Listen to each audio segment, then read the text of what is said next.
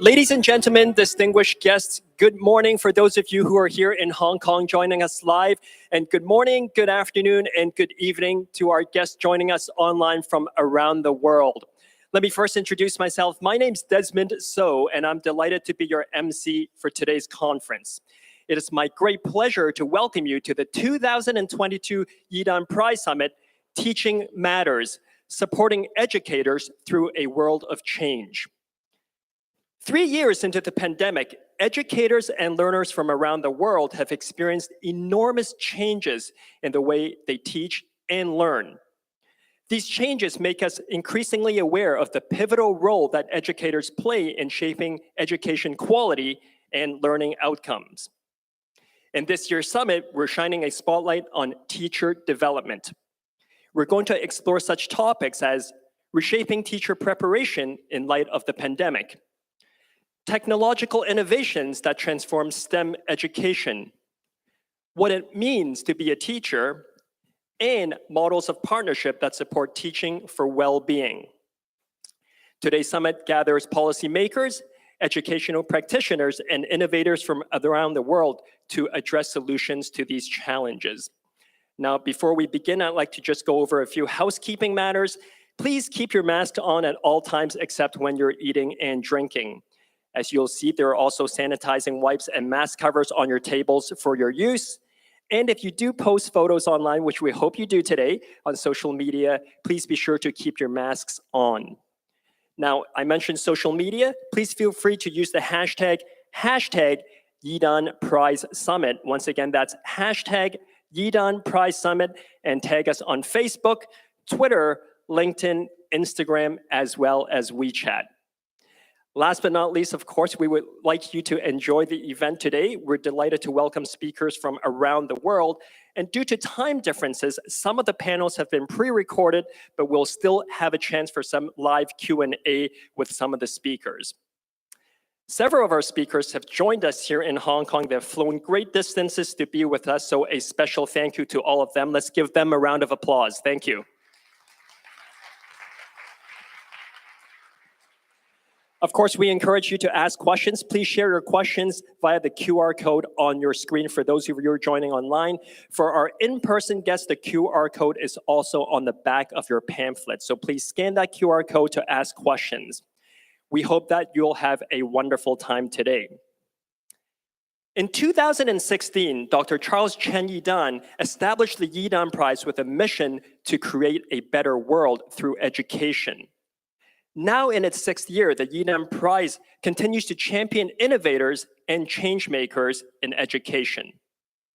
At this time, please join me in welcoming Dr. Charles Chen Yidan on stage to make our opening remarks. Dr. Chen, please.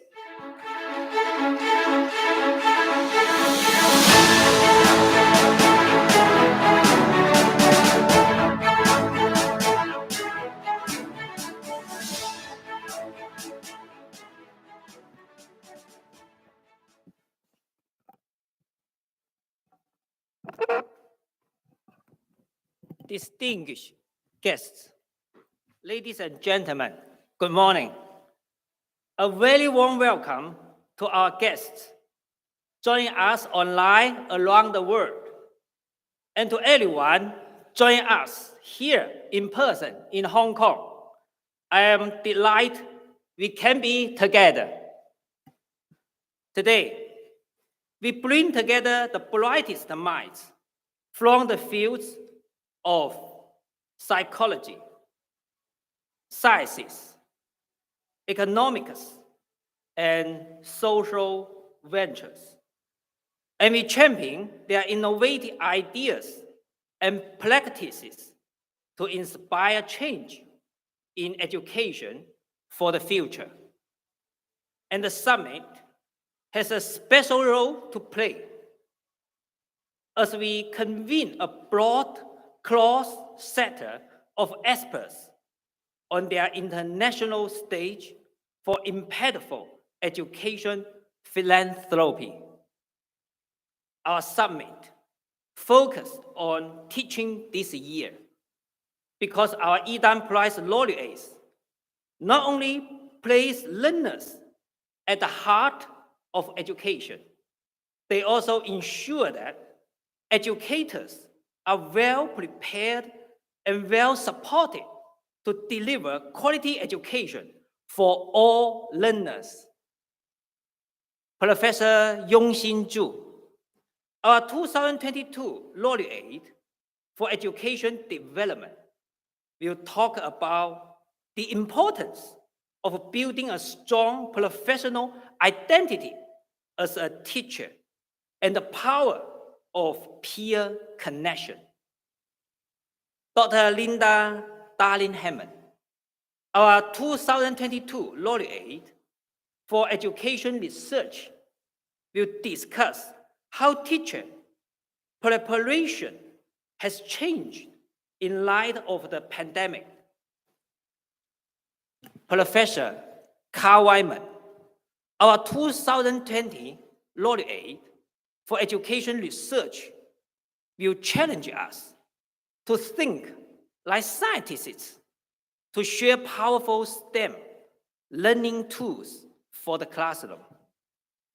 We will also hear from private foundations and educators about collaboration and the changing role of philanthropy. We proudly share inspiring stories of teachers in Hong Kong and from all over the world. Education is an ecosystem. For this ecosystem to thrive, it must provide the conditions that recognize and support the essential work of educators and enable their success. Many of us will remember the teachers who set us on a journey of deep reflection and interesting discoveries. Throughout my journey, I have been lucky to encounter many great teachers. I would like to take this opportunity to share with you 3 teachers in my life. My first teacher is my illiterate grandmother. Grandmother's teaching shaped my family's daily life, as my parents were very busy at work. She helped raise both my younger brother and I. Neither did she preach nor put any pressure on us. She simply loved us unconditionally and was always so supportive. Throughout her life, she was a patient listener and was always willing to help others, kind and generous. She made everything seem so much warmer and better. She made me feel safe growing up, and she was my steady source of comfort and strength. To this day, she remains a role model for me. The second teacher I have is actually a group of teachers from the schools I attended over the years.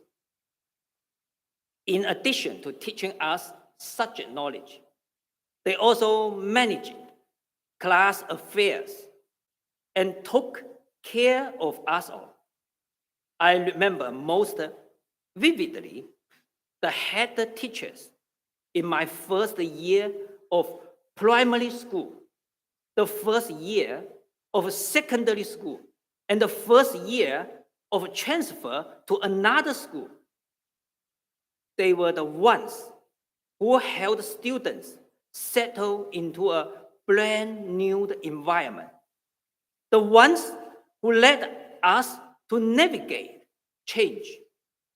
It may be pure chance, but for many years, my head teachers were always Chinese or English language teachers. My focus on the humanities is in part due to this experience. The third teacher in my life is classics.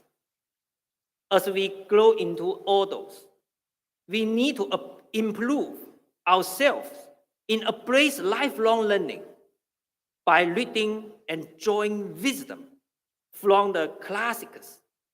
Learning continues. It enriches my life, and its benefits extend beyond acquiring professional knowledge.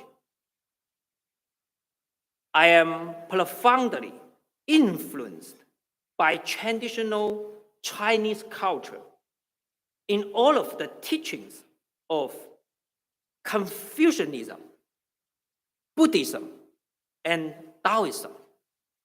It's a pleasure for me to read them over and over again, practice, and reflect on what I learned. I deeply appreciate the wisdom of Asian sages. Every time I revisit the classics, my understanding deepens. And that has been my fountainhead of inspiration. Ladies and gentlemen, we believe that teaching matters. We know teaching stretches far beyond imparting knowledge. It's complex and collaborative. It's enriching and rewarding. We hope that the interesting discussions today will spark new ideas for more collaborations. Let's work together to create a better world through education. Thank you. Thank you very much, Dr. Charles Chen, for that very warm welcome and the wonderful stories about his 3 teachers. Next, we'd like to invite Mr. Jeffrey Jian Xu, Senior Education Specialist in Education Technology at the Asian Development Bank, to deliver our opening keynote. He will provide a macro perspective on teacher professional development in the Asia-Pacific region. Mr. Chu, please.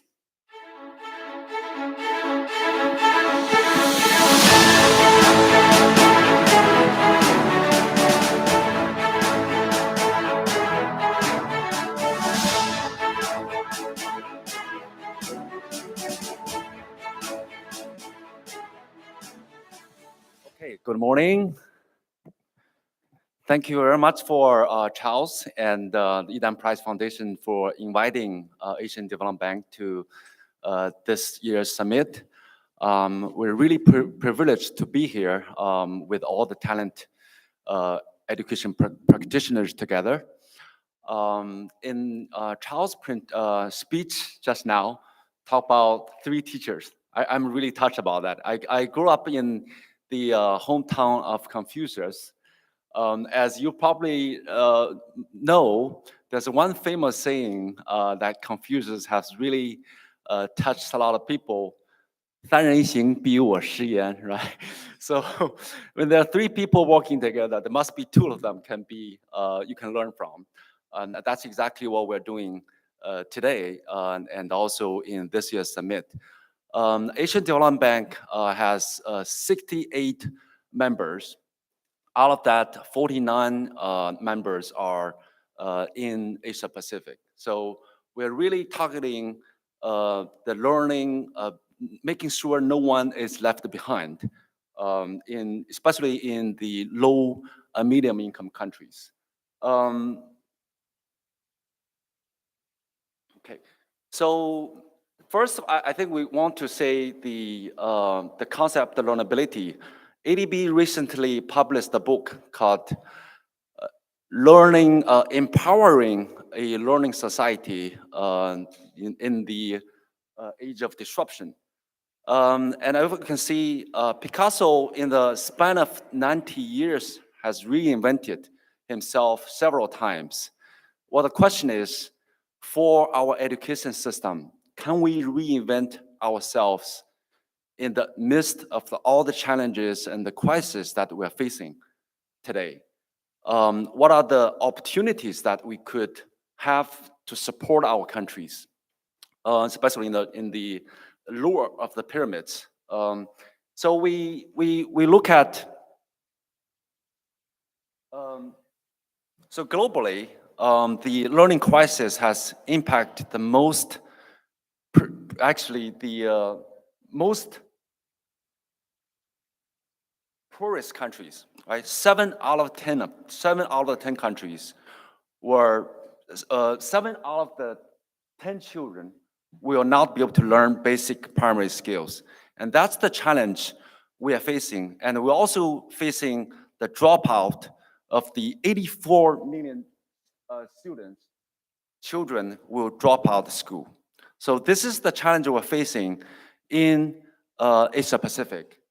And the big challenge, the big question is, how do we scale up quality education in Asia Pacific to really at scale and with affordable cost? So this is really the big question that facing in front of all of us.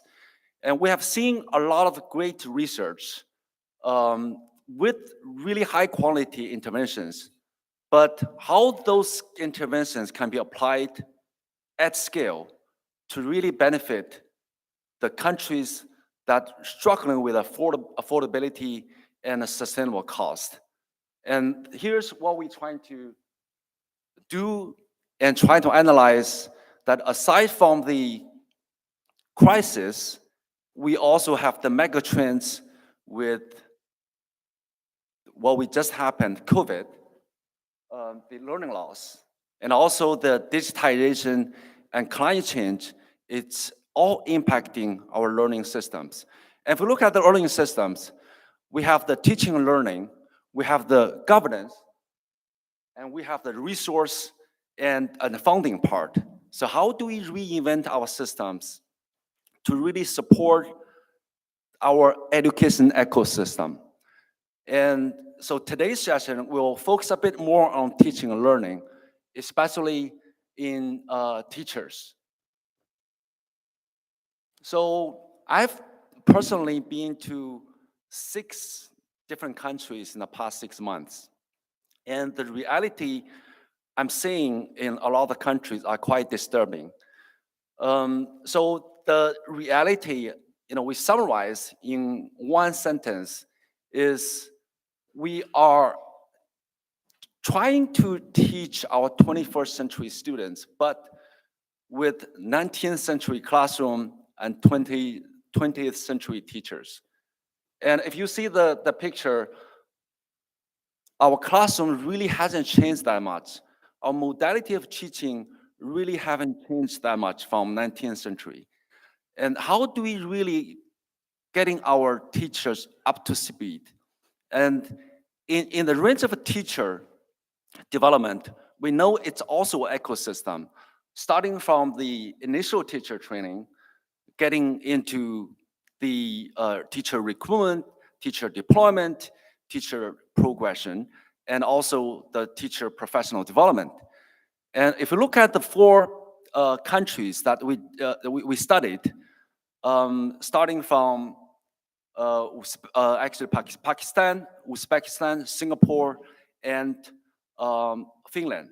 So we look at those 4 countries, we see really clear differences among the development level and the characteristics of those countries. If you look at the initial teacher training, Pakistan and Uzbekistan are still struggling with availability of teachers.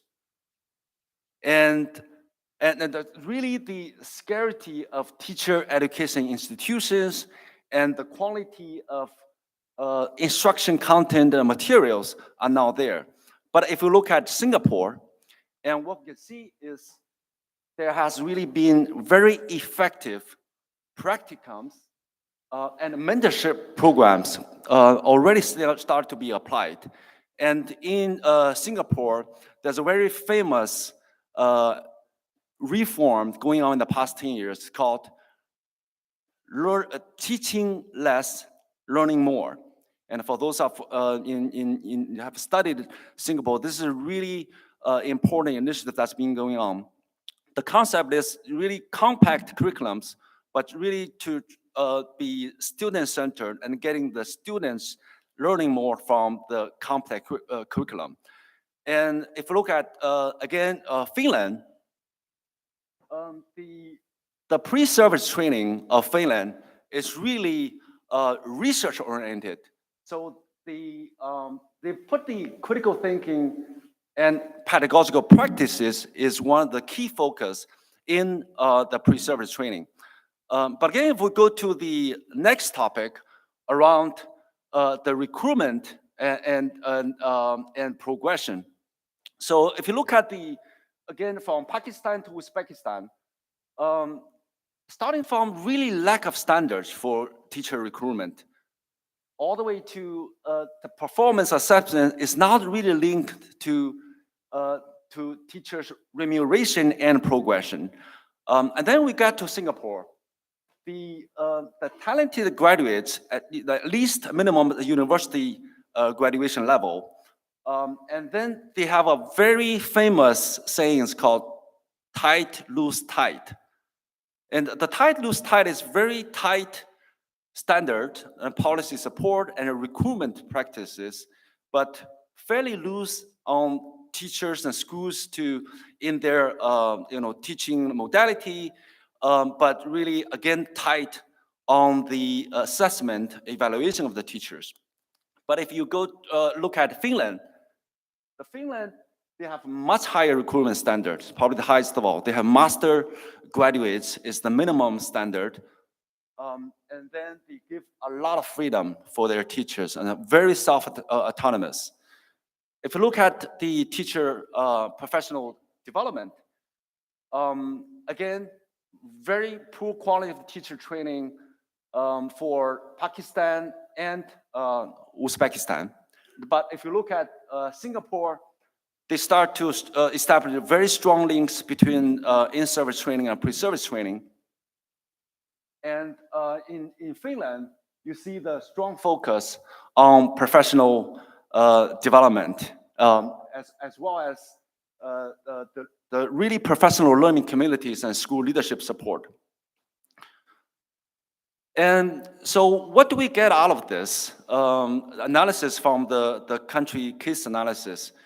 So if we look at the picture, I think we are all, it's pretty clear that if we look at the development stage from initial to all the way to really mature, I think it's not hard to understand that when we try to apply all the practices, the interventions that really work well on a professional athlete, on an adult, if you try to simply copy this to a initial stage, which is really, we're talking baby, we're trying to get them to walk, to establish the minimum standard, it's really hard.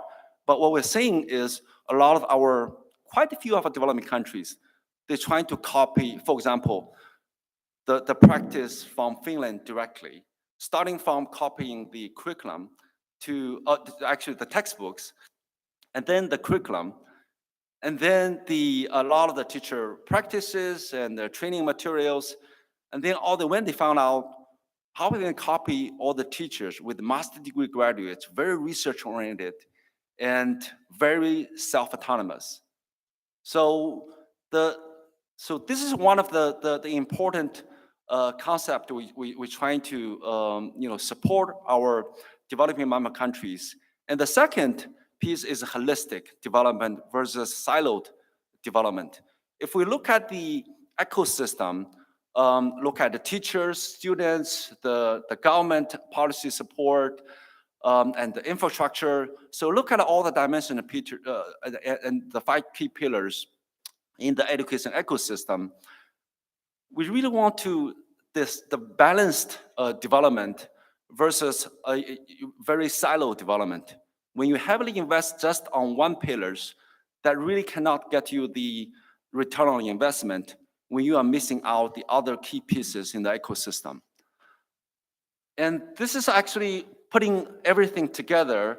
If you look at the focus on teacher development on the 3 key dimensions we just talked about, the challenges, the characters we see from the 4 different stages are quite different. And that's how we have to apply a lot of our research, a lot of our interventions to be really contextualized to where the countries are, their current status, to be effective and to be staged and holistic in our development. And lastly, I want to quickly go through the ADB support. So our president recently announced that ADB support for education will be growing from 5% of the portfolio into 10% of the overall portfolio. And out of the portfolio, if you look at the current ongoing project, 6 billion funding goes to supporting the 5 regions in Asia Pacific. The biggest is South Asia, followed by Southeast Asia and Central West Asia. And then if you look at across all the subsectors we support, the biggest subsector is actually Tibet, and then followed by secondary education and primary education and higher education.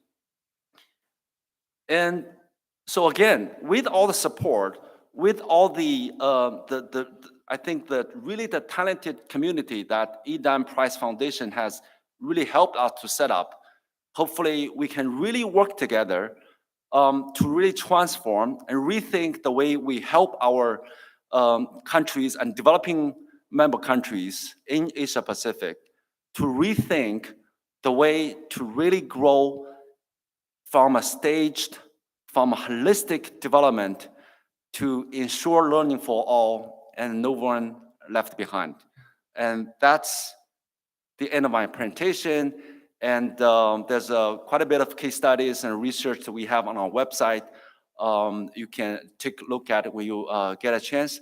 Again, I want to say thank you for Yidan Prize Foundation for establishing this great community and forum for us to learn together. Thank you very much. Thank you very much, Mr. Jeffrey Xu, for that very insightful opening address. Thank you. We will have 4 panels today, each of which can also includes a 30-minute live Q&A.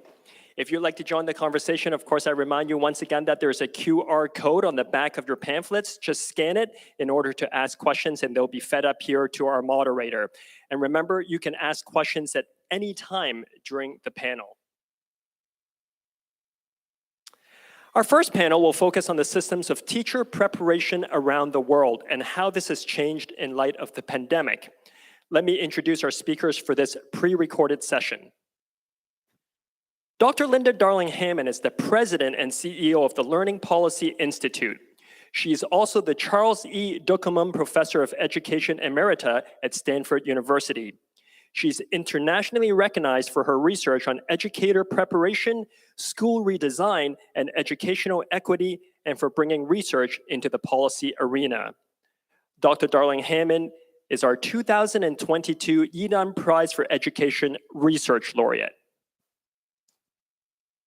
Professor Aileen Goodwin is the Thomas More Brennan Chair in Education at the Lynch School of Education and Human Development at Boston College. Prior to joining Boston College, she was Dean of the Faculty of Education at the University of Hong Kong.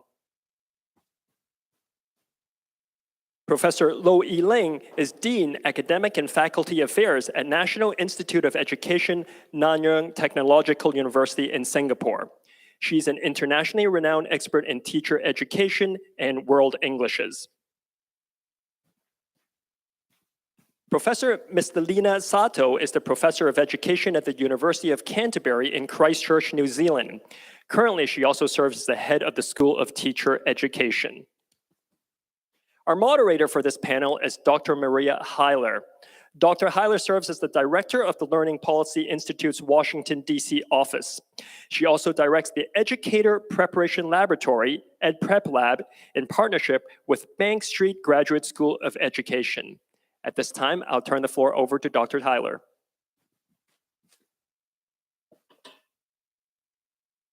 Linda, you and your colleagues on this panel have studied the features of teacher education programs that succeed at preparing teachers for the kind of teaching and learning we need today in the United States and around the world. Can you start us off by talking about what kind of teaching and learning is needed and what these successful programs do? Sure, and I've been really privileged to study these programs with every one of the members on this panel. We're at a moment in our history where knowledge is exploding, technology knowledge is increasing, doubling more than every year, where kids are going to need to be able to work with knowledge that hasn't been discovered yet, using technologies that haven't been invented yet, solving big problems we haven't managed to solve. This kind of thoughtful learning is needed for every citizen and every young person really in the world. And so in order to really be able to teach diverse learners for this kind of deeper learning, this kind of learning that is going to be empowering and allowing them to be creative throughout their lives and learning independently, we need a kind of teacher education that is focused on that. And I've been privileged to study extraordinary teacher education programs over the last 20 years with each one of you on this panel, both in the United States and internationally. And I think we have seen some really amazing practices, and there's a lot of commonality. These programs are grounded in a deep understanding of learning within their content areas, and also a deep understanding of students who have different experiences and backgrounds and approaches to learning. Sort of the way that John Dewey used to talk about, bring the child to the curriculum and the curriculum to the child. You have to understand, both the content and the child. A deep understanding of child development and adolescent development across all the domains: social and emotional, moral, ethical, cognitive, physical, how those interrelate with each other. Opportunities to apply this foundational knowledge to the practical tasks of teaching.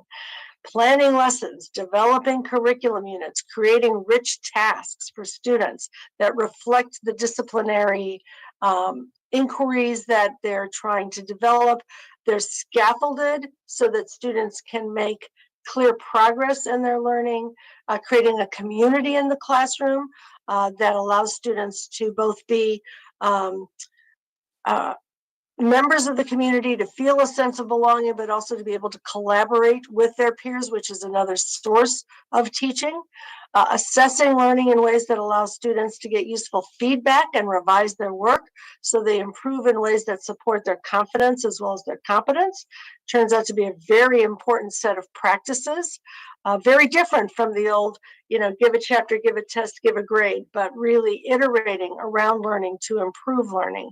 And then we saw that partnerships with schools that model good practice and provide strong, well-guided clinical practice experiences, tightly interwoven with the university curriculum, so that candidates for teaching can get a vision of what good teaching looks like and have it reinforced in very coherent ways throughout the program.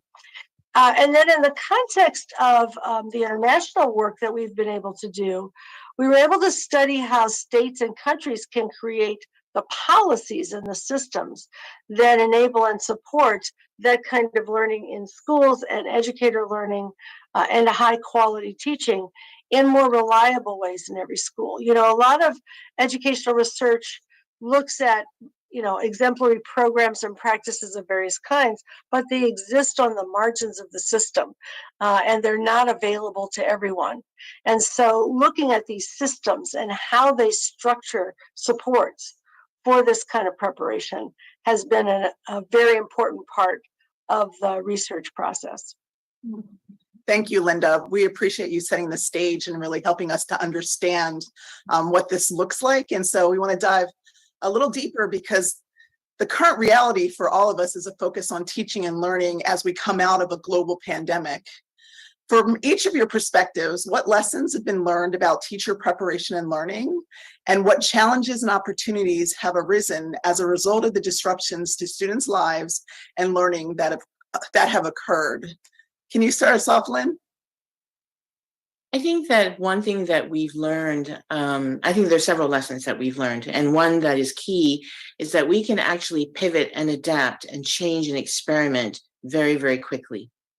Education is not always known for being speedy about doing things differently, and all of a sudden we were put in a position where we had to do that, and I think we surprised ourselves as a system, as a profession, and of course across many countries and systems. The second is that teachers and students are much more resilient and much more capable and have greater capacity than we give them credit for. And this is a really important lesson for teacher preparation, because this idea of building capacity as opposed to sort of teaching to a mythical student is a key principle that is critical for teacher preparation. And the last is that we realize that teaching online is a different kind of pedagogy.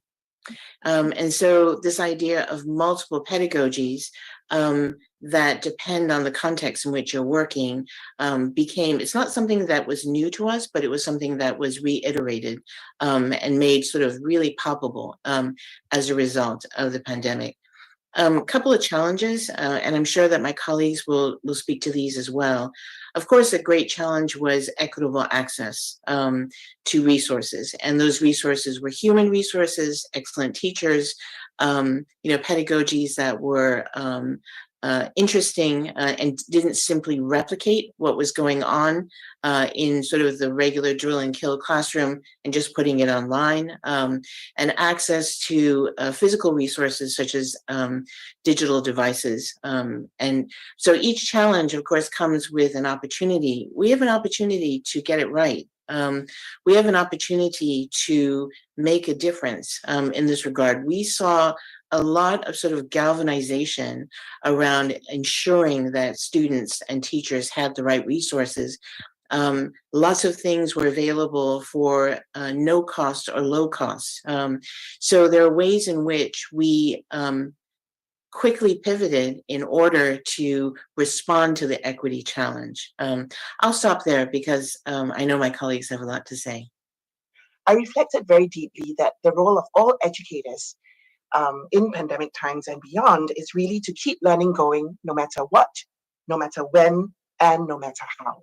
And that for me was a very deep and personal reflection, because I saw that everything that we've done, like what Linda said, in all our projects in the last 10, 20 years, has shown us that teacher commitment and passion is really the way. And building a high quality teaching workforce that's able to very quickly pivot to other forms of teaching just because they believe that keeping learning going and the quality of teaching and learning going uninterrupted, in spite of all the challenges that we face, is the most important to everyone. So that would be the broader reflection. And I'll just give you a sneak preview of what we intend to do. A very quick, a more professional reflection was that I was Dean Teacher Education at that point in time when our schools closed for exactly 8 weeks. And I had 344 student teachers out for their final practicum with only 5.5 weeks of teaching practice on site in schools. And they had to pivot overnight to home-based learning. So that was very, very challenging. And we did it. As Linda mentioned, everything that we studied on paper came into practice. We worked very hard with the schools and the Ministry of Education to ensure that they would be provided with a scaffolded guidance in the beginning teaching years as they went on. But moving ahead, we really think that we need to articulate the archetype of the future-ready teacher and accordingly, the archetype of the future-ready teacher educator. We need to give learners greater agency and flexibility. Now more than ever, we need to design much more interdisciplinary programs, and certainly we need to reimagine, restructure, and streamline our current teacher education offerings.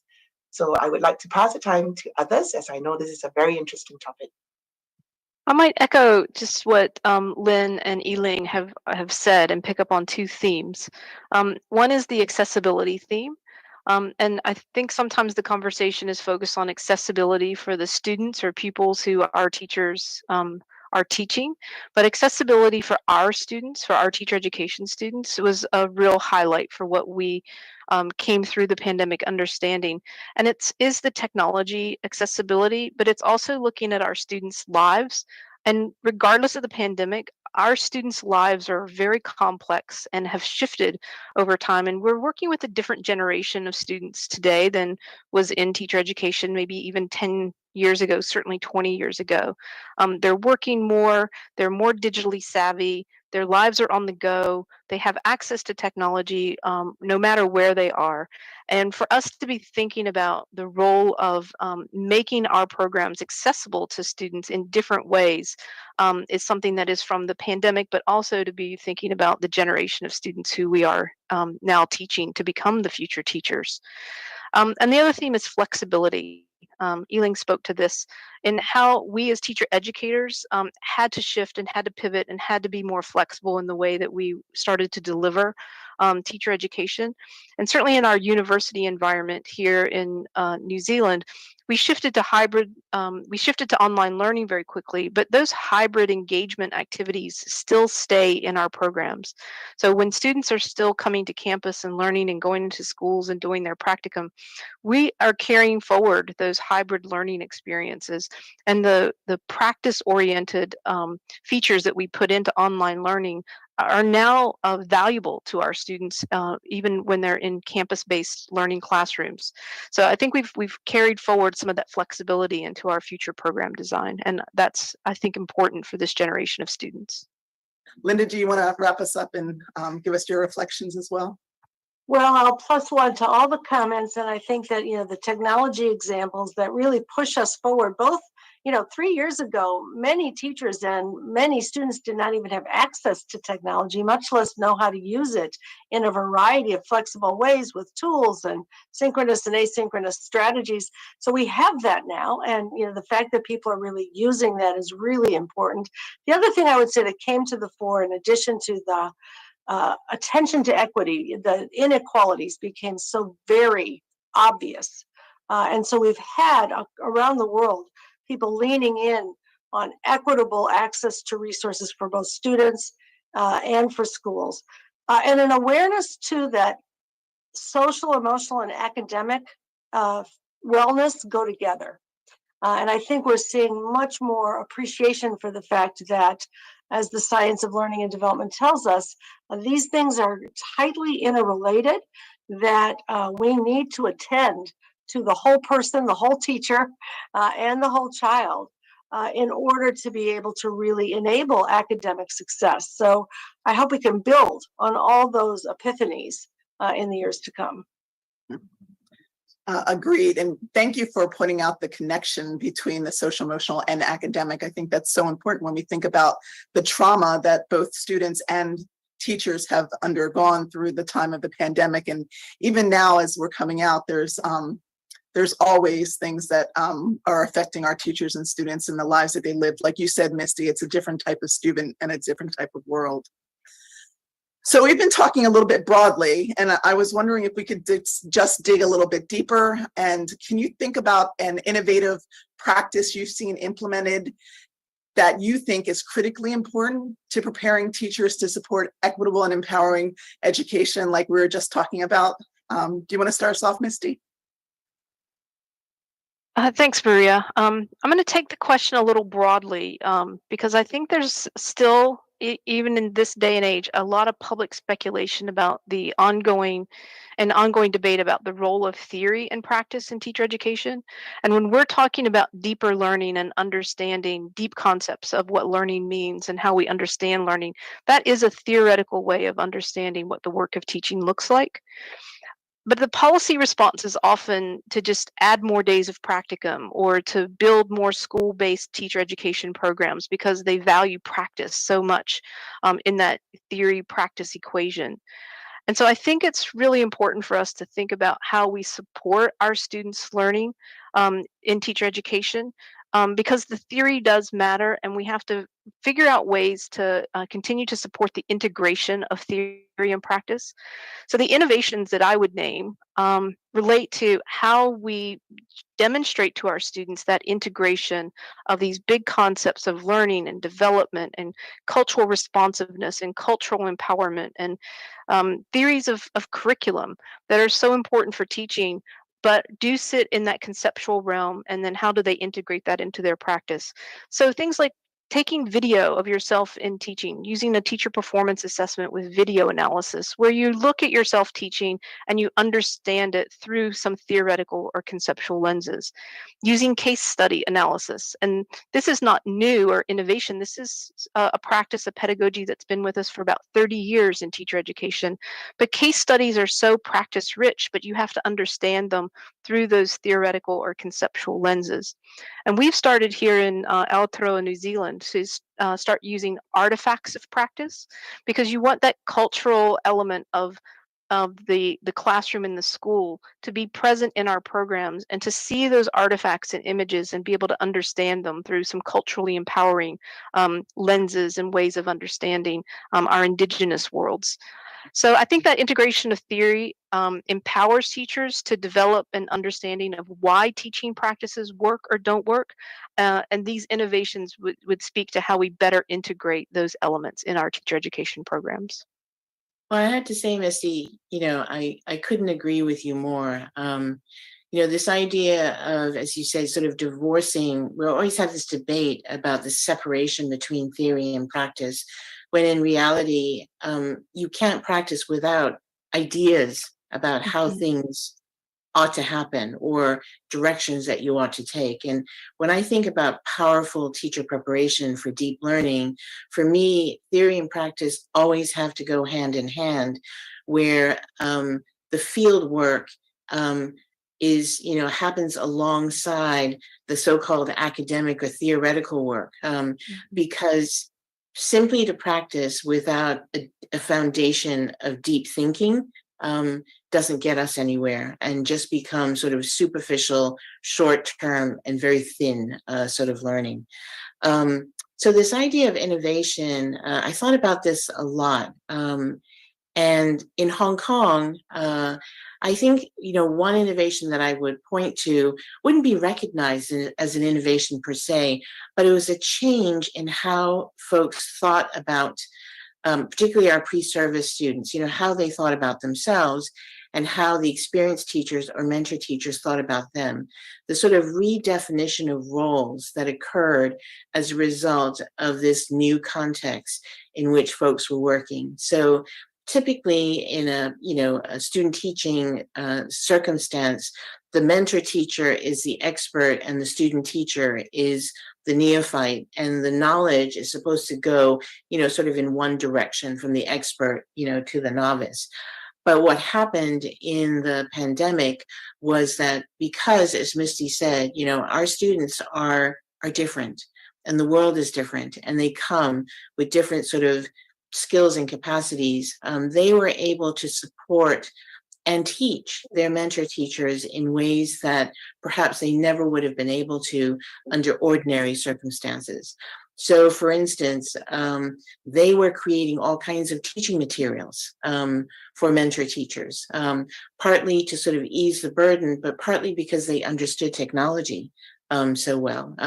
They were offering all kinds of supports to students. So this issue of accessibility, as well as, sort of equitable access came to the forefront, helping folks. We got all kinds of letters from schools and from NGOs thanking us, thanking our students for the amazing work that they did in terms of providing, mentoring and tutoring to high school students all over Hong Kong.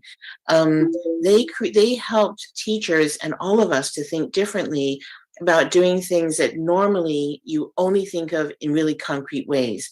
So science experiments at home that students could do on their own. I mean, that was one example. Being your sort of unleashing your creative self in your home environment. Those are examples of things that our students came up with.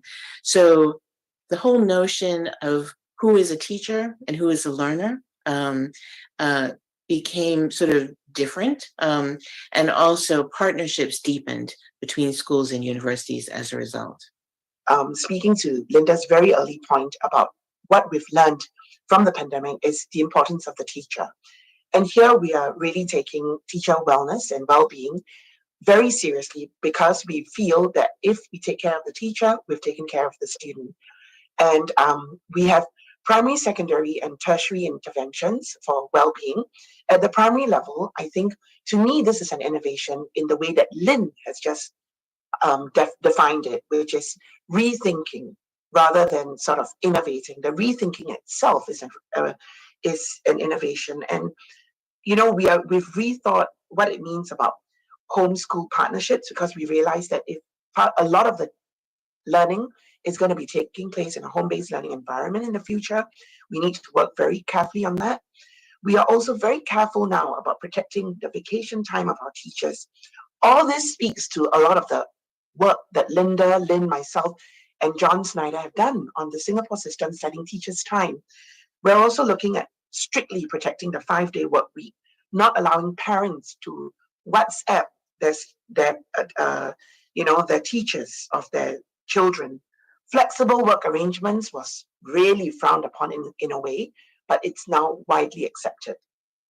There's also a lot more provision of white spaces for professional learning, and also rethinking about the multiple roles of the teacher in terms of being in charge of particular co-curricular activities and limiting it, and offloading provisions. Secondary interventions include having 2 wellness ambassadors in every school who undergo professional training for counseling and well-being. And finally, of course, the tertiary intervention would be counseling available in terms of resources for self-help for both teachers as well as students. So this would be some of to me, the big changes that have happened as a result of the pandemic. Thank you, Yiling. I appreciate you putting us towards the future and helping us to think about how we can continue to strengthen teachers' learning opportunities. And I was wondering if other panelists would talk a little bit about how we can think about those opportunities in the future through research sharing best practices, such as what Yiling was talking about, or changing policy? Maybe I'll start on that one and tie in that answer that I would have given to the last question, because I think it's related to the future as well. Among the things that have really impressed me as I've had the opportunity to see what people are doing across the world, and sort of reprising Misty's point about there's nothing as practical as a good theory. I mean, that we really need, the theory practice connections.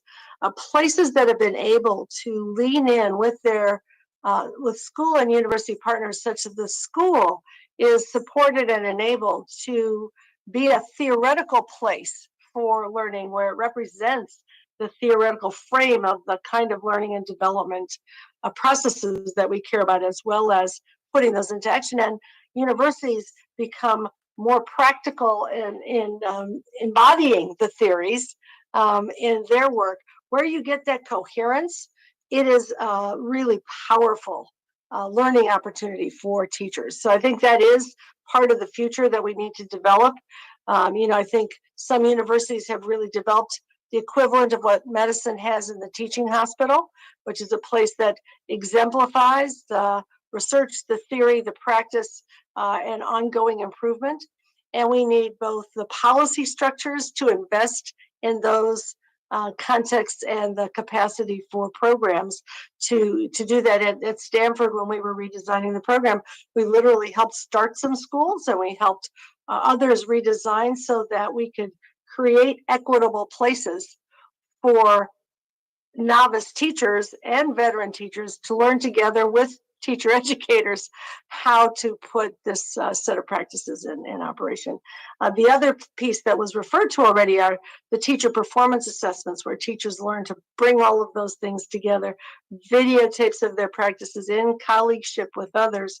Maria, you were doing that as a national board certified teacher in a program that Misty created some years ago. And now we see that spreading both nationally and internationally, finding ways to really reflect practice in that, theory and practice intersection. I'd like to echo the teacher preparation, teacher education, and school partnership idea, and think about it at that systems level. So we still, I think, in a lot of places operate as you become qualified as a teacher in one institution, and then you begin teaching in another institution. And I think the more policy and organizational partnerships we can do to make that transition more robust, I don't want to use the word smooth, but I want that process to be more robust, so that as teachers leave their preparation programs and begin their early career teaching, that they are still recognized as learners, learners in the profession, beginning teachers, people who still need induction and mentoring, and that the schools carry the mantle for that with good policy and organizational resources to allow for that to happen. We saw that in the Empowering Educator study in Shanghai, for example, where that first year of teaching is supported. You have less teaching responsibilities, you have assigned mentors, you have rotations among classes and even across schools to continue to learn to teach in that early first year of practice. But it does take a systems, organizational, and policy perspective to make that happen across all schools and for all teachers, and not treat it as just the one-off school partnership with the teacher preparation program.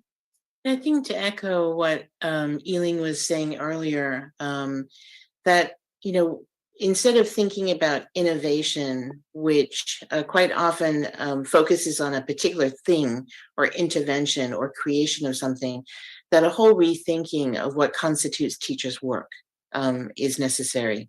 So if we look at, systems like Singapore, like Shanghai, that are high performing, what they include in teaching work is quite often excluded in most places. So teachers collaborating, engaged in sharing, mentoring, all those things are considered teaching work. Whereas in many systems, teachers are seen as workers, and the only work that they do is instruction. And everything else has to happen after school or on their own time, or squeezed in sort of in the periphery. So that whole rethinking of what constitutes teachers' work, I think, is critical for sure. So Thank I'd you. like to chime in here, if I may. So the first is being very values anchored, something that Linda had talked about. It's really about building the whole personhood and identity of the teacher, because as international literature, not least by all the members of this panel, has shown, having a strong sense of teacher identity both predicts your teacher retention rates, but also helps us to understand who are those that will be committed to contributing to building the next generation of teachers in terms of mentoring. The second anchor was about evidence, being evidence-based. And I'll talk a little bit about one or two examples of how the joint research that I've undertaken as PI, together with Linda and Lynn in some of the projects, or most of the projects, have influenced policy and practice. And the third, of course, is being very future-focused. So back to the point about being evidence-based. Since 2009, I've had the privilege of leading a suite of projects known as Building an Evidence Base for Growing Singapore's Teachers, which I've now landed. Singapore is very fond of acronyms, as labeled them as BEST, B-E-S-T. So only the best, right? Teachers for Singapore schools, etc. So what we found, and I'm going to cover just the teacher learning continuum after pre-service, exactly what Misty has said, that structured mentoring programs do matter, especially in the first year of a teacher's induction period, and that it is only successful if there's whole school support all the way from the school leadership. It's only successful if there's protected time. It's only successful if you have mentors and mentees who are well matched, not necessarily according to their discipline, but they mustn't be the reporting officers, because you need to provide a safe environment. The next suite of studies moved us to studying what we call teacher career-long development. So we looked at teacher career learning lifelong across the continuum, across 6 stages of their careers, defined according to years of service, from 0 to 3 all the way to more than 30 years. And of course, surprise, surprise, we found that there were very different professional development needs at different parts of a teacher's career. And one of the things that I think Linda, Lynn, and I have learned working together on all these projects is to have a very strong partnership, not just with schools, but also, if possible, with the Ministry of Education. We actually have on board as our collaborator the Deputy Director General of Education, who is in charge of professional development. She is extremely committed to turn our findings into policy and practice. So one example that came out of the career-long study, phase 1, for example, is that we found that teachers in, say, career stages 3 or 4, they really do need specialized kinds of professional development or teacher renewal programs. The next minute, and I literally mean the next minute, within a year, we saw the rolling out of such programs for teachers at that career stage. We also found that teachers in later career stages were grappling with and fumbling with what's more like it, the changing technology and ICT, and expressed that this actually disempowered them.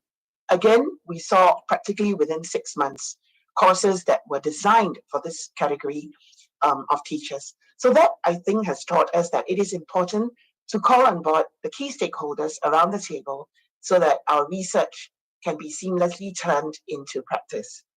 So allow me 1 more minute to myself pivot from taking care of teachers, as in student teachers, to teacher educators. Actually, the pandemic has proven to me that we are all so committed about the professional development and lifelong career development of teachers, but truly the people who also need to be upskilled are teacher educators. So I'm now really rethinking. I mean, those of you who have visited Singapore will always hear that we talk about the end desired attributes of our teacher education program will be teachers as shapers of characters, creators of knowledge, facilitators of learning, architects of learning environments, agents of educational change. But what does that mean for teacher educators and for our faculty? So I'm in the midst of trying to dream up the attributes of future-ready teacher educators as follows. They must be role models of professional values. They must be experts of interdisciplinary breadth and depth. They themselves must be exemplars of lifelong learning mindsets and dispositions, and they must themselves be designers of blended learning spaces. And finally, they have to be inspirational mentors if they are going to bring up a generation of agents of educational change. Well, I do want to punt this ball to you, Maria. Evelyn was just talking about what we want teacher educators to have the opportunity to learn. And you are directing the Ed Prep Lab. which is going to be the place where the Yidan Prize contributions will help us invest in the ongoing learning of teacher educators. So I hope you'll say a word about what the Prep Lab is doing and will be able to do with this resource that we're about to see in action. Absolutely. Thank you. For those of you who are unfamiliar, EdPrep Lab is our network of educator preparation programs from across the United States that are committed to the transformation of teacher and leader preparation through the alignment of research, practice, and policy that we were just talking about. And our members learn together in cross-institutional work groups, and we document that learning because they're building that capacity that you were talking about, Yiling. And we disseminate it to the broader field through convenings, learning cafes, policy summits, and through our website, which is a one-of-a-kind destination for resources for educator preparation, practice, research, and policy. And program faculty can actually go to the website and find course syllabi, course sequences, signature assessments, rubrics, supports for mentor teachers and supervisors. And what's important about this work that's linked to what a lot of you were saying is that membership, you can't just come in as a preparation program.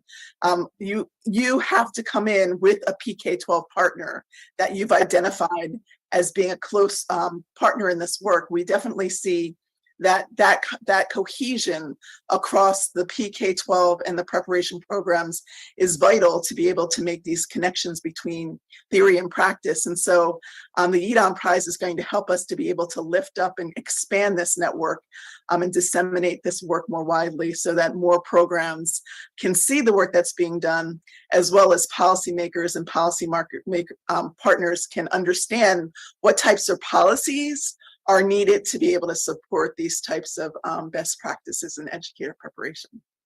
So thank you once again. We're really appreciate everyone's contributions and the ability to talk about these important subjects today. Thank you all. Thank you, everybody. Yes, great to see you all. Thank you.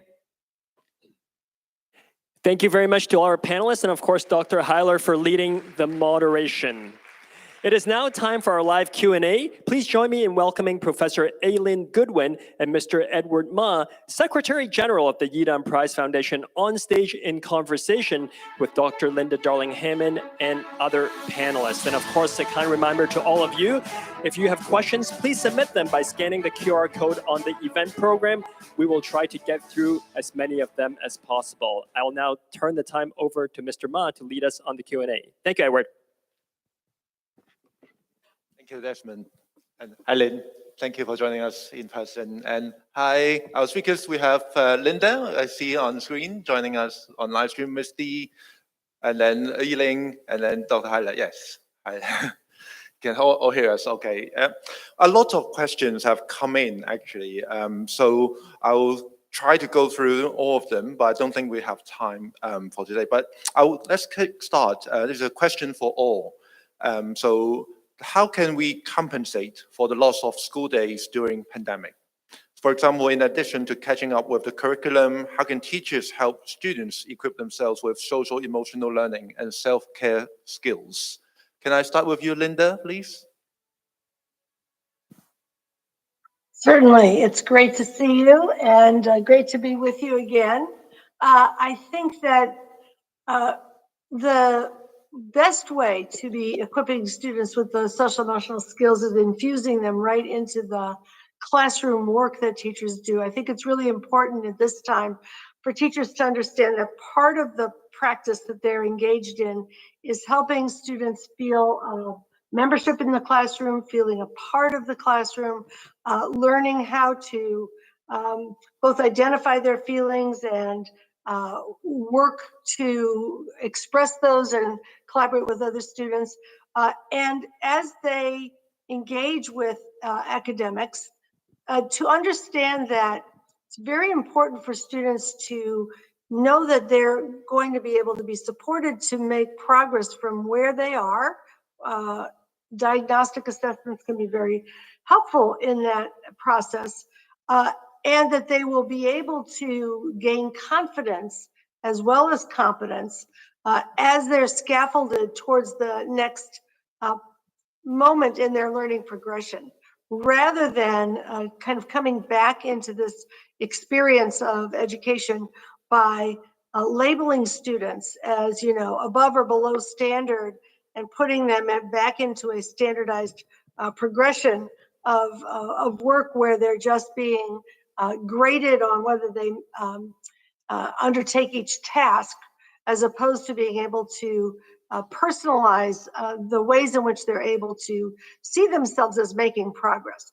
Part of the social and emotional support is asset-based recognition of that progress, so students can regain the confidence that many of them have lost, while they're also learning to support each other in the way they express their engagement with other students as well as with the teacher.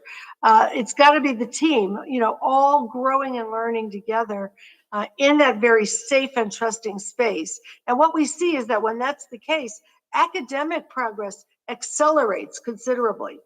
We've seen that in California, where over the last year, as we've brought students back with a very strong social and emotional platform integrated into the academics, the rate at which they're gaining in their achievement scores is about twice as fast as it was before the pandemic. So it's getting that, environment established in which students can feel good about the learning process. Great, thank you. Any thoughts, Lynn? So I would add two things. One is the natural concern about learning loss. I think in some ways points us towards the past as opposed to the future. So it is part of covering the curriculum mindset. And I think that this is an opportunity to move away from that. Because for one thing, do we really want to go backwards? That's number one, and sort of count those beans and make sure that students have them. The second is that when we talk about learning loss, invariably the same students who are behind to begin with end up being the biggest losers. And so they are positioned again in a way that is problematic. And then the third thing is that we never talk about learning gains, like resilience, like the ways in which young people learn to work independently and also online in new ways that were unprecedented. The second thing that I would say is around social emotional learning is we cannot think of it as a thing that we add. So let's add a new curriculum or a new course or a new lesson. It has to be a way of thinking and being about school and classroom communities. How do we think about communities that honor, as Linda was saying, ways of knowing, belonging, caring, and sort of equitable engagement for all students? If we think about some students, and this is pre-pandemic, there were students who probably went through each school day without any meaningful conversation with another adult. I have a friend who talks about treating all kids as if they were rich kids, and she has 10 sort of steps, not steps, but strategies. And one of them is to make sure that every student in your classroom is connected to you in some way each day. So this idea of mindsets around inclusion, belonging, and love for children should be part of what we're thinking about, not just another curriculum sort of addition. Thank you, Lynn. How about Elaine, Misty, and Maria? Any thoughts? I I'll thought chime- I'd chime in quickly. Sorry, Misty, do you want to go first? I'm okay. So I'm going to turn the table around to talk about how if we want to help the learners to gain the learning losses, as it were, we first need to take care of the teachers, because we must not ignore the fact that the teachers had also undergone a lot during the pandemic, and we need to take care of their well-being. And I think in the recorded panel, I did talk about how Singapore was going in a big way, and I think this is important for all our different jurisdictions to take care of the socio-emotional well-being of the teachers so that they're in a very good space to be able to take care of their students. And I totally agree with what Linda and Lynn have shared so far, which is not to focus on learning losses in terms of what is measured by curriculum time. But I think it is also important that now more than ever, our teachers need to be able to assess how much their students know or do not know, and any other needs that they might have, especially in the socio-emotional space. So that's where I'd like to come in. Over to you, Misty. Thanks, Yiling. I was just going to offer a concept that sits here in Aotearoa, New Zealand, in our Maori community, that helps us come to terms with what this discussion is. And the word is whanaungatanga. And it's a tough word to say. And if you're not, Indigenous in the area, it might be hard to understand. But it's the core essential relationships that children experience within the schooling environment. And we teach all of our teacher education students that everything needs to begin with whanaungatanga. It starts with that relationship that you develop and build with the children, the young adults, the adults you're teaching. And if you don't have that relationship in place and you don't understand who you are in relationship with each other, it's hard to accomplish anything else in terms of learning. So I just offer that new concept to you. Thank you for that, Misty. I was thinking about relationships as well as we were talking about this phenomenon. And in particular, the one piece that we haven't talked about are students' families. And when we think about students and getting to understand our learners and their learning, it's important to understand their communities and create those relationships with families and communities as well. And I think that really helps teachers and educators to understand and to be able to craft their learning experiences for their students, but it also creates that phenomenon that you're talking about, Misty, with relationships being the core of learning as well. And if I could just add to that, I was thinking about how anxious a lot of parents are about being behind, their kids being behind, how anxious many students are. And yet we know from neuroscience that anxiety actually reduces our capacity to learn. The more anxious we are, the more we might feel stigmatized or, concerned about our ability to do something, the less we actually learn. And so many people have thought about the social and emotional side of things as a distraction from the academics. But in fact, it turns out from mountains of research over the last couple of decades that it's really the pathway to stronger academic performance. And I think it's really important to help parents understand that, as well as to help students and teachers and policymakers understand that. Great, thank you, Linda. I think this audience is keen to find out. Next question is about, can you share any example of successful long-term teacher motivation and retention practices and in different contexts, different countries? Oh, yes. Teachers go into the profession in order to help children and to be efficacious in doing that. So, whenever you have opportunities for teachers to feel efficacious because they're in settings that support their work, both by what they've learned. One of the things we know is that teachers who are better prepared stay in teaching longer. Those who are better mentored stay in teaching longer. Those who are in collegial work environments where they can share and work with members of a team to solve problems of practice together, become more effective more quickly, and stay in teaching longer. And so all of these things matter. In fact, teachers in what we call in the United States community schools, which have sort of wraparound services to support health and mental health, social services for students, stay in teaching longer because they have those support systems for the children as well as themselves, because teachers can burn out. They call it compassion fatigue. If you care intensely about your children and there's not enough support for all of the things they're going through outside of school as well as inside, that can also drive teachers out of the profession. So I will just say one other thing, which is that I've been privileged to watch in New York City, especially when I was there, teachers developing and designing new models of schools. There were hundreds of new small schools created in the 1990s in New York by teachers and principals and parents and community organizations together. They design schools so they're much more personalized, so that teams of teachers, for example, in secondary schools could work with the same group of students, with advisory systems that allow kids to be well known and parents to be well connected to the school. And I saw schools go from being places that had enormous shortages of teachers in the old factory model warehouse high school to having, hundreds of applicants for every job, because teachers wanted to work in places where they could be successful with students. And so I think there are lots of ways to do that. Lynn? I'm happy to chime in next, if I may.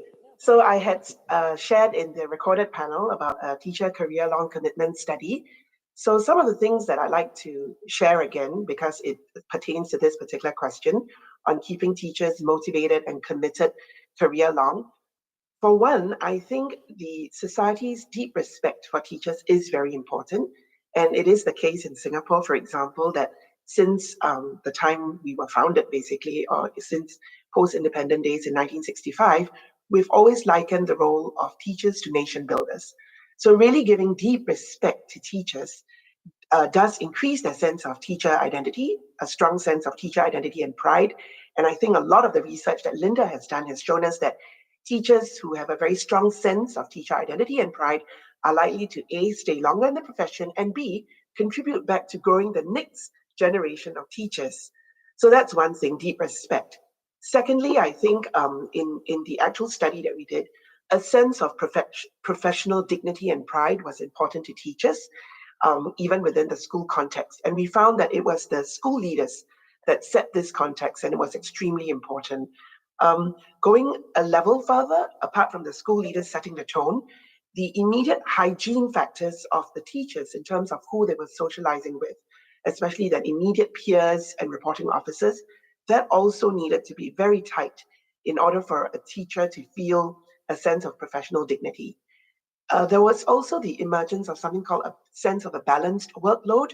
So some teachers felt that if they specialized in the English language, they tended to be in charge of everything from the speech day to the year-end school journal, etc. But if something could be done to mitigate the different sorts of workload between different subjects, that would be great.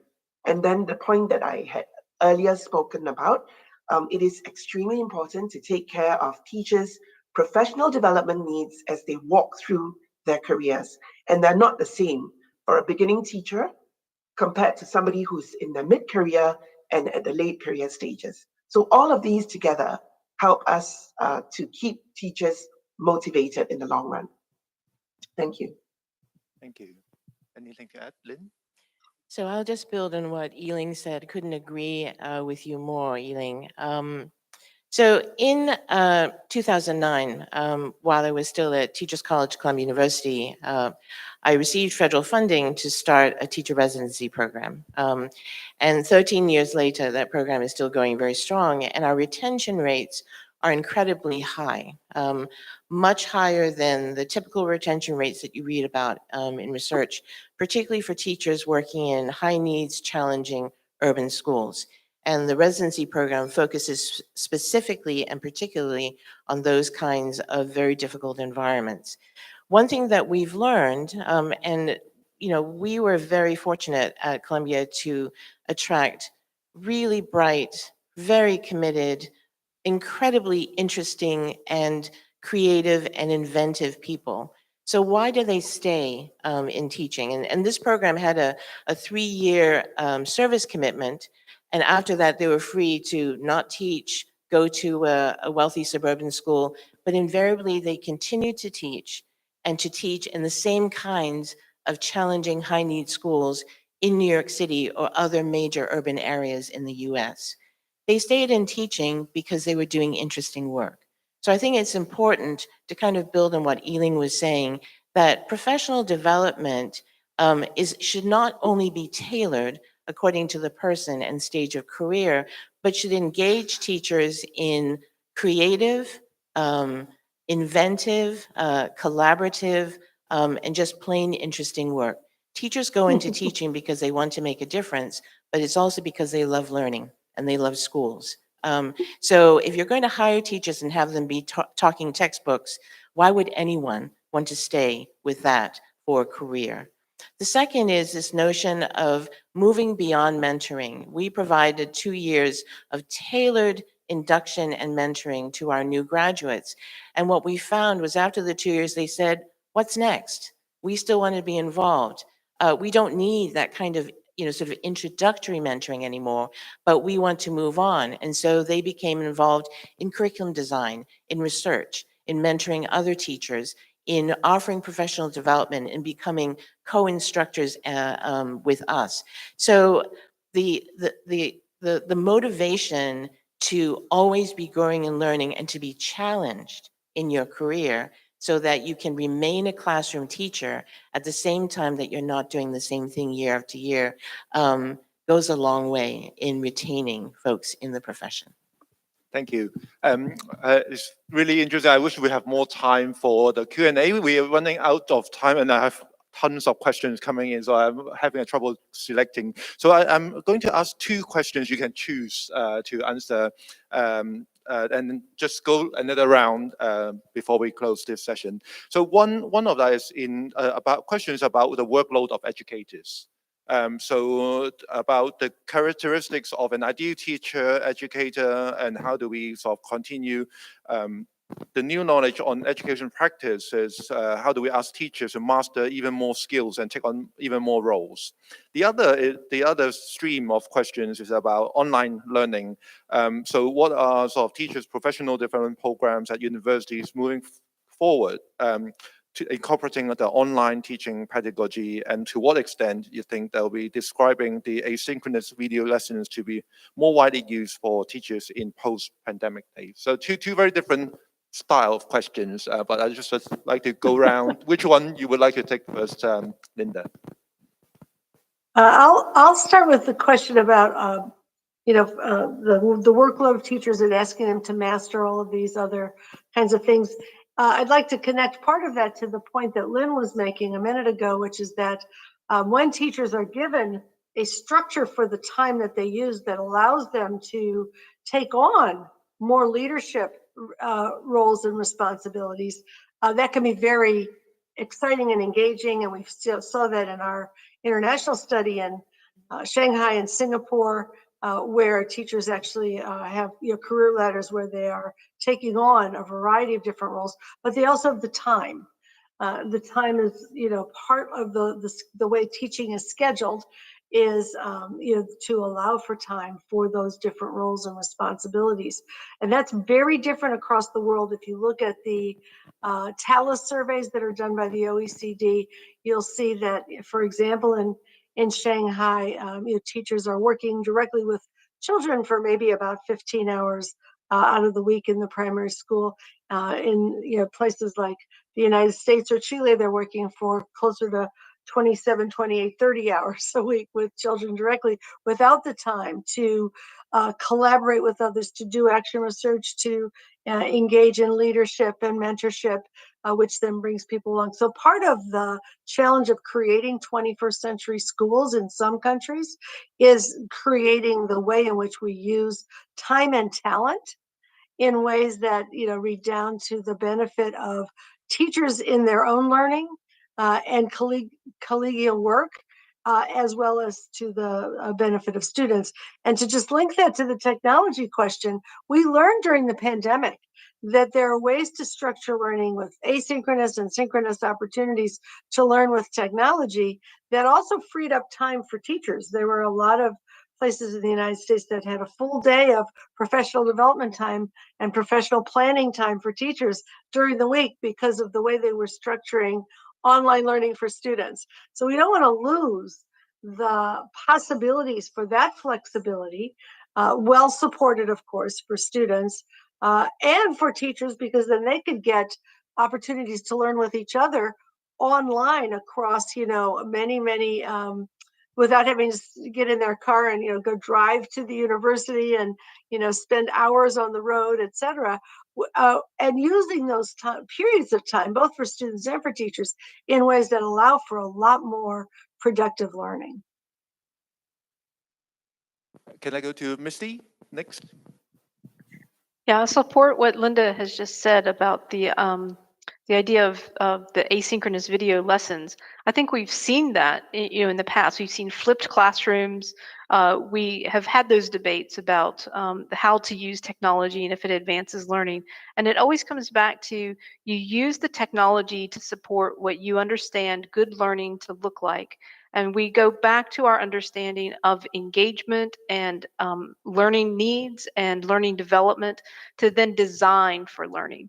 So I don't think it's a question of using the video or not using the video. It is a question of designing for learning appropriately and taking advantage of these new skills that everyone has developed during the pandemic to enrich our pedagogies with these new tools. Like we all have new tools of the trade now that we can use when we design well for learning.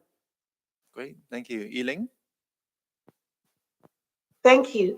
So I will try to take a stab at the second question. One of the things that we have reflected is that the pandemic has just fast forwarded all efforts at technological and digital transformation in the classroom by at least 5 years. So systemically, we were going to introduce this personalized learning digital program, or PLDP, in perhaps 2027, but that has now been rolled out to every single student. And in terms of the professional development programs for our teachers, one very concrete thing that has happened is that in our pre-service clinical practice, it is now mandatory to be able to enact a virtual lesson as well as to be assessed on it. So this became really important. As I had mentioned, during our circuit breaker period or lockdown, school closure period, we had students who were out on the final practicum and who had to pivot overnight to a home-based learning environment. So it has taught us that that is extremely important now for our student teachers to be able to enact both physical lessons, but virtual lessons as well. I also wanted to share that all of our tutorial rooms are now being transformed to be able to deliver asynchronous, also online hybrid lessons, whether it's asynchronous or in a synchronous platform, because the reality is, even as we are coming out of the pandemic, there might be 1 or 2 people or the instructor himself or herself who has been struck with COVID and cannot come physically. So these have become very important, but I do agree with all of my fellow teacher educators on this panel that the idea is not about technology for technology's sake, but how we can continue to engage our students best, even in a virtual platform. Thank you. Great, thank you, Yiling. And Maria?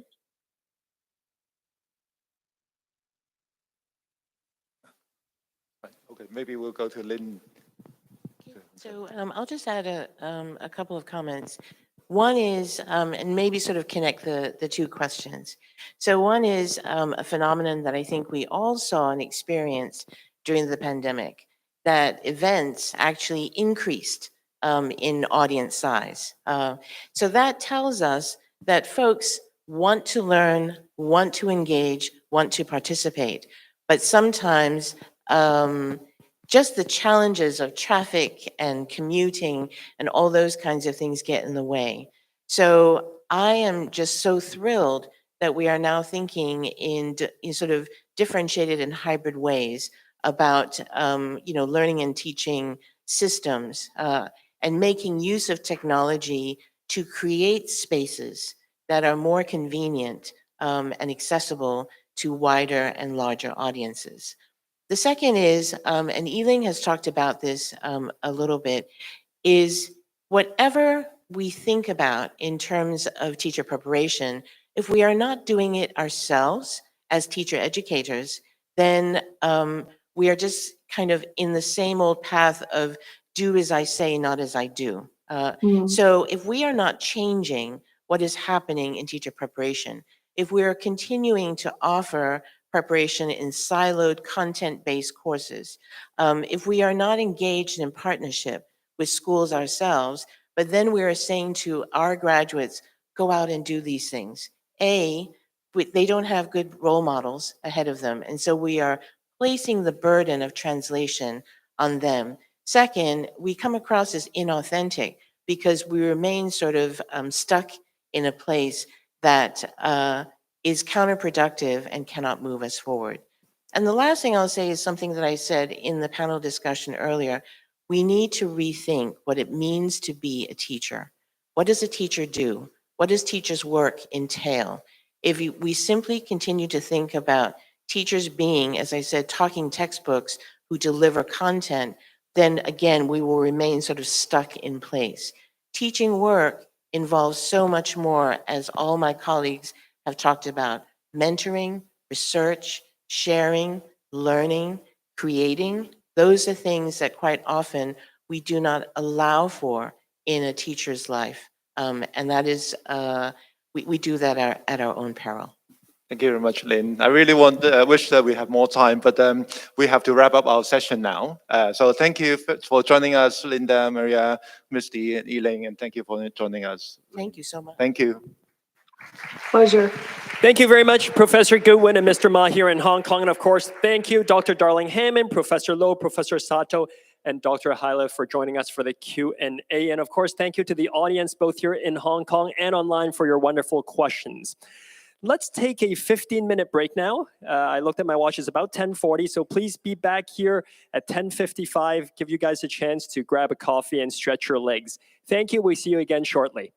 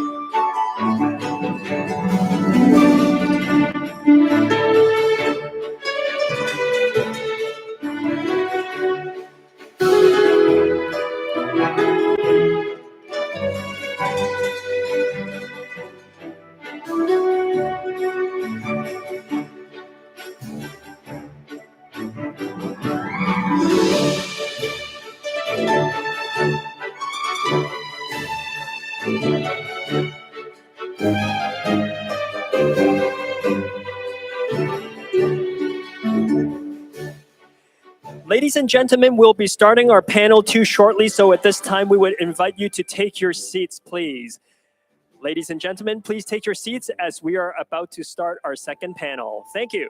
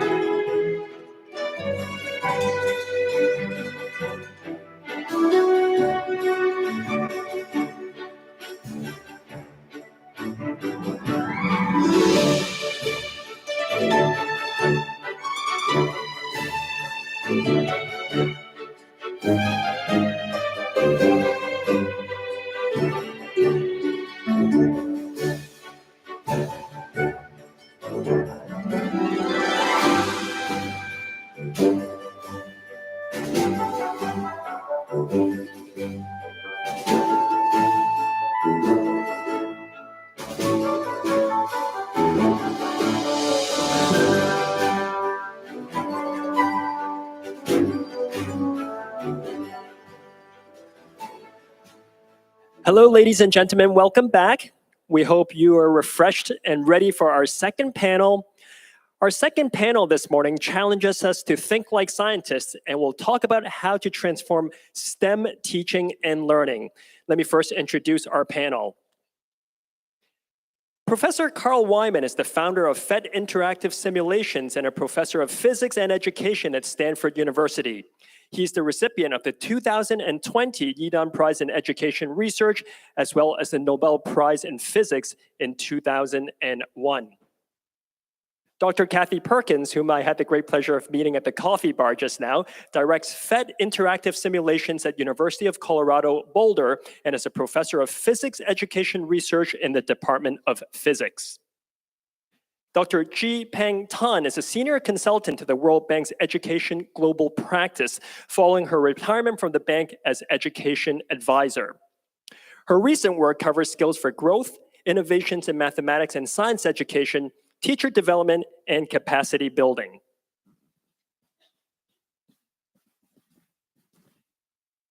Mr. Joseph Sangimana is the director of the MasterCard Foundation African Center for Innovative Teaching and Learning. The center seeks to establish an African edtech ecosystem that will catalyze innovation in the use of ICT in learning and teaching to benefit African learners, educators, and policymakers. Mr. Zachariah M. Basu is the PhET ambassador in Africa. He leads PhET Interactive Simulations Africa's strategy and regional activities. In his previous engagement as an education advisor, he assisted over 3,000 teachers in improving the standard of math teaching and learning in Africa. Mr. Setang Ayalu is a lecturer of physics at Ambo University in Ethiopia. He has worked at the university for more than a decade, and he is one of 15 African PhET fellows selected in 2022 for his experience in the use of PhET's digital tools and effective pedagogies. Mr. Lemi Lachisa Cernessa is a graduate assistant of physics at Ambo University in Ethiopia and currently is a master's candidate in statistical physics at Ambo University. Our moderator for this panel is Dr. Christopher Thomas, who is Director of Partnerships at the Yidan Prize Foundation and Social Entrepreneur in Residence at Stanford University's Graduate School of Education. Now, before we start, once again, we encourage you to ask questions online at any time by scanning the QR code, whether you're online or the QR code on the back of your programs for those of you who are in the room with us, and we'll try and get through as many of those Q&A questions as possible. At this time, I'll turn the floor over to Dr. Thomas. Thank you. Carl, what a pleasure it has been to work with you since winning the Yidan Prize in 2020. I want to ask you if you can just give us a brief introduction to the origins of PhET Interactive Simulations and what goals you had in mind when you established this program. Thank you very much. I want to say a little about the original goals and purpose of the PhET project. As PhET simulations are an educational tool, but they've turned out to be far more powerful tools than actually originally planned. When I first conceived of PhET, I was really thinking about how scientists view the world in terms of simplified models which they picture how things like atoms and light and electrons interact to produce the phenomena that we see. And I saw simulations as just a better way than conventional books and lectures to convey these scientific models to the students. Through the power of computer simulations, a learner could directly observe the dynamic behavior embodied in the models, how things are moving and changing, and seeing how if you change different variables, how that would change the behavior and interactions. And so it's just the idea that by conveying this behavior graphically, showing things happening on a computer screen, it made it much easier to understand. It removed these barriers of specialized language and equations that were present in sort of the traditional ways people had for presenting these ideas.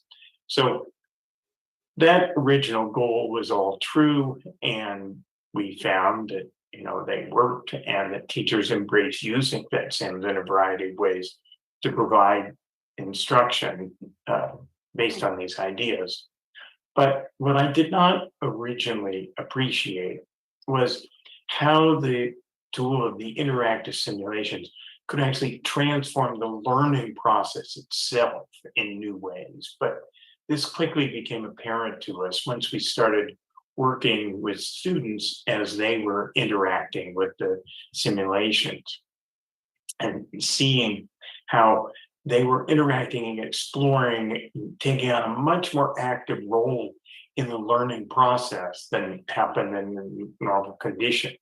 Because now they could go in and they could change variables, they could see, explore, and discover on their own as to why things happened in different ways. And so they were asking questions and answering their questions using the simulation and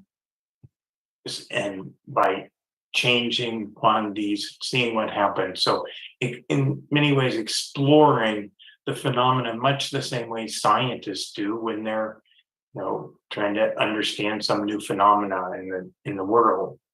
But this also meant that the students were adjusting the learning process to their own backgrounds and needs. They would deal with a level of complexity that they could make sense of, and if it was too messy, they'd go to something simpler. And so it's made the simulations effective for a much broader range of students and level of background than what we'd seen in anything else with a textbook or lecture could ever reach. And so this sort of active learning in which the learners themselves were developing new capabilities, new mental models through this active exercising and exploring is really a fundamental advance in learning, which is enabled by these FET simulations. And ultimately, that's really the true power of, I think, behind them.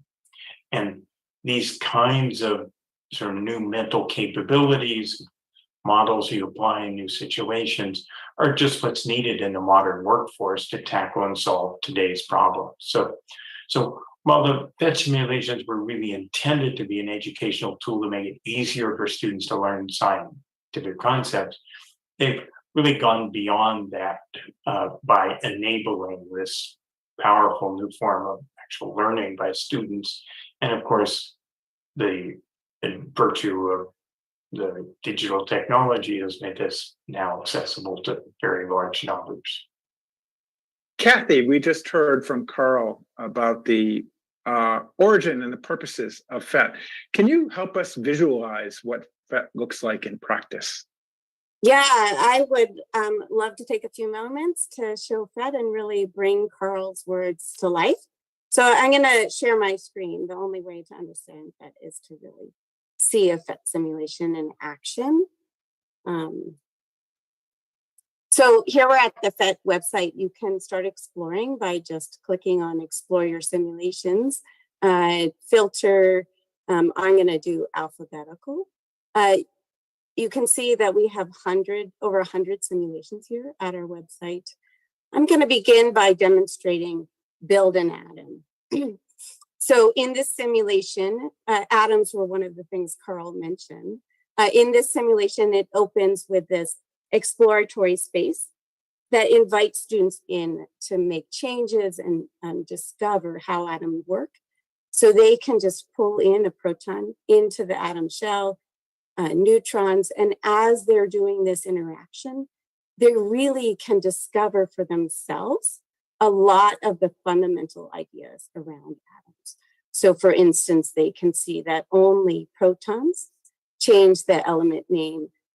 They can open up these other measures over here to experiment and see that neutrons and protons impact the mass number, discover that electrons impact the charge. Again, protons impact the charge. So it's really this open exploratory space where through interaction and immediate feedback, students are able to experiment and discover and turn that learning that would have been passive into a very engaging, active activity where now the knowledge belongs to the student, right? Before, to learn about atoms, they're invisible, they're tiny, you can't play with them in the real world, at least at the school level. And so this computer environment changes that equation. Now students can play and they can discover what's going on. Another simulation that I wanted to mention is circuit construction kit. This design of the simulation is quite different. It's more of a construction open play space where now students can build any circuit they want as they connect the wires and create a complete circuit. They get a visualization of the electrons moving through the circuit, again, making the invisible invisible. In this context, we can relate it to everyday life. We do that whenever we can.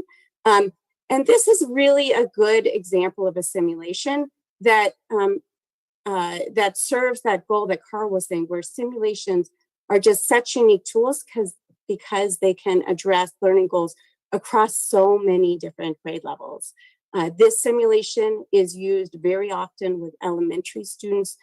You might prompt how, make the light bulb light. In that case, the student can explore, discover that they need to make a complete circuit. In contrast, at the college level, this simulation also gets a lot of use, digging into what makes the complexities of sort of circuits in series, circuits in parallel, what happens when you have bulbs of different resistance. The learning goals are very expansive, and this simulation itself is used more than 15 million times. The teacher can adopt its use to the learning goals, to the students, to the resources that they have. And that's really critical for, realizing the true potential of the interactive simulations. It's really the simulation, the flexibility, the feedback, the scaffolding provided in it, plus the activity, plus the teacher, all coming together to create a really rich learning environment. That doesn't happen on its own. It requires training teachers, understanding the different advanced pedagogies that can be used with simulations. And that's really something that I think we'll hear more about from Zach. Thank you, Kathy. That's really exciting. I think to my own education of trying to imagine these concepts, but just by reading a book or by limited time in a lab, and this is an entirely different world. Really terrific. Zach, as PhET ambassador for Africa, can you tell us a bit about what do you feel PhET brings to the communities that you're trying to serve, the teachers and the students that you're trying to serve, and how do you see them adapting PhET to use in their own contexts? Thank you so much, Chris, for that wonderful question. A bit of context: teachers in the region are grappling with how to support good learning with relatively limited resources. There is massive shortage of trained teachers across the different academic learning levels. There are no science labs, and where there are labs, there is no sufficient supply of consumables. Kathy was just showing the electric circuit, and there are so many labs on the continent that do not have batteries to do experiments on circuits. And lastly, our classrooms are characterized by very poor pedagogical practices. There's a lot of rote learning and memorization in the classroom. PhET does provide an opportunity, and it is a solution to some of these challenges. For example, PhET is eliminating barriers to science learning by providing this powerful free online and offline interactive tool that Kathy has just shown us that enables learners to think like scientists. There are teachers who are using PhET simulations in math and science instruction to accomplish a variety of learning goals. And they use these PhET simulations as virtual science labs. They use them in classroom activities. They use them as demonstrations. And also they allow students to go and do their homeworks at home. And these PhET simulations give an opportunity to students to investigate things on their own. Just to come to your second question about, how this simulation, how we are supporting the teachers across the continent to scale the use of these simulations. I would like to say that teachers can transform learning in classroom with the right support and the training that they need. And FET is doing this through 3 activities. The first activity is through the FET Fellowship. And thanks to the support from the Yidan Prize Foundation, we have identified 15 African practicing teachers from 12 different countries across different academic levels, and we call them FET Fellows. So they use FET simulations in their own teaching, and they are committed to improving science and math education in their countries. They are the change agents in their countries, and we are learning from these teachers about how FET can work in their context and how do we support the region's needs in terms of just how we can be able to implement the FET simulations in their countries. Then they also work across the continent to help the other teachers to use the FET simulations in the most effective way in their teaching. They are engaged in professional leadership growth. Some of them are increasing accessibility and impact of FET simulations through face-to-face trainings. Some of them have organized virtual workshops on the effective teaching pedagogies of hundreds of other teachers in their respective countries. Secondly, we are also supporting teachers on the continent through what we call FET virtual workshops. And FET is offering virtual workshops with partners like teacher associations and math associations in Lesotho, University of Rwanda, NGOs in rural Nigeria. And these workshops are professional development opportunities for educators across the continent to learn about FET resources and pedagogies. The participants explore how they can find relevant simulations to their lessons and embed the simulations in their own teaching. These teachers also learn strategies of how to use FET in circumstances where they are presenting a simulation in front of a very large class size.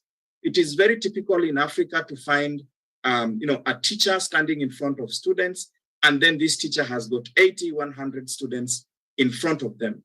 So they learn how to do whole class strategies with this group of students, how to get students to answer predictive questions, and just employ strategies that use the FET simulations in these circumstances. So I would say that FET is really committed to expanding the use of these FET simulations, and we are very committed to reducing the barriers that the continent experiences in terms of science teaching and learning. Thank you, Zach. I just had the honor of spending a few days with you and several hundred African educators, where you and several FET fellows demonstrated the power of FET, and you could feel the excitement in the room, the potential of this to transform the way people are teaching and to bring new resources into the classroom. So thank you very much. Tetkin, you were one of the first FET fellows in Africa, and one of the early users of FET. Can you tell us a bit about how you use FET to change the way you teach, and maybe a little hint of what changes you observe in the students as they use FET? I think it is good to give a little background first about my teaching methodology before using the FET software, so as to address the question. Actually, I am a lecturer of physics at Ambo University in Ethiopia. And during my teaching career at the university, I noticed that there was a gap in doing laboratory activities due to shortage of equipment and lack of well-trained laboratory technicians. And thus, the teaching learning process was not well supported by laboratory activities at that time. Hence, what I was doing was, I was actually looking for a solution to alleviate the problem. And I came to know that FET software was accessible for free and even without the internet. Therefore, I started thinking on how I can align the FET simulation with our curriculum, and started teaching my lessons using the software in a way that was convenient to me. And fortunately, in May 2022, I was selected as one of the 15 African Faith Fellows and got the opportunity to be trained on how to effectively use and implement the faith resources in the classroom, and also on how to become an effective STEM leader. And in the past 6 months of the learning phase of the fellowship, we learned a lot on good practice of active learning methods using faith simulations, like interactive lecture demonstration, whole class strategy, and also concept questions method. And these methods helped me to make a paradigm shift. That's to mean that to change my teaching methodology from teacher-centered into student-centered method. So as to give you an insight on what I have been doing, I will give you one instance.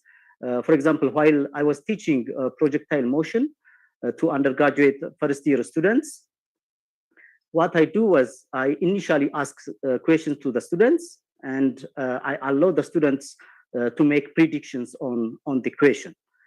And then I demonstrate the situation using the FATE software, and I involve the students to make a direct measurement of some parameters like range and maximum height of the projectile. And also I allow them to collect some data from the simulation, as well as I asked them to measure the time of flight of the projectile using their smartphones. And after that, the students will make a data analysis by calculating for the unknown parameters. And finally, they will compare their simulation experiment with that of their initial predictions, as well as with the theory. And in this way, I usually try to make the learning activity to be student-centered, in which students have an active role in the teaching learning process. And this has created a good motivation and eagerness on the students' ability to learn the lesson.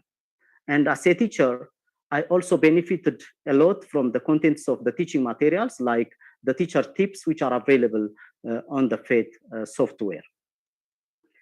Since this FATE software is very essential for STEM education in developing countries like Ethiopia, I am translating the FATE resources to our local language, Amharic, so that the teachers in our country, as well as the students, can access them in the language very easily. And currently, I am also designing a project on FATE interactive simulation experiments for school-level science laboratory activities. And in this project, it is planned that we plan to train STEM teachers on how to use the FATE resources. And in the meantime, it will be a good opportunity to create an awareness on the use of FATE simulations for classroom STEM lessons. And upon a successful implementation of this project, I strongly believe that the project will bring a positive impact on the quality of STEM education in Ethiopia. Thank you very much, Setkin. Lemmy, you were, I believe, Setkin's student. Can you give us a bit from your perspective about how FET changed the way you learn and maybe how well you learn? As you know, I'm a lab technician of physics department in Hamburg University. My experience on the FATEs, I have some experience. One, as first, I can easily open the FATE software as taught by the teacher, and simply I can do some simulation simply as one of a student according to my advisor or my teacher taught me. And another, according to the physics department, I understand a science using FATE without experimental material. Especially in our university, there is no enough material to do some experiment. Then we can use for this efficiency material, this FATE simulation. Even I helped my classmates to use these fates easy, because some students come from any village not familiar with the computer, also with this simulation. And during our lab section, I can help to do this simulation and to do this opening and using this computer and the simulation as a student. As per my department, there are some experiments that I have been studying and still teaching. For example, according to our department, if we haven't some device to use experiment, we can use this phase simulation.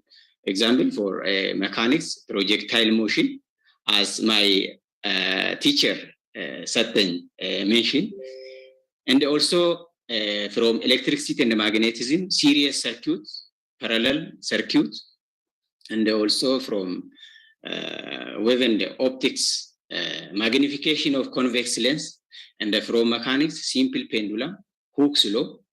We can use simply by using this fate simulation, because we haven't, for this experiment, we have not enough device or material.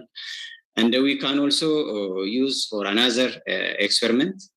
Another one, as one of a student, I changed the direction of my study, especially in the laboratory. I have changed the direction I was learning and what I was learning exactly, because before the way I learned theory was practical and invisible. But now, since I started learning faith with a few experiments, I was experiencing science now. I understand. Example, especially in a natural science, as a student, we can't see when we learn a theory, especially when the teacher is teaching about flow of charge, we can't see. As a student, I understand with this phase simulation, when charge flow, I noticed what I didn't see before. And I noticed when photoelectric flow, especially in photoelectric effect, when some lights come from source and pass through some metal, some electron is ejected from the metal. This is a theory, but we can see the electron which emit from this metal. And also I used to look at sign, and now that I started using faith exactly the same. So using faith made me understand the lesson easier. Generally, the benefits of using these faiths for the student is that it simply make as the hidden science that the student cannot see and explain some scientific mysteries. So hard science, when we learn in the class, they have some mysteries. But by this phase simulation, we can understand, we can see some flow of charge, some flow of electron, proton. We can understand simply. Really, to speak, when we learn this experiment, we are funny, because as we learn in the class, we cannot imagine when we see practically when electron is moved to one place to another place, we can find and we can learn simply. And in fact, when we do experiment with the faith, we admire a science, especially hard science. It's difficult to see with the natural eye. This is mastery in a science. But using faith, the level, the mastery here, which made us very happy and fun. Joseph, MasterCard Foundation is one of the biggest funders of education in Africa and the most innovative funders of education in Africa.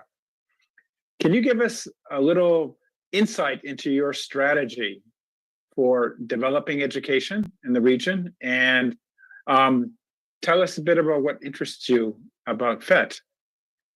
I think my colleagues who have spoken before me have actually made the case of why it is important to support the FET interactive simulations. Kathy's demo shows indeed how these simulations bring to life the learning process. Zach, as well as my colleague Stegen, described how these simulations are actually used in a context of Africa, in a context of teaching and learning. I think all this kind of goes to show how really it is important to have an active way of learning.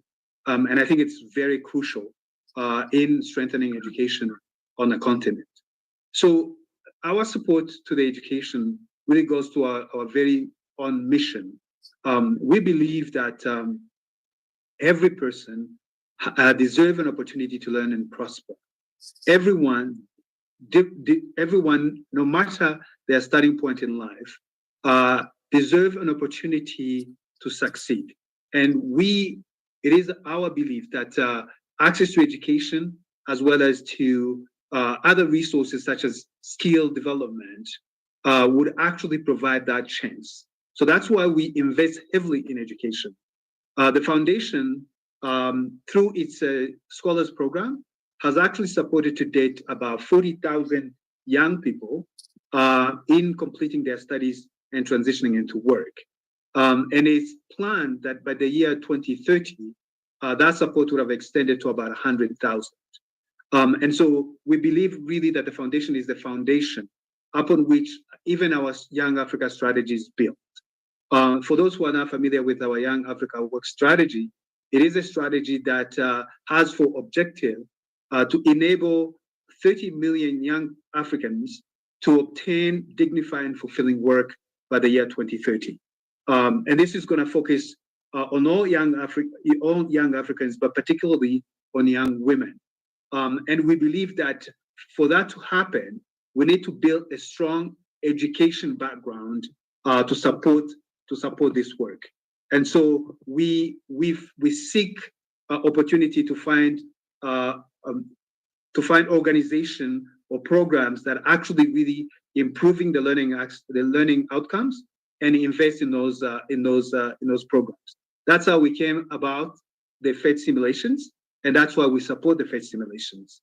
And we really believe that as we move towards inside the 21st century, it's going to be crucial in investing in education technology. FED simulations is an example of those products. And so through our Center for Innovative Teaching and Learning, we actually support a number of programs, FED being one of them, but there is others that are actually have been produced by African companies. And through that, we connect them with government institutions, we connect them with schools, we connect them with learners. And the hope is that by tapping through all these resources, we're going to see an increase in learning.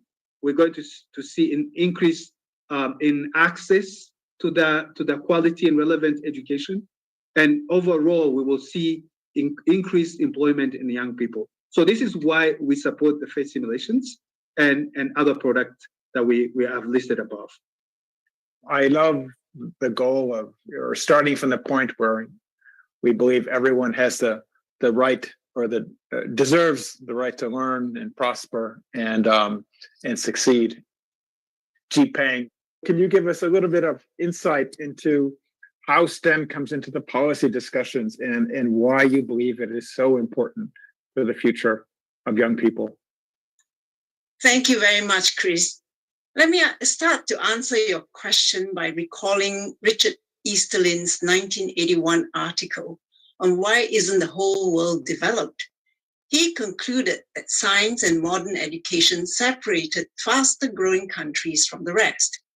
Well, since 1981, science and its application in technology have become ever more deeply embedded in our lives. We have only to consider the cell phone.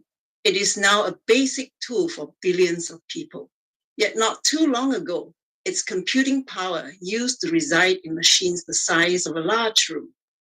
Such dramatic developments have reshaped life in all areas, so much so that people call our era the age of the fourth industrial revolution. This revolution explains why STEM subjects, science, technology, engineering, and mathematics, are at the core of what Easterlin called modern education in his article. In the 4IR age, even minimal knowledge of STEM can make a real difference in the lives of individuals. In Kerala, India, for example, fishermen have petitioned the government for ham radios and GPS equipment to obtain timely information on the weather and their location while out fishing at sea. During the COVID-19 pandemic, we know that schools closed and many families looked to online learning to fill a gap. However, unfamiliarity with digital technologies made it hard for some parents to offer effective help to their children. For young people entering the labor market, a STEM education is often a ticket to better jobs and more pay. STEM education comes into its own when we consider its implications for countries. Many factors determine a country's rate of economic growth. Among them, a workforce with critical mass of human capital in the STEM fields. Countries such as Korea and Singapore, for example, have been investing in STEM education since the 1960s and have reaped the economic benefits. Korean companies like Samsung and LG are household names across the globe today. In Singapore, a country of just 5.5 million people, now supplies 20% of the world's chip-making equipment. STEM education enabled both countries to move up the value chain and improve the standard of living for their citizens. Well, STEM skills are especially pertinent in Africa because such skills are still scarce today. Increasing the pool of learners with the preparation to pursue and succeed in STEM programs is thus a critical priority for their growth strategies. Resources like FET can make an important contribution to the success of this endeavor. So these are the reasons why I am such an advocate for STEM education, and I'm so happy that educators in Africa are discovering the availability of this wonderful resource called FET. Thank you. Always remember Carl saying that the decisions that we need to live our lives well increasingly involve questions of science and technology, from how to protect ourselves against climate change to how to protect ourselves against pandemic, indeed how to succeed in the workplace. And I want to thank all of you for a fascinating discussion and for bringing us this tool and helping people realize the power of it and helping it spread in education systems throughout the world. Thank you very much. Thank you very much to our panelists and to Dr. Thomas for leading the discussions. At this time, please welcome Dr. Kathy Perkins, Mr. Zachariah M. Basu, and Dr. Christopher Thomas on stage for our live Q&A.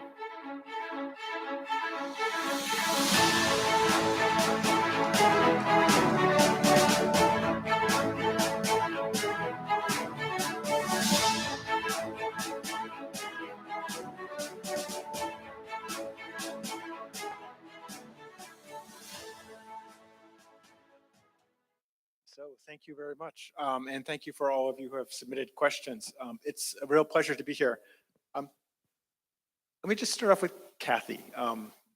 You're the director of FET Interactive Simulations, but you've been with FET for almost 2 decades, I believe, from the beginning.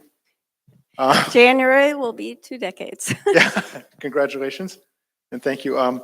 Charles started his talk this morning about talking about how good teachers affected his life. And I think we learned through both panels that it takes a lot of work to make a good teacher. And this tool that you're providing is a real boost to a lot of science teachers.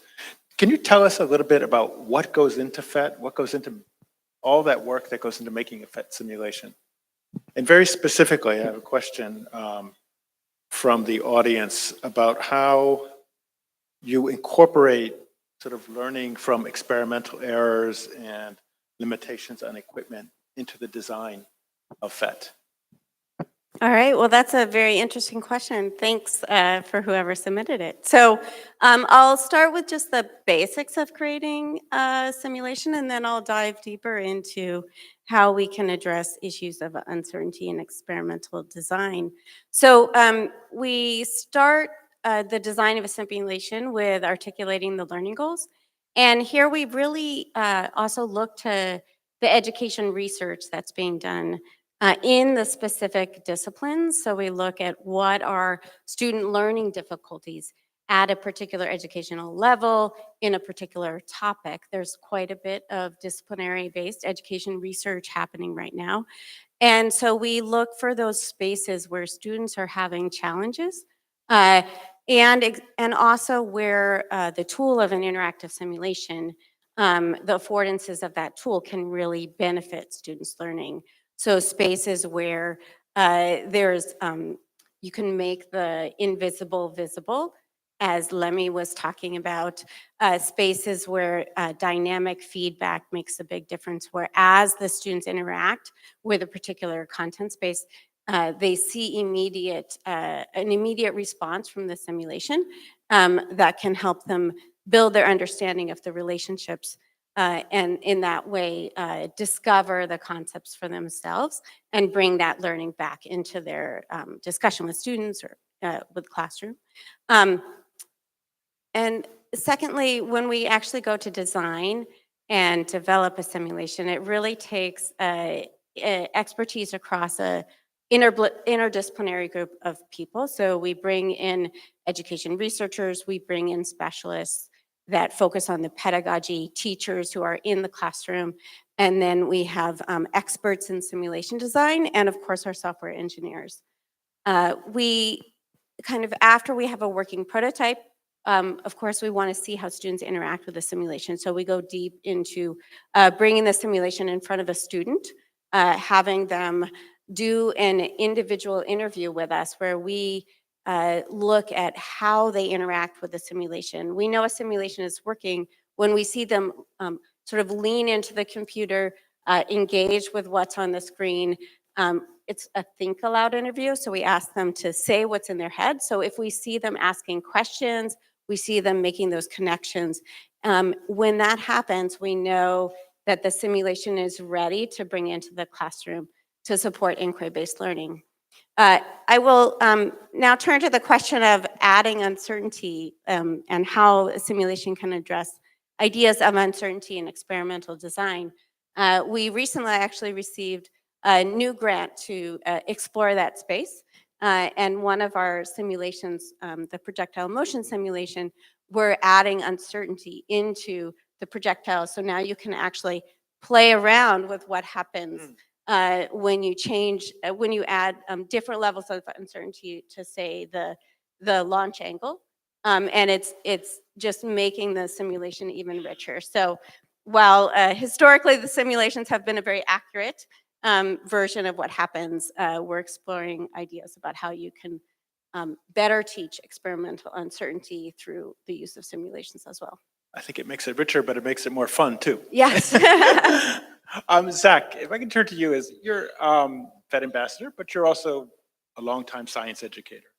How has PhET changed the way you teach? And how has it changed the way students learn? And I have a specific question from somebody in the audience about whether or not students can dive deeper into a PhET experiment and learn at their own level. Can you do that? Can you encourage that in your classroom? Yeah. Yeah. Thank you so much, Chris, for that question, and it's a pleasure to be here.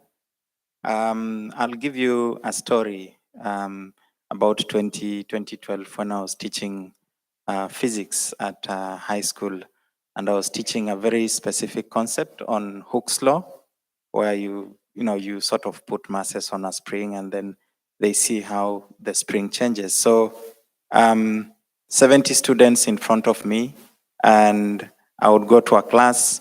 I have this, Hooke's law with me, and I just take it from my head or from the textbook, and then transfer it to learners.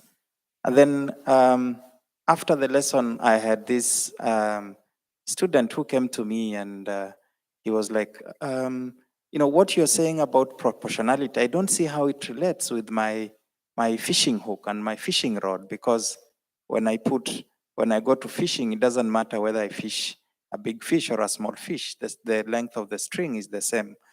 And I realized that what this student was telling me was to really transform the way I teach a concept. And he gave me a very interesting perspective. He said, at home, when my mother teaches me how to cook, what she does is she asks me to cook lunch or to cook, dinner. So I have to think through what is it that I'm going to cook, get the ingredients, and then cook. And then we have a meal. And then if I have much more salt in, then I know that next time I need to reduce the salt. So that gave me an insight, and I started to think about how can I change my own teaching so that my teaching is focused on the students' learning as opposed to me just transferring knowledge. And that's when I came across the PhET simulations, and I realized these beautiful interactive resources that instead of me just passing information to learners, I'll give them opportunities to experiment with these simulations, to create their own experiments, to investigate what is happening when they change variables. When I'm teaching the concept of things that affect resistance in a wire, for example, I will set up a scenario, an experiment scenario, and then students will go in and they will change this, they will change the radius, for example, of the wire, and they will see how changing the cross-sectional area of the wire is affecting the resistance and the movement of electrons within the wire. And how is that, having this tool, the students, how has it helped them become more engaged, and can they do you find them diving deeper into topics than they would have with a standard curriculum? Yes, so I'll also give you the example that Kathy was giving of them connecting wires in an electric circuit. So if you go to a lab with the wires, students will connect the wires and they will see the light, lighting, but they will not really be understanding what is happening within the wires. But with the PhET simulations, they're able to see the movement of those electrons and what is affecting the movement of those electrons. And they begin to ask even much deeper questions and really understanding the concept from a conceptual level as opposed to just the top physical level. And do you, both of you, there's a large section on the PhET website about research about PhET. Can you give us any conclusions about how learning outcomes might have improved with students that use PhET versus those who don't? Sure. So I'll just build off the example that Zach was talking about. So sort of pretty early on, we did an experiment at University of Colorado Boulder where we had, of course, students in the introductory physics labs engaging in labs, and one of them was circuits. And so we wanted to test the effectiveness of the circuit simulation on their learning. And so we had a group engage in the circuit simulation, and then we had a different group of students engage as they would with the traditional equipment. And as an assessment, we actually had both sets of students build a circuit with physical equipment and then explain how it was working. And actually, the students that used the simulation, what we saw is during the lab, they were able to do many more experiments and do them faster because it's just easier to use the simulation. And then they were actually able to transfer that learning quite readily to the physical circuit, build the simulation in less time than the students who had worked with the physical equipment, and they did a better job of explaining how that circuit was learning. So I think the way that we see it is that they were able to build that conceptual model of how a circuit was how circuits work conceptually, and then in that way they were able to more successfully build and describe the bottom line circuit. And then we also found that even months later that group scored better on the final exam questions that were related to circuits. So it was a lasting learning experience, even though it was quite limited So to it's one deeper lab. learning and measured learning Yeah. in the exam. Good. And another question from the audience that the metaverse is becoming very popular. So how will technology and AR and VR improve, or how are you thinking about PhET in this new world? Will the technologies make it even better, more interactive? So, so I'm not sure about the metaverse, but one of the things that we look at is research around education technologies, and there's quite actually a bit of research in virtual tools and in interactive tools like PhET that shows that if you add extraneous complexity, that it actually decreases learning. So extraneous complexity. So like, if you look at our simulations, they're relatively simple. Like our projectile motion simulation has a very simplified background. It doesn't have, we don't want to distract students from, from the concepts that they're trying to learn. So we want them to tie it to the real world. We want to give them those connections. But when you make the visuals too complex, then that can often decrease the learning because they're focused on things that, sort of decreases their attention from what they need to be attending. So you want to make it engaging, interactive. So when I look at something like the metaverse, that's a question in my mind,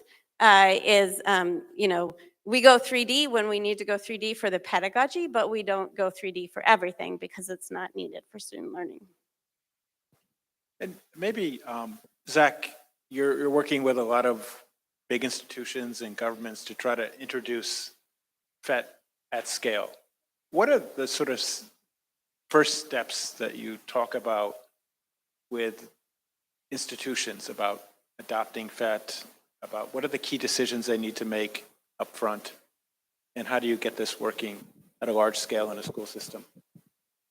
Yeah, thank you. So one is for educators to think about ease of access, especially to everyone. And with the PhET simulations, they are accessible online. They are also accessible offline for contexts that do not have internet access. Also with the PhET simulations, you don't need to really like create an account and have a password, because that takes time, out of teaching time and learning time. And then also how they can share these resources. So for example, with the PhET simulation, a teacher in Botswana can download a simulation on his or her smartphone and then send via WhatsApp the HTML files to a teacher in rural Nigeria, and then they can just easily use it. The second thing is the existing infrastructure within a system. For example, for countries like Kenya, you have schools that have infrastructure in schools. They have computers or tablets, but they are not being used. So government would think about like how do they take advantage of existing infrastructure in schools to be able to take advantage of the PhET simulations. And then the third thing is the capacity building around the use of the PhET simulations. The simulations are very easy to use. Once you have it, once it's in front of a student, you don't really need to give instructions to students on how they can use it. It is very intuitive. But also just to build the capacity of teachers on how they can really use them in classroom effectively. So we do like design with the teachers. So the teachers have access to the PhET simulations, but we give them an opportunity to design lessons based on the simulations that are existing. And then they share those designed activities on the website, and other teachers can also have access to those resources and get inspired on how to use those PhET simulations. And then lastly, just thinking about like how do the PhET simulations aligned to the national curriculums. And teachers get to think through, to look at the simulations, look at the learning objective and the learning goal that they want to achieve, and then select a simulation that aligns to that learning goal, and they use it in a classroom setup. And most of the time you find teachers saying, oh, it reduced my work. I didn't have to do a lot of work to really be able to use it in a classroom setup. And Kathy, what if an educator is interested in using PhET? What resources are available on the website or in terms of support from PhET interactive simulations to them? Yeah, so as I think Zach was mentioning, we do have lessons and activities available for each of the simulations already aligned. It's one of the spaces where we encourage educators around the world that are building lessons to contribute. So those are all available on the website, as are the simulations. But learning how to use the simulation effectively in the classroom is a very key point. So the simulation, it's not magical. You don't give the simulation to a student and that's it, they're learning, right? It's about how you create that learning environment, about the simulation plus the activity plus the teacher facilitation. And so with funding from the Yidan Prize, we've been able to really deepen our work within teacher professional development, and we've built out a virtual workshop that's a 35 to 40 hour experience for teachers, and it can be done on their own. If they just go to the website and work through, there's activities and videos and lessons. But as well, we offer facilitated versions of that where we bring together cohorts of teachers and basically have touch points throughout the virtual workshop where they're coming together, they're digesting what they've learned, they're sharing, and that really deepens the learning experience. So we've been very excited to have those opportunities to work on professional development.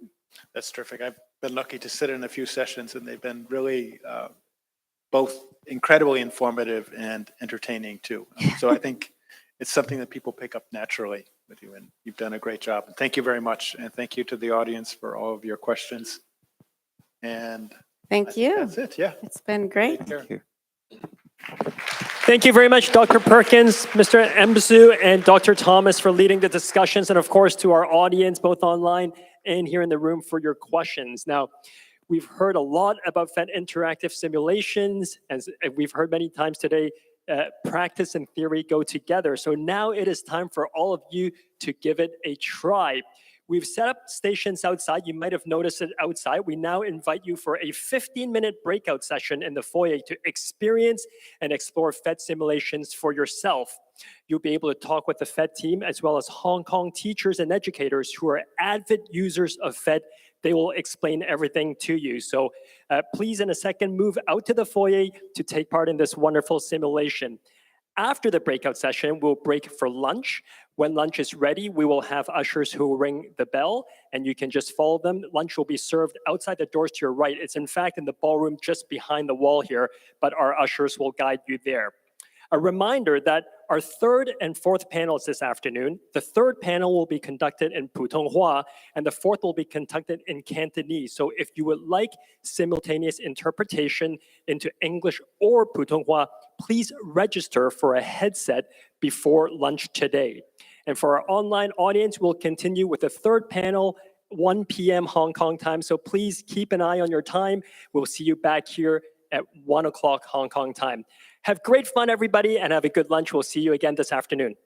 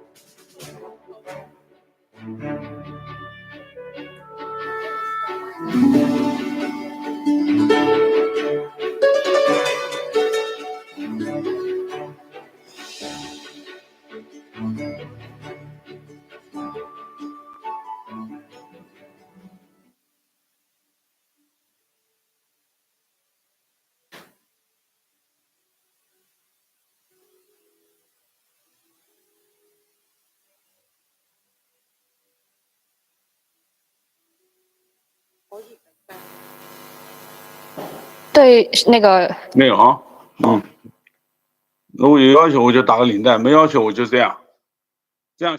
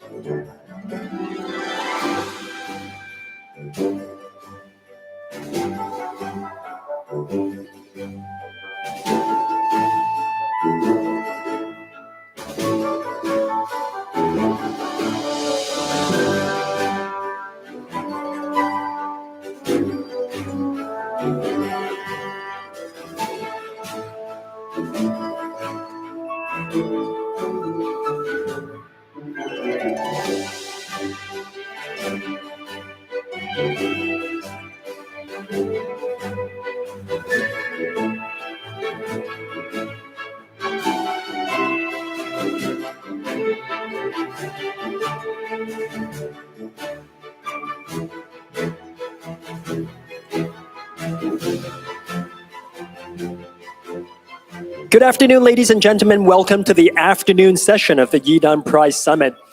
We see some of you are now coming back into the ballroom. A kind reminder that our panels this afternoon will be conducted in Putonghua and Cantonese respectively. So if you have not registered for a headset yet and would like simultaneous interpretation either in English or in Putonghua, please go and register for a headset at this time. The registration desk is just outside the ballroom to the right. When you walk out of the ballroom here, if you look to the right, there will be a table with many headsets there. Please register for a headset if you require that service. Thank you very much.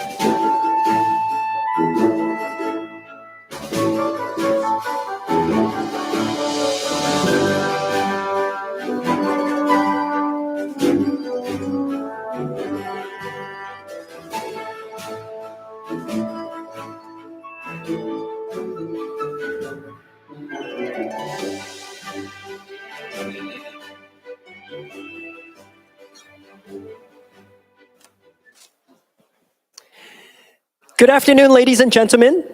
For those of you who are just joining us, a very warm welcome. For those of you who are here this morning, hello again. In panels 1 and 2 this morning, we heard about teacher preparation systems during the pandemic and the application of PhET interactive simulations to support STEM teaching and learning. These panels provide insights into how we can support teachers through a world of change, which is the theme, of course, of our summit today. Continuing with this theme, in the third panel, we'll delve into what it means to be a teacher from the perspectives of teacher identity, motivation, and skills. Let me first introduce our speakers for the third panel. This panel was pre-recorded in November and will be conducted in Putonghua. Professor Yongxin Zhu is a professor and PhD supervisor in Soochow University. In 2000, Professor Zhu founded New Education Initiative and has led its development ever since. He is co-founder of China Education 30 Forum and 21st Century Education Development Academy, and is also the 2022 Yidan Prize for Education Development Laureate. Dr. Xiao Donghao serves as the Executive Director of the New Education Online Teacher Learning Center. He's among the top 10 figures encouraging reading in 2017, as selected by China Education News. He's also a columnist of China Teachers News and Teacher Expo.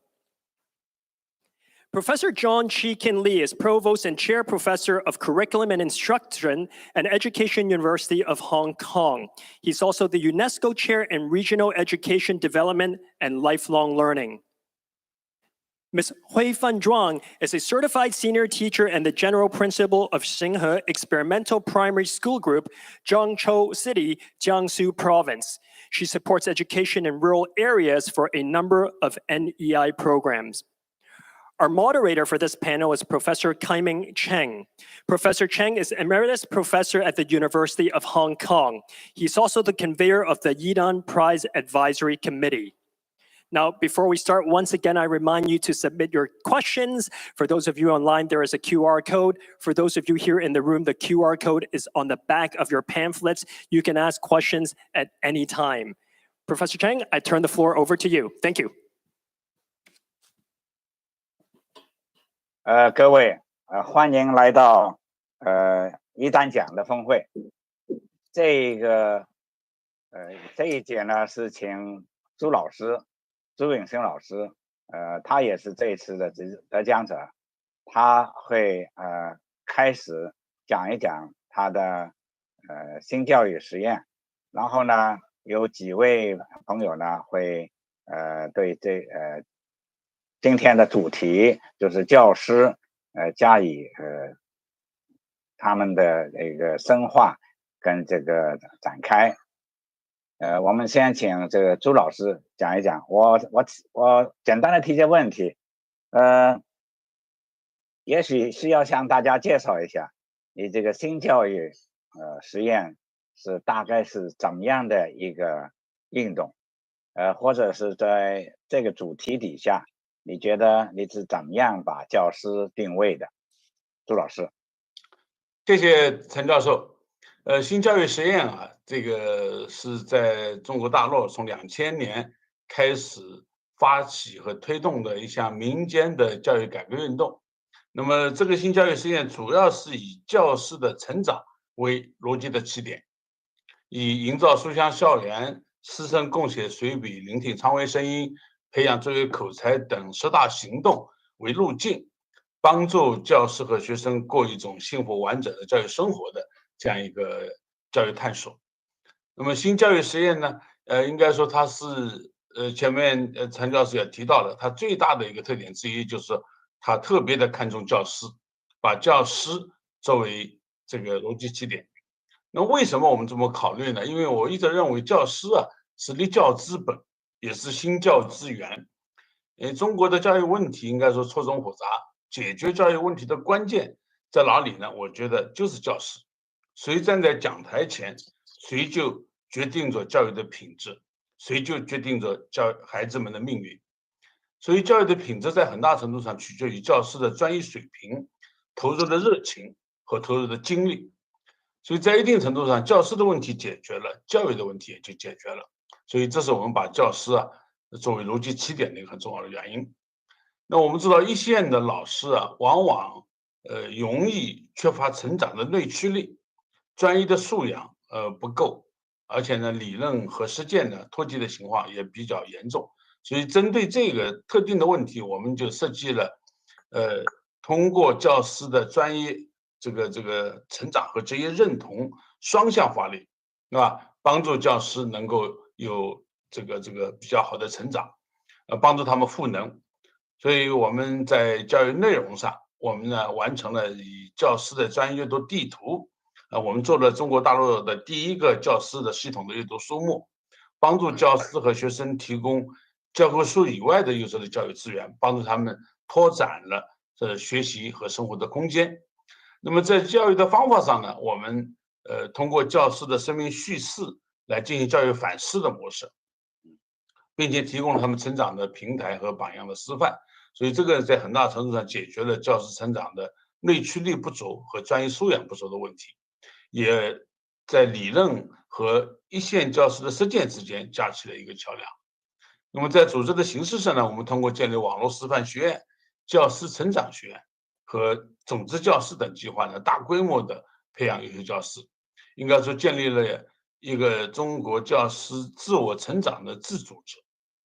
那么我们现在网络师范学院在学的人数大概有4000多人，那么成立11年以来培养了大概2000多名的教师，所以也被媒体称之为教师成长的新教育的范式。像我们的教师成长学院从13年开始线下培训了112000多人，那么光疫情2020年这一年，我们线上培训了725000人次。我们知道中国的老师绝大部分是受的是传统师范教育的体系，我们把它称之为叫老三门，就是教育学、心理学、教材效法。那么很多老师呢缺少赋予成效的继续教育的机会。那么我们通过这个专业阅读、专业写作、专业交往，帮助教师制定他们的生涯成长规划，也解决了他们这个动力不足的问题。所以这个我们提供了这个方法论，提供了学习资源，提供了成长平台，应该说还是取得了很好的成效。那么20年来，差不多我们现在有8000 300多所学校，有超过50万以上的教师，成为我们新教育的直接的受益者。那么其中涌现出一大批优秀的教师。你像2004年到2021年，中国教育报每年评选推动阅读的10大年度人物，每一年都有新教育人，这个最多的一年有4位，这是非常不容易的。因为中国大陆有1700万教师，每年其中选10个人。像我们今天在座的2位老师，一会儿会给大家这个交流的，他们都是从新教育中成长起来的。像我们张慧芬校长他所在的学校，最早的学校武进，江苏常州市武进区，这个胡塘桥中心小学，这样一个乡村学校，20年培养了50多位校长和副校长，为整个区域贡献出了1/3的校长，这个是非常不容易的，是非常不容易的。所以有人说中国的新教育实验是培养中国好教师的黄埔军校。那么我们通过第三方的研究也表明，新教育实验呢，的确它对教师的成长还是有着非常积极的影响。陈教授，我就简单做一个这样的介绍。好的，谢谢周老师。那下面呢，我们请这个郝晓东博士，他对于这个教师的这个网络有特殊的贡献。刚才周老师谈到教师的知识、教师的专业精神等等，但是呢，在新的时代，在电子化的时代是怎么样做的？请郝老师郝博士谈谈。好的，谢谢陈教授。确实呢，今天呢，就是通讯的人工智能、移动互联网、大数据的技术的迅速发展呢，引发了老师们生活方式、学习方式还有思维方式的深刻变革，也引发了教育理念的更新与学习方式、教学方式的深刻变革。那么老师们呢，通过互联网呢，与外面的世界去联系，查阅相关资料，加入学习共同体，与五湖四海的老师呢交往，实现了人人都可以学，时时能学和处处可学的一种泛在学习。在我们新教育实验网络师范学院呢，以新教育的3专理论、专业阅读、专业写作、专业交往为指导，以互联网为平台，通过构建了共读共学、共同生活的学习共同体，主要呢是激发了正像刚才朱老师所说的教师学习的内驱力，来增加了教师的职业认同，促进了他专业发展。那么在网师呢，我们运用了在线直播，还有教学录播、视频回放、在线研讨、远程交流、在线提交作业、批阅作业、大数据考核学习结果这些技术和功能。那么通过这些技术和功能呢，关键是解决了传统培训的3个难题，实现了教师的3个转变。是解决了哪3个难题呢？就传统培训呢，一个呢是难以满足老师多元化需求，第2个呢是难以提供个性化的指导，第3呢是难以持续的跟踪指导。那么通过网师呢，我们开发了30多门课程，这样的话呢，就能够满足教师多元化的需求。我们又聘请了高水平的讲师，成立了以讲师为主、助教和义工组成的指导团队，来提供了这种个性化的及时的指导。第3个呢，我们以3年为一个周期来设计课程，这样的话呢，就解决了传统培训当中讲座结束、培训结束，老师呢学习也就结束的这样一个难题。通过这样的一个努力呢，我们实现了老师的3个转变。第一个呢，老师在新网师呢，他就从一个单纯的学习者转变为课程的建设者和知识的分享者。他不是过去传统的1对多一个专家多位老师的培训，而是每个人呢都是一个知识的分享者，是一个网络状的一个学习的共同体。第2个呢，实现了让老师呢从被动学习到主动学习，从他主学习转变为自主学习。第3个呢，是转变了老师从过去的个体的独自学习转变为加入了共同体学习。这是新老师呢解决的3个难题，实现了3个转变。当然，我们还在努力当中。谢谢陈教授。下面呢，我们就请这个庄慧芬庄校长，他也是这个新教育里面的一位出色的校长。我知道这个新教育对很多学校来说，首先吸引他的是书香校园。这方面能不能请这个庄校长也介绍一下？而且今天的主题是教师，教师在工作里面，有时候也不一定那么愉快，有时候也会感到疲倦。也请庄校长看看有什么好的典型的例子可以介绍一下。好的，谢谢朱教授，也谢谢陈教授。我原来所在的常州市武进区新河实验小学呢，它是新教育的井冈山。为什么这么说呢？因为当时还没有提出新教育概念的时候，我们当时就被朱老师的《我的教育理想》所深深吸引了。所以学校就开始做书香校园。这所学校呢，它是一个城郊结合部，比较相对不知名，或者说家长的信任度都不够高的一所学校。当我们做了书香校园之后，也曾经遇到家长的一些挑战，他觉得我们的孩子只要学好书本就行了。所以我们当时新校长就让我带了我们的小分队，大概20几个老师，就开始做书香校园的这样一种建设。1学期之后，我们让家长还有跟同事们都来听这些老师的成长故事的时候，他们惊讶地发现，这些班级的那种生命气象，还有老师的这样一种专业素养，已经有了非常大的改变。所以我们就开始全校做这个书香校园的营建。那么老师们的专业阅读就成为了书香校园当中非常重要的一个方面。那么在这个专业阅读的过程当中，一开始老师们是背阅读，因为从小分队到全校推开的时候，它是需要有个过程的。所以作为教科室主任的我就在阅览室里放了很多的格子，每个老师都有一间格子，就是用来做自己的摘录，做自己的阅读笔记的。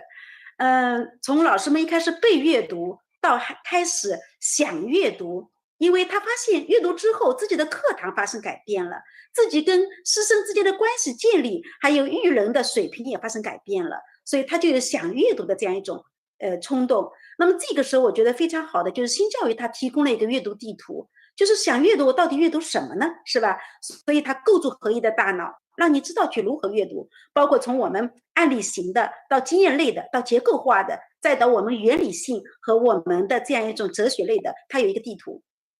所以到后来老师们形成的是一种爱上阅读，爱上阅读的这样一个过程。学校自觉的成立了读写社，也成立了我们的阅读的这样一个有光书院等等。所以他从这样一个逻辑过程当中来看，从被阅读、想阅读到爱阅读，这是一个撬动一所学校高质量发展的一个非常好的起点。所以这所学校也从一所普通的城乡结合部学校到全国的教育系统先进集体，然后我把这样一种力量又带到了我现在所做的新河实验小学。所以我们这所学校也是从新教育开始做书香校园最容易入手的这个10大行动之一开始的。它也从一所小学校到现在有着5所学校的教育集团，而且整个的办学的口碑也在我们当地也是受到了非常好的这样一种好评。所以我觉得这是一种新教育的力量，也是一种阅读的力量。那么刚才陈教授也问到了，就是我们的教师他是不是也会有高原期？事实上从一个教师的成长的这样一种发展的逻辑来看，它是会有存在的，因为它都有一个2次曲线，毕竟突破2次曲线的人为期不多。但是每一批到我们学校来更岗的人都会问我同一个问题，为什么新河的老师没有高原期？那么我要告诉大家的就是我们的老师他都在这个新教育的实验过程当中，我觉得他有3种力量在支撑他。一个就是使命感，他不会觉得自己的成长自己的努力就是为了自己个人，他会觉得自己的成长自己的努力都会去改变这个社会，去改变这个家庭，改变我们教育的未来。所以他有一种强烈的使命感在感召他。第二个呢是创新力，就是哪怕是一个优秀的老师，我也成为特级教师了哈。特别是在新教育这个摇篮当中啊，我非常高兴能够成为特级教师，也成为很多的这些荣誉等身的老师。但是我觉得，如果我们自己不去进行实践创新，不去进行困难的突破，不去进行问题的破解，那么你始终会突破不了自己。所以我觉得这个在新教育的实践过程当中，每个人都会有很高的创新力。还有第3点，我觉得那就是他们会有非常好的接伴型。新教育实验它非常重要的就是你在实践过程当中，你不是一个人在战斗，而是一群人在奋斗。所以我一开始在往师学院，在新教育在线的时候，当你一个问题抛出来的时候，全国各地的名师都给你支招。但是那时候我超级的兴奋，因为我之前只在舞台下面仰望他们是怎么成长的，但是你可以在这个平台当中赢得他们更多的支持。更何况我还可以时刻向朱老师请教，就是让我站在巨人的肩膀上，你就可以登高望远，你就可以思考我们这个未来教育发展的方向到底是怎样的，你身上应该承担的责任是怎样的。朱老师经常跟我说的一句话就是你要记得你不是一个普通老师，你已经是人民教育家培养对象，你身上的责任和要求应该可以对自己更高啊，所以让我站在巨人的肩膀上不断的去眺望。第二个，我觉得可以站在他人的肩膀上，因为这样的一个新教育团队，它是一个非常好的接伴而行的团队，所以它可以从别人的身上汲取更多的力量。还有非常重要的一点，就是你在阅读和你的写作当中，其实就加上了你创新的实践，还有你每天日常形成常态的一种思考。所以阅读、写作，再加上实践和反思，就让你可以站在自我的肩膀当中，去不断的去提升自己、发展自己。所以这样就突破了这个高原期这样的一个高原，因为每个人他不会没有说实在就没有时间去思考高原的问题，他因为始终处在不断的向前、不断的向前行走的姿态当中。好，谢谢陈教授，谢谢朱老师，我就说这么多。谢谢。下面呢，我们请来香港的李子健教授，他长期从事教师教育的工作，请李教授。谢谢秦教授啊，各位专家哈，朱老师大家好，非常荣幸参与这个讨论，因为我回应的问题可能要宽一点，不限制于这香港的一个情况了。首先，如果从一个理论的角度视角来说呢，夫人哈鬼其实很早之前说一个老师的发展大概有3个维度，一个维度是关于技能方面的发展，第二方面是自我发展，就是一个人的不是技能方面，也包括他的 belief、他的信念啊，他的态度啊，他和这个企业中间的认同感等等的相关的问题。第3个板块呢，第三个维度就是面对这个生态方面的或者情景方面的改变啊，这是我经过我自己的解读的一些3个维度，建基于之前的很多专家的理解。好了，新教育的这个实验这个方面，刚才朱老师和2位的专家参与者有提到，我的理解，它的主要的立足点，刚才已经提到了，这个自身发展为主的出发的，作为一个核心的带动的力量的一个实验，一个大型的成功的实验。当然，这个自我发展里面，连接到刚才提到有2个关键的问题。我暂时没有答案，可是我先把我的理解先抛砖引玉说出来。这个职业认同我们很多时候叫可能要翻译为 career identity。这个职业认同里面可能有牵涉到有2个方面。首先，我们要理解到我们的脉络的转变。的秦教授我受益很多他的这方面的权威。我的理解就是这个起码在我们现在的讨论，今天是2022年这个框架里面有几个维度我们注意。首先，地缘政治的变化，这个全世界来说；第二是我们国家发展的脉络。我们20大也谈到过，我们国家成为教育强国、人才强国，很多其他的方向。我们香港，我身处的香港的特区，我们最近特首也谈到新闻报告里面的关于教育的不同的发展，其中一个和国家的我们习主席谈到的leader assurance是一脉相承的一个理念。所以我觉得这个脉络也帮助我们理解，不单只是新教育实验，也包括我们未来的如果我们放在我们国家相关的脉络里面，我们可能有思考这个问题。第三，当然我们提到的20世纪的技能，有很多地方叫核心素养。这个也是面对我们这个时代的一个对我们学生的培养，也可能包括我们老师培养的一种能力。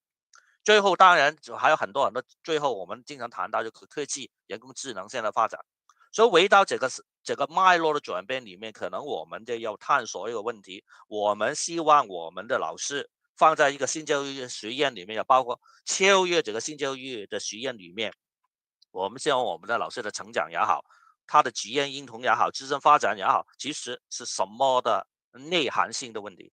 第一，我觉得很重要。刚才我们的庄校长已经提到有3个力量支撑这方面。其实可会归结到，首先一个老师有没有庄校长说这使命感，有很多相关的概念，可能有些专家说专业主义、专业精神。这个专业精神来说，我们当老师的，从事教育的，应该对这个专业的理解这方面是什么？第二，刚才围到一个点上面，我觉得很重要，就是特别谈到这个leadership人的问题。我们做这么多的成长，我们最后我们的对象，我们想培养的还是我们的学生，我们学生的成长，我们学生的幸福感，我们培养我们学生作为未来的一个未来的公民、国民的这个方面的概念。第三，我们要注意在任何的时代，也包括特别尖锐这个时代，就是我们这个老师，每个人都是要终身学习的。我们每个人，特别是面对我们这么多的科技的变化、世界的变化，我们终身学习。所以谈到第二个问题，刚才庄少有提到这个创造力的问题、创新力的问题。如果我们的老师没有创新力的话，恐怕我们就落后的很多啊。这个是第二个问题的回应。当然，刚才提到就是一个高原期的问题。高原期的问题，其实在教育发展里面，在卓越教师，特别在卓越教师的研究里面，是经常要提到一个问题：怎么解决这高原期的一个障碍？怎么样令到到另外一个高峰这些问题？但是我觉得放在不同的地方里面，特别根据我有限的香港对香港理解。很多的老师，国内可能好一点，有2个轨道，就是你当特级教师，你可以针对你教学研究、教学的发展、教育卓越性成为一个卓越的老师。有另外一些地方，就是你从事行政工作，你可以当主任，然后副校长，要当校长，这个行政这个轨道。当然2个不是互相矛盾。你看我们的张校长是两方面都是很卓越的一个范例，但是我们可能要想，我们在这个发展当中，怎么解决不同阶段的高原期的问题啊？这个高原期不一定是关于这个专业的，也可能对人的、对学生的、对学习行政的领导方面的一个高原期。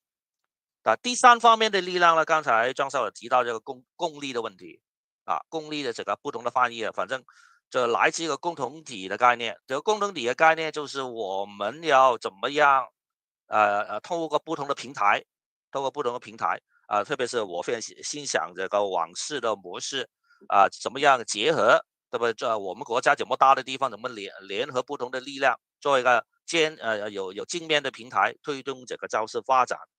所以呢，我简单把这个大的一个脉络呢，帮我去理解这个新教育实验作为一个特殊的有正面形效的值得学习的一个教育创新的计划。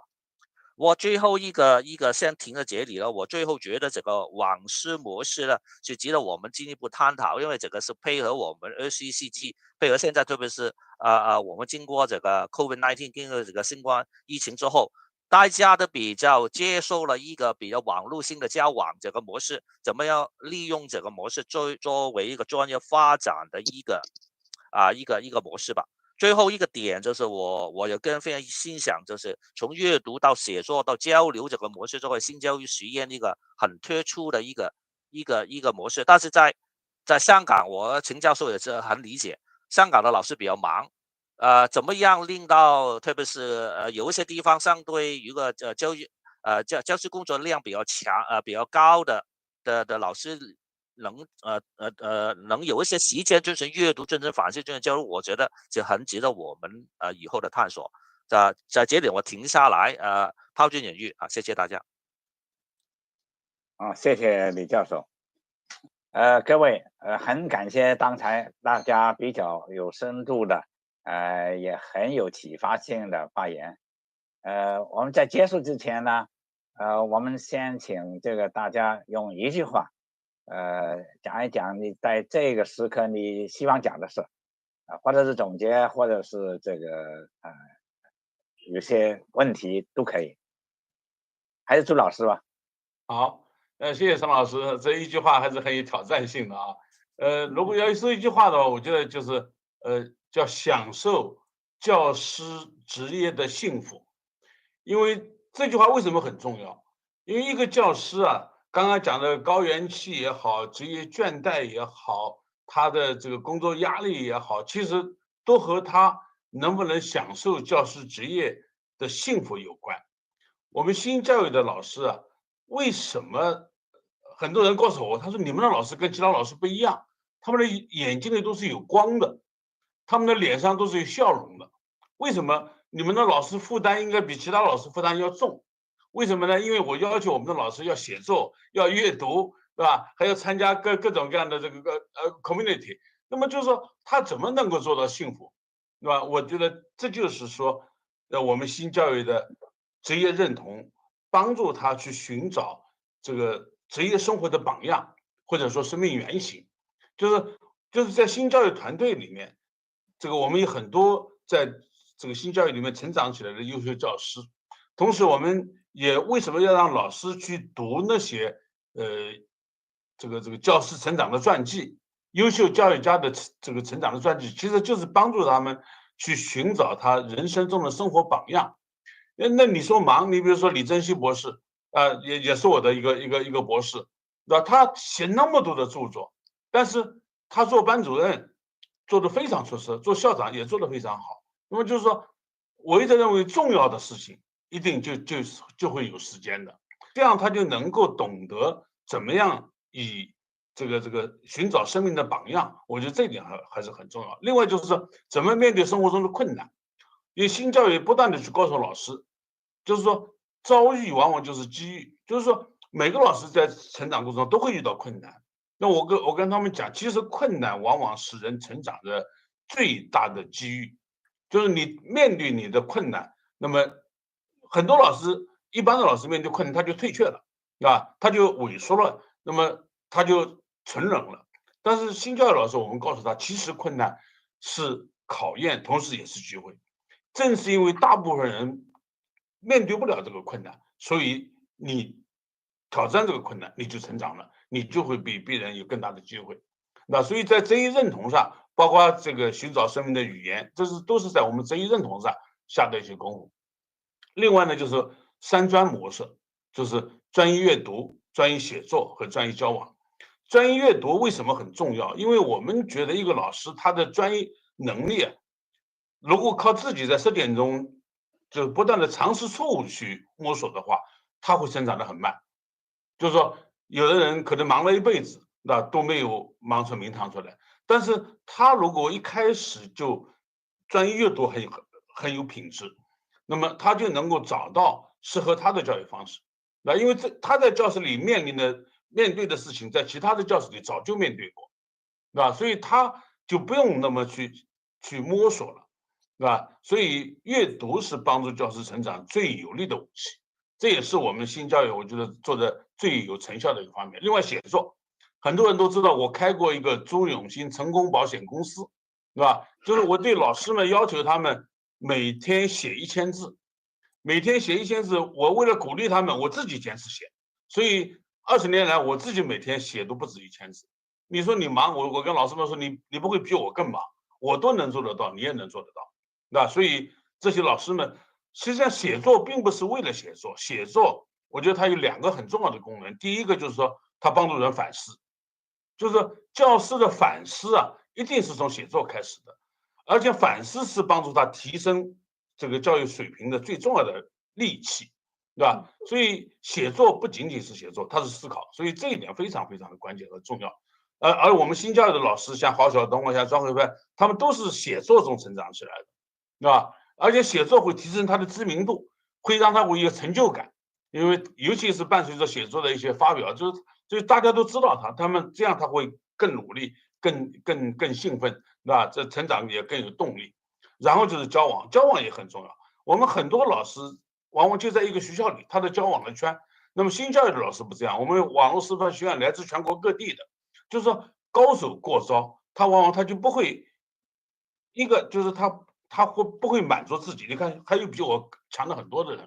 另外，他会不断的向别人学习，别人的好的东西，他很快可以拿过来。所以这个共同体，这个也是非常的重要。所以有了这几个方面，那么教师他就会有很享受他的这个教育生活，对吧？所以我觉得享受教师职业的幸福是教师成长的秘密武器，也是他成长的关键点。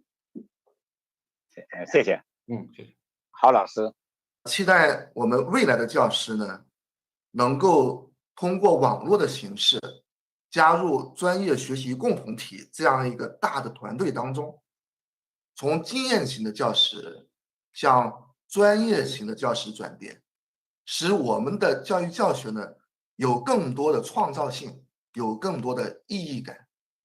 新教育实验让我一辈子只做一件事情，那就是一辈子学做教师，也让我一辈子记得自己的使命，那就是用教育的理想去做理想的教育。谢谢。好，李教授。今天学了很多，所以我就希望未来的教育是以生命的成长、立德树人和教育传承作为核心，以教师、学校、教育界的持续学习、持续的反思与发展作为取向。谢谢。刚才上面4位的发言一定给大家很多的启发。我这里也不会做再长的一个结束语。但是我觉得新教育的新很重要。这个新是因为现在社会不一样了，是一个新的社会。科技的发展也加速了这个社会的变化。现在的地缘政治也是促进了社会的变化。因此呢，我对新教育有很大的期望，就新教育还有新的很多下一步。谢谢各位。好，非常感谢陈教授、李教授，我们郝博士和庄校长。我们今天这样一个短时间的讨论，对教师问题啊，很难充分的展开。但是毫无疑问，教师这个职业，无论是过去、现在还是将来，都是制约着教育发展的一个最核心、最关键的要素。传统教师的很多职能可能未来会被高科技的一些产品所取代，但是教师的智慧是无法取代的，教师的情感是无法取代的。那么高素质的教师，更加贴近学生、更加个性化的教师，将是未来社会的一个紧缺的这样一个教育的一个最重要的资源。那所以我们期待我们新教育的团队能够和香港的同仁和我们全世界的这个教育工作者一起来探索教师的成长之道，一起来为我们提升教育的品质做出我们的贡献。再次感谢大家。Thank you very much to all of our panelists. At this time, please welcome Professor Kai-Ming Cheng and Mr. Edward Ma on stage once again in conversation with Professor Yongxin Zhu, Mr. Xiaodong Hao, and Ms. Huifeng Zhuang, who will be dialing in live with us.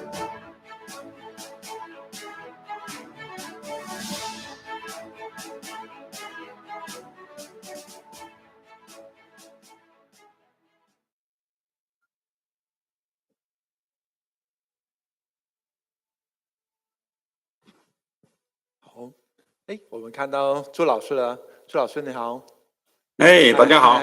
还有庄校长，还有郝博大家好，大家好。啊，谢谢陈教授在现场跟我们一起跟嘉宾互动。那我们这个时间有限，我们就马上展开了。那个我们这收到有不少那个问题啊。第一条那个问题啊，是有关于那个写作跟阅读啊，都是很需要花精力跟那个时间的。那到底这个新教育实验是怎么去鼓励？听不到声音，目前。哦，听不到吗？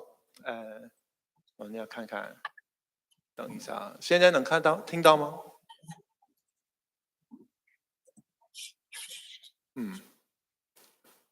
可能我们这个可能同事们要看看，那可能就先问问陈教授跟我们分享一下了。就在您要不我们就往先看看下一条那个有一条是给陈教授的，就是有关于那个香港跟那个全球不同地区啊，都面对着有那个老师短缺的那个情况。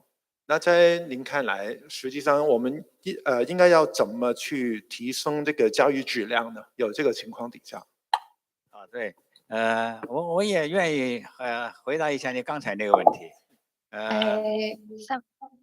能听到吗？我在70年代，因为很早了，在座的很多还没出生呢。我70年代我的学校初中一的学生，他的程度只有大概小学3年级。当时老师就想出一个办法，就每一个学生每天要写，那个讲英文啊，要写英文日记。开始想是不可能的，每个老师其实10点半就要把日记还给他。他不是精改，但是呢，在出了错的地方，他画条线，收到的效果是不可思议的。所以我很同意这个写作。这个写作是一个整理，也是个学习，也是一个回馈给自己的。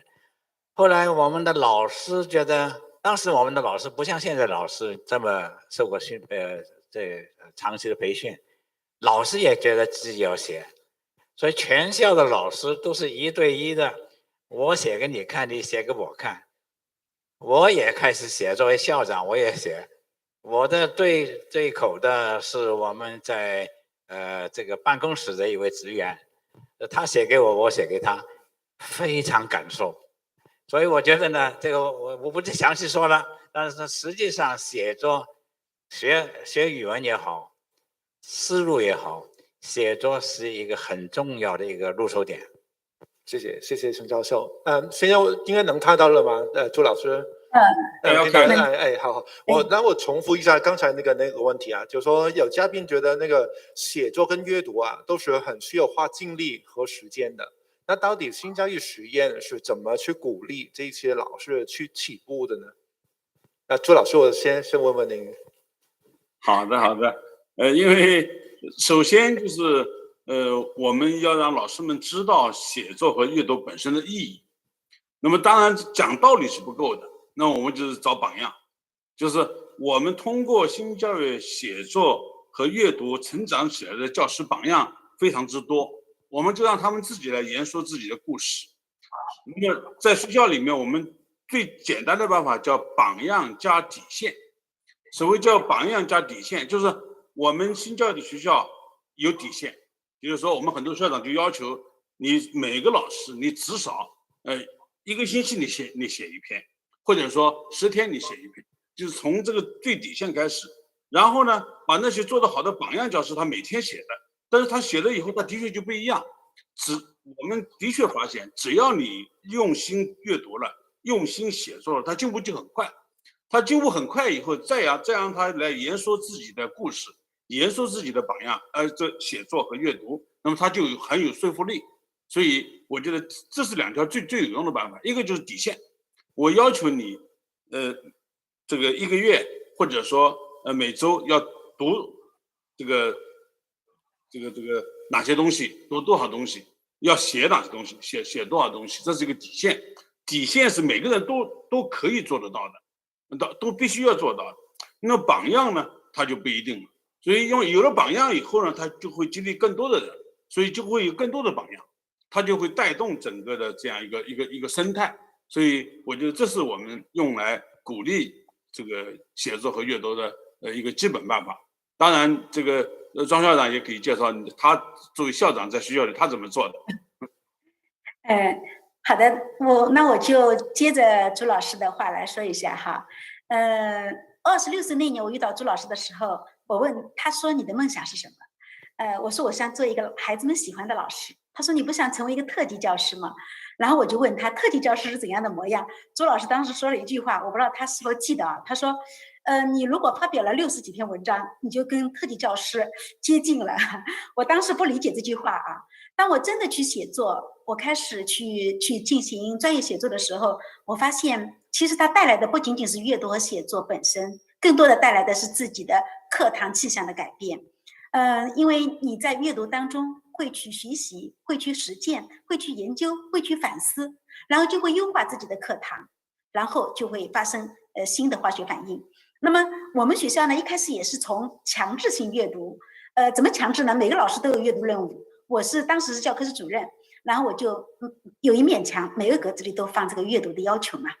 但是在这个过程当中，老师们他尝到了阅读的甜头，他就会结伴而行，所以他就愿意来写作，给大家分享。就像朱老师说的那样，把写的发在自己的博客，发在教育在线，有人在跟帖，有人在点评，结伴而行，他越来越感受到这样一种成长的力量，然后就会持续的作为榜样去鼓动身边的伙伴们也卷入进来。所以当他自己爱上阅读和写作之后，他就会合理的来分配时间，因为他不会觉得这是任务，他觉得是自己本身需要，或者说是自己的爱好和习惯所在。谢谢钟校长。那郝博有没有一些补充呢？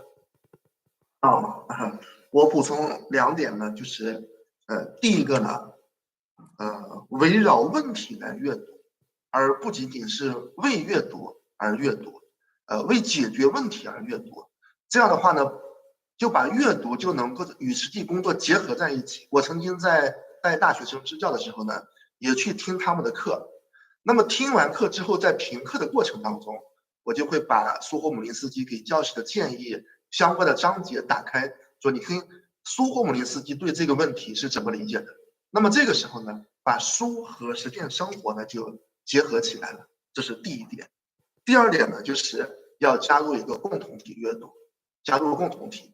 那么在共同体当中呢，可以去相互的交流，去解决自己读什么，以及呢怎么样读的问题，因为必须得进行一个交流和对话。那么这个呢，我也是现在在网络师范学院教师学习中心组织来自全国的中小学教师去进行阅读。那么他们可以跨界跨出自己的学科时空呢，在更大的范围内交流的，激活了阅读的信心和兴趣。谢谢。好，谢谢。然后我下一条问题了，不好意思，因为我要翻译一下，因为这个提问的都是英文的。我理解就是这个问题啊，就是问如何让那个老师跟孩子都觉得这样有趣味了？因为在写作的时候，未必所有孩子都可能会马上能感到有趣。那怎么去鼓动他们，就是来做这个事情？是否会跟他们玩一些游戏啊，或者有什么方法去鼓励他们来做这个东西呢？那朱老师。好的。这个的确，我们新教育的老师呢，创造了很多好的办法。比如说，一般来说，我们不鼓励孩子，就是把写作作为一个很强制性的任务，就是鼓励孩子能够，叫我手写我心啊，就是把自己内在的想法，自己就是，所以我们创造了一种叫缩写课程，就是说，他只要说出来就行了，然后他爸爸妈妈或者老师就把他说的东西记录下来。其实很多孩子他是从说开始的，只要能够流畅的说，他就能够流畅的写。第二，就写的内容要反映他的生活，要有趣，的确就是他自己亲身经历的，所以要给他有丰富的生活。所以你如果让他就关在那儿，让他闭上手去想，他就想不出来。所以你要给他生活丰富了，他写的东西他就丰富了。所以要多带孩子一起参加各种各样的活动啊，走进大自然啊，多阅读啊，就是他写的题材很多，对吧？第三，当然就是说他让他有一些有成就感的机会。我们新教育有很多平台，那么他可以把他写的东西及时的发表，然后有其他的孩子的评论，有其他父母老师的这种鼓励，那么他会有这个更好的这个积极性。那么作为教师来说呢，当然教师的写作跟学生的写作的策略可能还不一样。从教师的写作，我们还是因为我们今年的新教育的主题就是写作创造美好生活，我们特别鼓励就是教师把自己的写作作为他的一种生活方式，不是作为一种简单的一种职业的压力，就是让他能够享受自己写作的这样一个过程，尤其是在这样一个自媒体非常高度发达的这样一个世界，这样的一个时代，我们这个老师其实每天老师都在写作，只不过是在微信上去写那些非常碎片化的东西。那么如果我们有意识的把这些能够组织起来，能够用心的把时间更好的利用，那么既能够帮助自己更好的成长，同时也能够留下很多很珍贵的这个财富。谢谢周老师。我这里插一句，那我想起啊，现在有一个问题啊，就是你要学生做的，老师不一定做。所以你们提到了阅读，要老师不看书，家长又不看书，就逼着孩子要看书，这个问题非要解决不可。第二个呢，就是写作啊，常常不小心呢，他写作就是写给老师看。现在因为有网课啊，现在香港小学不少老师呢，把学生所有的作文，英文的、中文的都上网，全班都上网。所以第一呢，就学生有一种发表这个概念的，是给人家看的，不是给老师看的。第二呢，他鼓励学生互相评论，这个过程评人家其实也是一种学习。还有呢，这个学生要接受人家的评论的时候，他就不注意老师的分数了。第三呢，就是老师的批改也不一样了，这不是很勤力的批改了以后学生也不一定看。所以我觉得这个科技啊可以带来很大的变化。谢谢陈教授。是的，中山的跟郝博，我接着那个陈教授的话说啊，事实上是如此的，就是现在新的科技带来以后，人们对于这个写作，不管老师还是学生，他也在随之而改变，随之而发展。我举一个例子，就是我们学校的全国新教育实验的先进个人，也是我们的孙玉金老师。他5年前被我派到我们城郊结合部一所学校，那个学校呢，随迁子女他在96%，就是都是来自全国各个地方的，流动性比较大的这样一所学校。他在这个班级当中做新教育之后，他班级里所有的孩子在4年当中，他的文章全部都有发表。然后他又把这样一种经验迁移到了回到学校之后，他又在现在我们本部也在使用。结果班级里我们本部呢，每个班是36个孩子，那么每一个孩子都有自己的一个频道，就是他都有自己的一个微博，或者是自己的一个美篇，或者自己的一个微信这样一个圈等等，来发布自己的作文，发布自己的写作，然后就有很多的全国各地的人都会给他们去点赞、鼓励、评论，孩子就会在这样一个成长过程当中获得很好的这样的一种成功感、获得感和分享感。那么对于老师来说呢，我觉得也同样如此。事实上，当老师他尝到了这样一种写作和阅读的味道之后，他真的会一发不可收拾。所以我们在做这个写作，老师的写作还是学生的写作，都会比较的推进用主题性。比如说我们最近都在做项目化学习，好，那么我们做这个系列做下来之后，就会把读、写、教、研还有我们的评结合在一起。所以一场教研活动下来以后，老师们就会马上思考，我应该可以写出怎样的文章，不管是大的还是小的，它就会有这样一个主题性。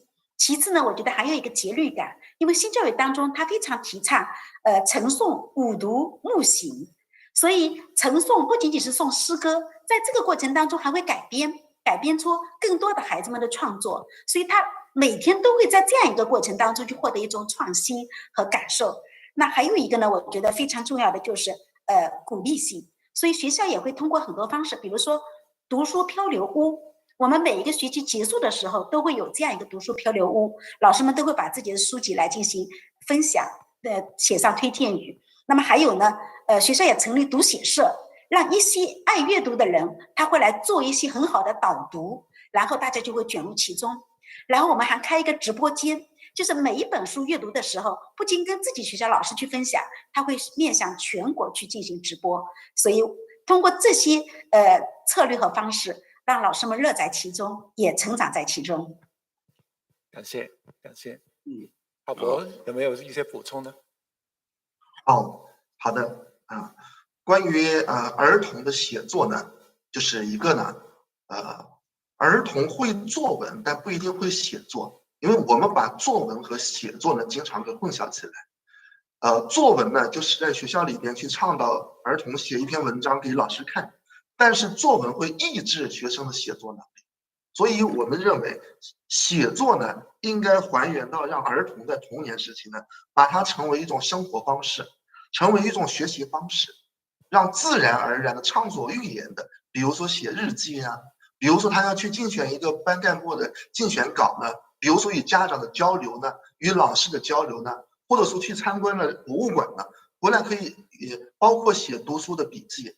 那么这些呢，其实都是在训练儿童的写作能力。但是很多时候教师呢会强调，为了一种应试的作文，导致呢孩子呢似乎不会写了。所以把写作还原到生活方式和学习方式，非常重要，这是一点。那么从阅读来说，我觉得抓住2点。第一点就是说，要选择给儿童适合他阅读的书籍，是他感到有兴趣的书籍。比如说低段的绘本呢，低段的绘本，如果再选择一些抽象的书籍，他读不懂就没有兴趣，这是第一点。第二点呢，就是把书籍的意义发掘出来，书籍本身的兴趣意义发掘出来。那么我曾经呢带领着5年级、6年级的孩子呢读《苏菲的世界》这本书，其实对于普通老师来说也是蛮普通的，因为我用了一个假期读了20天的时间，每天6个小时，上午3小时，下午3小时。那么这些小学生为什么喜欢阅读《苏菲的世界》呢？很多老师说你有什么方法？其实也没有什么方法，关键是要把书籍本身的意义发掘出来。那么这种意义当中就有兴趣，兴趣不在于外，兴趣不在于说什么形式，而在于书籍的本身。我们如果脱离了书籍的本身，而过度的去注重外在的阅读的形式，可能呢恰恰偏离了这个阅读的兴趣。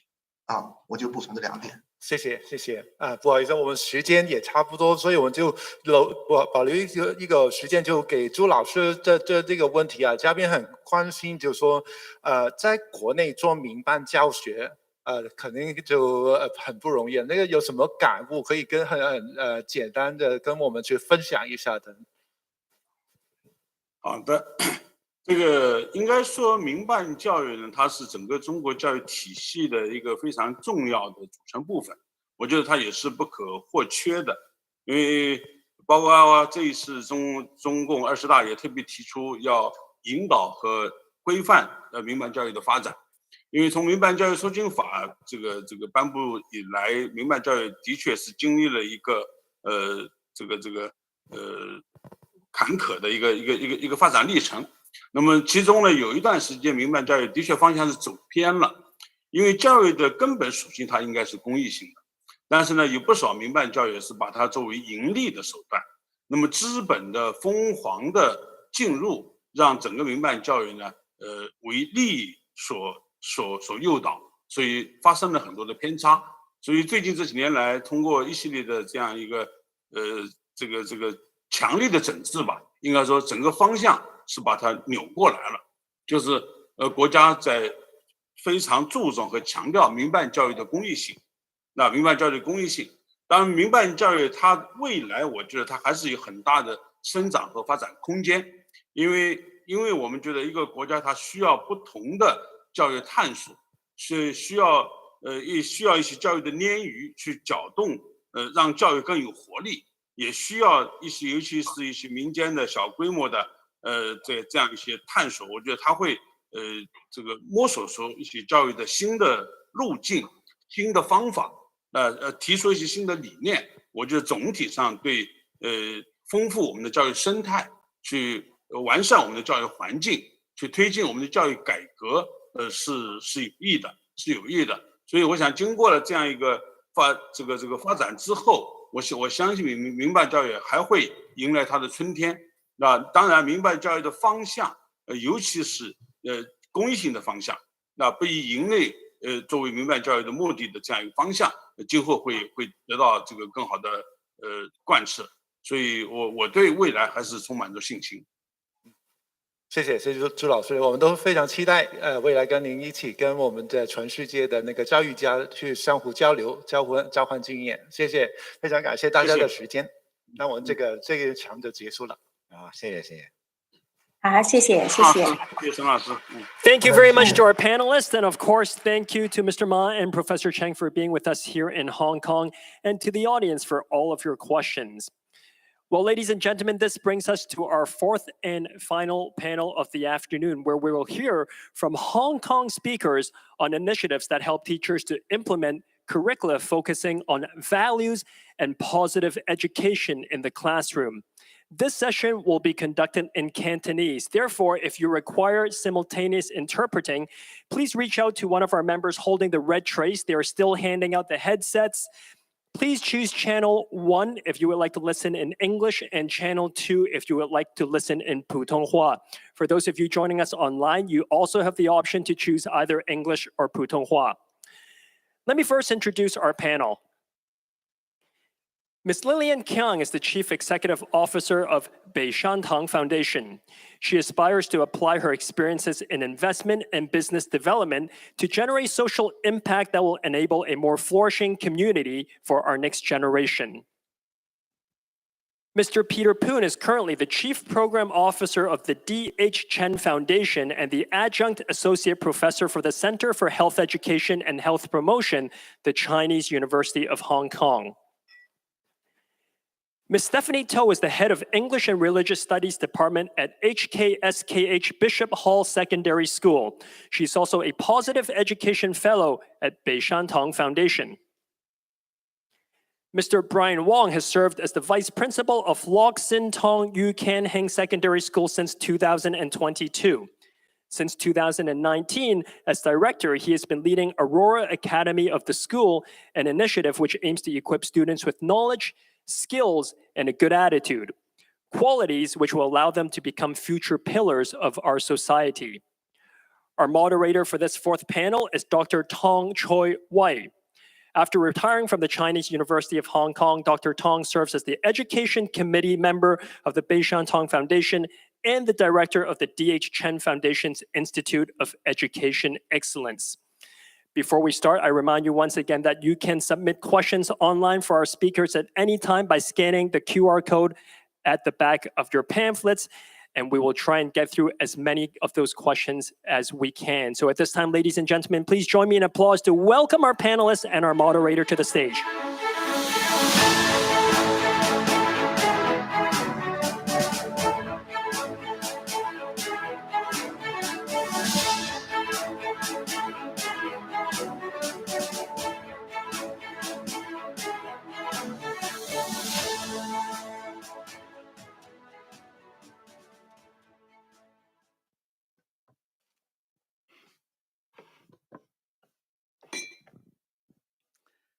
好，大家午安。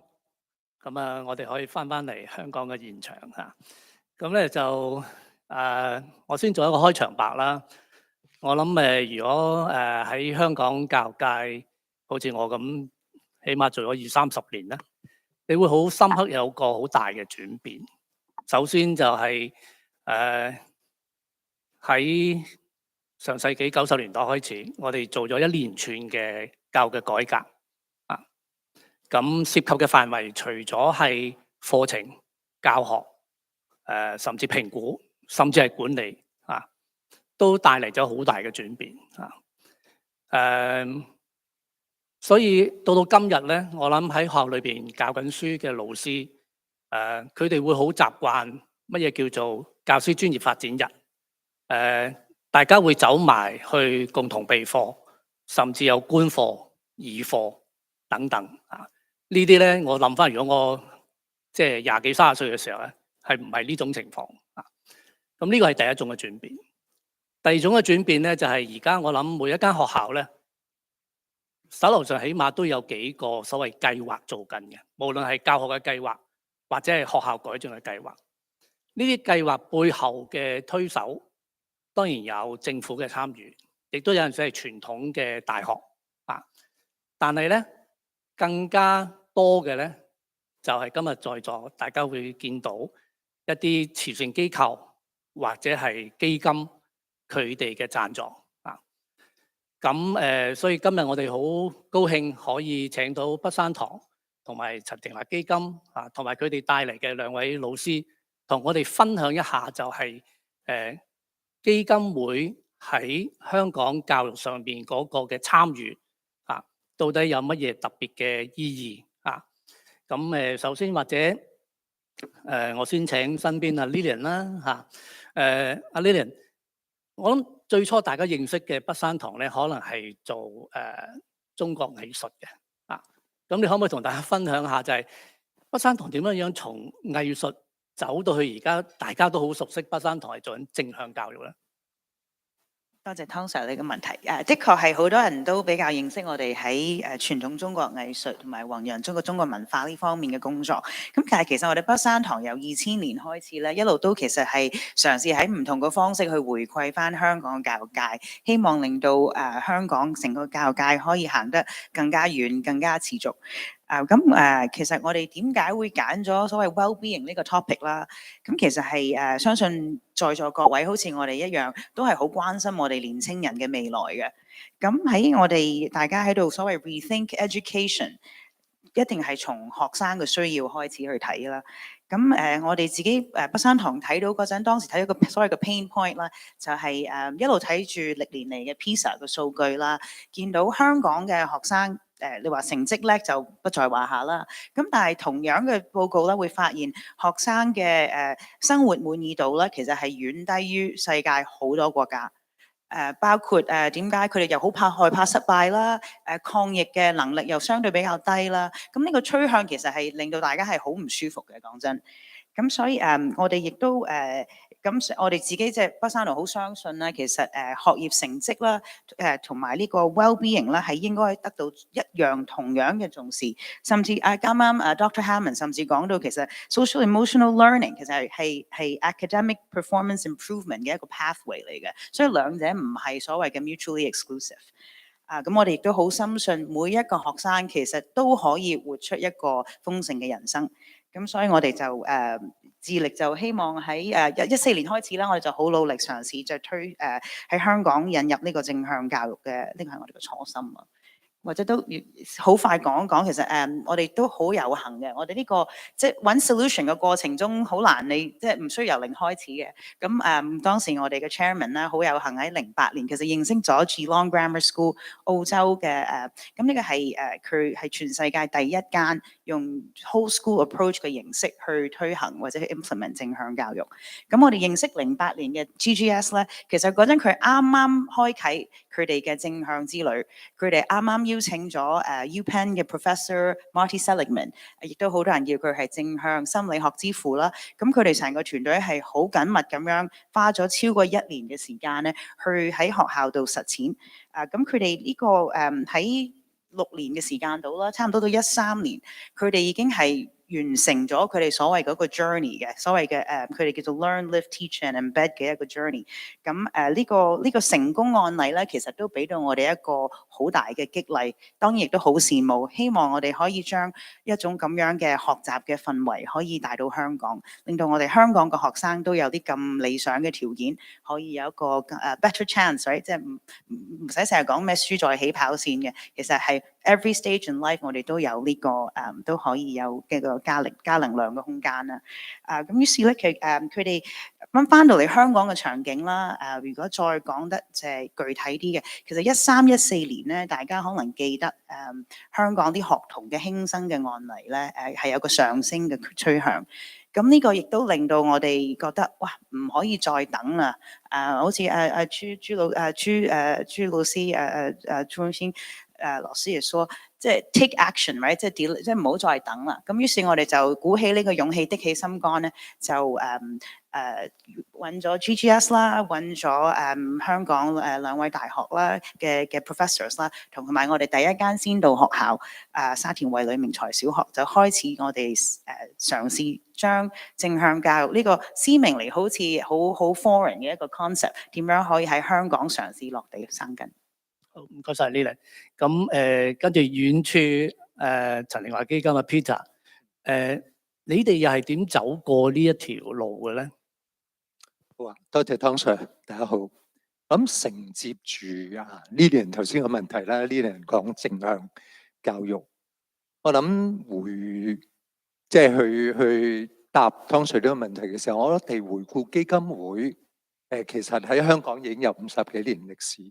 一路咧對教育方面咧都非常非常重視，我哋淨覺得，我相信大家都好同意咧，香港嘅未來以至世界未來其實係年青人，佢哋一個好重要嘅持份者。咁所以即係當我哋要進入即係呢個咁嘅場景嘅時候，過去基金會咧多啲都係一個比較被動嘅角色，即係話收到一啲邀請。學校嘅項目又好，或者社區裏邊嘅項目都好，我哋就去回應。但係我諗其中一個我哋嘅新嘅定位，就係從呢種被動轉為一個主動積極。特別過去呢幾年，我哋見到教育嗰個需要係急不容緩。咁所以我哋咧就從一個相對被動走向呢個所謂積極，無論去發掘嗰個問題背後嘅一啲嘅原因啦。甚至乎喺裏邊尋求一啲嘅方法，希望帶嚟突破。咁喺呢度咧，都想再 echo 呢啲人講個正向。我估計正向，我哋都係講緊一種價值觀。Foundation 咧一路持守嘅價值觀咧，就係嗰種慈悲嘅價值觀。我自己唔係呢方面專家咧，不過簡單個概念咧，就係當人快樂嘅時候，點同佢一齊歡樂喜樂；當人去憂傷痛苦嘅時候咧，我哋點去同佢同行，甚至乎拔除呢種嘅痛苦。所以我哋就去持守呢種價值觀，進入呢個教育嘅場景裏邊。咁同埋咧，就希望老師又好，我哋好多嘅持份者都好，唔係純粹做嗰樣嘢做得有幾好，而係秉住自己，憑住自己嗰個心，從心出發，去創造一種新嘅想像，甚至乎一種新嘅突破咁。好，唔該晒 Peter。其實一講到教育咧，差唔多喺個社會裏邊，所有人都會關係在內，即係學生啊、家長啊、學校裏邊嘅校長啊、教師。咁我又想問下兩位咧，即係喺咁多個我哋俗語所謂持份者當中，你哋點解會比較都係集中喺老師呢個角色上邊？或者 Peter 先？好啊，你問我咧，我一定會揀教師。回想自己讀書嘅時候，其實幫自己度過好多艱難日子，其實就係老師。甚至乎唔係要老師幾貼身去關懷，而係一言一談。其實一句説話已經可以扭轉咗，即係作為一個學生喺嗰個處境裏邊點去面對一種嘅態度。咁所以咧，foundation 一樣，我哋視老師成為我哋最重要嘅夥伴。咁我哋亦都覺得咧，老師佢自己去所帶嚟嘅轉變咧，真係無遠弗屆嚇。當然啦，佢可以影響班裏邊嘅同學啦，亦都可以影響緊佢嘅同儕嚇一班老師們嚇。當大家一齊去經歷一啲艱難嘅時候，有老師可以好堅毅咁踏前一步，我相信都帶嚟好多嘅影響。咁所以我哋會覺得老師嗰個漣漪效應咧係非常之強大嘅嚇。咁另外一樣嘢咧，我哋覺得老師要帶動呢個學生轉變咧，第一個就係老師。咁所以當我哋講慈悲，對學生慈悲，第一樣嘢老師要經歷慈悲。咁所以基金會無論喺資源咧、一啲空間啦、一啲培育上高，希望我哋都可以俾到老師有呢種嘅經驗，從佢自己經歷慈悲。當佢經歷咗慈悲嘅時候，自然咧喺課堂裏邊咧，啲學生都可以被佢感染嗰份慈悲。好多謝 Peter。阿 Lilian。我好同意 Peter 講嘅，我哋北山堂一樣，或者係正向教育整體嚟講咧，都係重視，非常之重視，亦都是老師係我哋最重要嘅伙伴，亦都係呢個轉變嘅過程中最關鍵嘅 change agent 啦。我都 echo 翻啊 Peter 啱啱講，我自己曾經都有啲老師係真係令到我嘅人生係喺唔同嘅位置，高點低點都好啦，係令到我可以走出去，令到我揾到一啲新嘅動力。咁佢個方法其實唔係話佢教我啲咩知識，而係佢喺最需要嘅位置咧，見到我嘅 potential， 而提點我，其實我係可以做到。咁所以我呢種力量咧，即係老師呢種以生命去影響生命嘅呢種使命咧，係真係好有威力。咁所以我哋但係個 challenge 好似今日即係 Dr. Hammond 啊，好多位專家都講嘅就係我哋點樣去更加去裝備我哋嘅老師咧。咁所以喺我哋自己北山堂，我哋由第一間先導學校開始啦。咁我哋嘅團隊今日有好多位同事同工都喺度。咁我哋好努力嘗試點樣將呢個所謂嘅 theory 同 practice 可以 integrate 到。咁亦都將喺香港嘅情景點樣可以貼實啲發生啦。咁但係第一步咧，一定係由老師嘅，我唔敢叫培訓啊，我覺得係同老師一齊 co-learn 一齊學習嘅一個過程啦。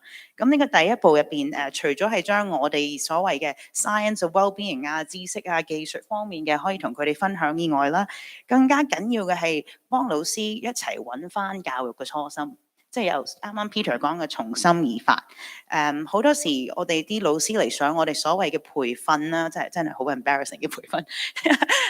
我哋呢啲一齊共學嘅一啲機會啦，佢哋話其實佢哋覺得最 powerful 嗰個環節就係俾個空間佢哋去反思，點解佢哋要做老師？教育嘅目的係乜嘢？咁所以呢個係我哋非常之重視嗰個所謂嘅 learning 嘅 part， 其實係個心個 heart set change。咁另外一個咧就係亦都今日大家都有提到嘅就係，咁老師雖然學咗之外，但係而家俗稱嘅所謂嘅10個煲5個蓋嘅環境下，老師真係好辛苦啊！佢唔係唔想做好，但係真係冇呢個空間。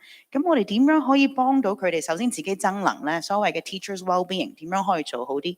咁第一步就等佢哋自己 benefit， 自己感受到正向教育對佢自己個人嘅好處，等佢自己可以喺自己嘅每日嘅日常生活入邊可以活出正向嘅元素。咁其實有我哋嘅 humble observation 就係好多時候，當呢件事發生咗，老師 reconnect 翻自己做老師嘅初心個初衷嘅時候咧，其實所謂嘅跟住嘅 teacher embed 咧就會好自然就會發生嘅。咁所以呢個亦都係我哋點解即係好重視嗰個 learn and live 啦。咁係我哋北山堂可以幫到嘅就係呢一 part。咁之後個 teacher embed 其實就交翻俾專家老師。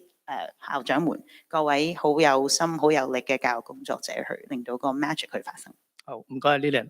好啦，咁跟住我就要問下今日上嚟嘅兩位老師啊。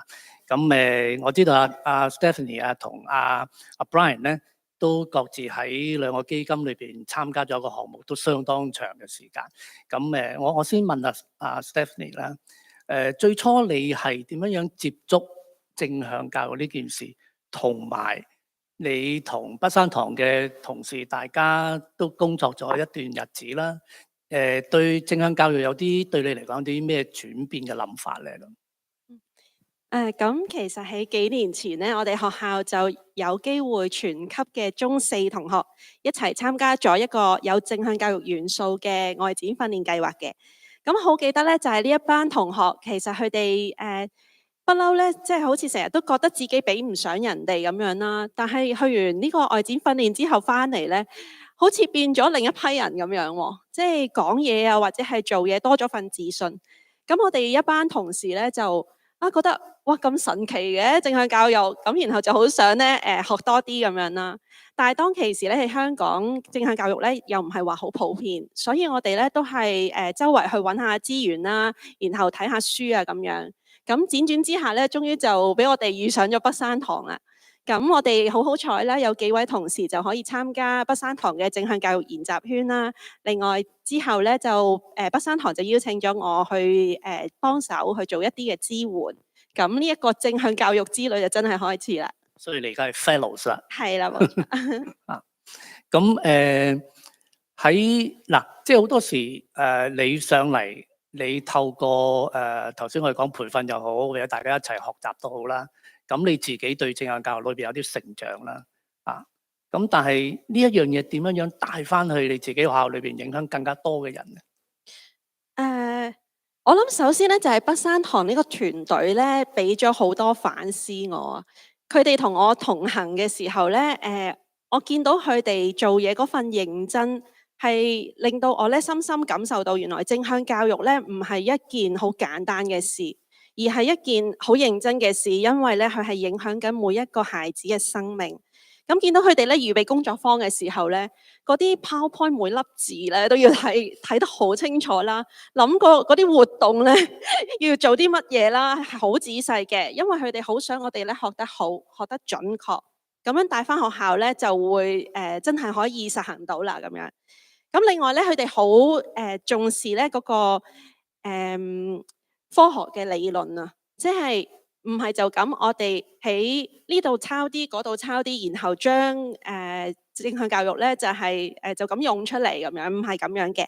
我哋要知道咧，知識同埋實踐咧係要並重嘅。咁呢個係佢哋會好深入淺出咁樣咧，將理論咧帶翻俾我哋一班老師啦咁樣。咁所以呢個咧都係好影響到我，讓到我諗就係我一定要知道咧喺學校推行正向究竟係點解要咁做，同埋咧做咗之後究竟學生咧會點樣去成長，點解佢哋會有成長。咁同埋咧，佢哋好重視社群嘅建立嘅。咁佢哋咧會覺得一班真係有心去投入喺正向教育嘅同行者，一班同路人咧一齊先至可以真係為學生咧提供最好嘅環境俾佢哋成長啦。咁所以咧，我喺研習圈裏面咧就認識咗好多同路人啦，然後我哋分享一啲好嘅點子，然後有啲咩困難嘅時候又可以集思廣益等等。咁北山堂團隊咧就幫助我哋將正向教育咧真係全校咁樣去實踐出嚟啦。講就好容易，全校實踐，可唔可以好簡單講一兩個招數同大家分享下？你點樣可以令到全校嘅老師都會同你一齊做嘅？咁唔係啲乜嘢招數啊，但係咧佢哋真係好生命影響生命嘅，因為佢哋咧係一個好活出正向教育嘅團隊。即係簡單啲嚟講就係，其實我講嘢唔係好叻嘅，但係咧佢哋即係喺同我同行嘅過程裏面，讓我見到自己嘅強項，然後俾即係鼓勵我去發揮出嚟嘅時候，其實就教緊我點樣去幫助學生睇到自己嘅強項，然後發揮出嚟啦。咁呢一樣嘢咧，好感動我哋團隊嘅。我就同幾位英文科老師開始喺英文堂嘅時候咧，試下做一啲嘅改變，然後咧就將我哋嘅無論成功或者失敗經歷咧，同同事分享。咁校長啊、副校長佢哋又好好啦，就騰出一啲空間俾我哋咧去學習，同埋咧都好放手啊，好放心俾我哋咧去做一啲教師發展啊等等。咁呢一啲嘅改變咧，都喺我哋學校度發生緊。我想問下你喺學校推正向教育推咗幾多年度啊？而家大約6年度咧。6年度，係。咁都應該有啲成效咯喎。可唔可以同我哋簡單分享一兩個故仔？可能係老師嘅，或者係學生嘅，因為正向教育嘅引入，而你見到一啲嘅轉變。好啊。我預備咗㗎啦，呢個故仔係我咧好記得就係有一位教咗好多年書嘅同事，咁佢喺一個教師發展嘅活動裏面咧去分享，佢話時代真係唔同咗，我仲係咪可以用以往嗰一套去教我哋嘅學生？呢啲係唔係最好嘅方法去幫學生呢？其實呢位同事咧就係退休㗎啦，佢咧係其實唔需要花好多時間再重新去學習，然後去改變，但係佢願意花時間心機去為學生去學習而去改變嘅話，呢一樣嘢令到我哋好感動。咁另外咧，哇！學生嘅改變咧，我諗你俾多3日我咧，我講唔晒。但係咧，我好想今日同大家分享一個小故事啦。其實喺10年前咧，有一個同學曾經同我講過一句令我好傷心嘅説話。嗰句説話係咁嘅，佢話：Miss 你咁有教育熱誠，不如你去第二度教啦。點解仲要留喺度教我哋呢班垃圾？今日咧呢一位學生咧已經成為咗一位老師。佢咧喺疫情期間喺網上面聽過我哋分享，然後佢就嘗試將正向教育放喺佢嘅教學裏面。咁佢上個月咧就同我食咗餐飯，然後 send 咗個 message 俾我，我讀俾大家聽。佢話：Miss 你喺教育事業上面不斷求變，都提醒咗我要成為一個真正做教育嘅老師。好多謝沿途有你，我真係唔知可以送乜嘢去回報呢份恩情。希望我嘅品行教育能夠對得住 Miss 你一直以嚟嘅教導。生日快樂！咁呢個係我分享。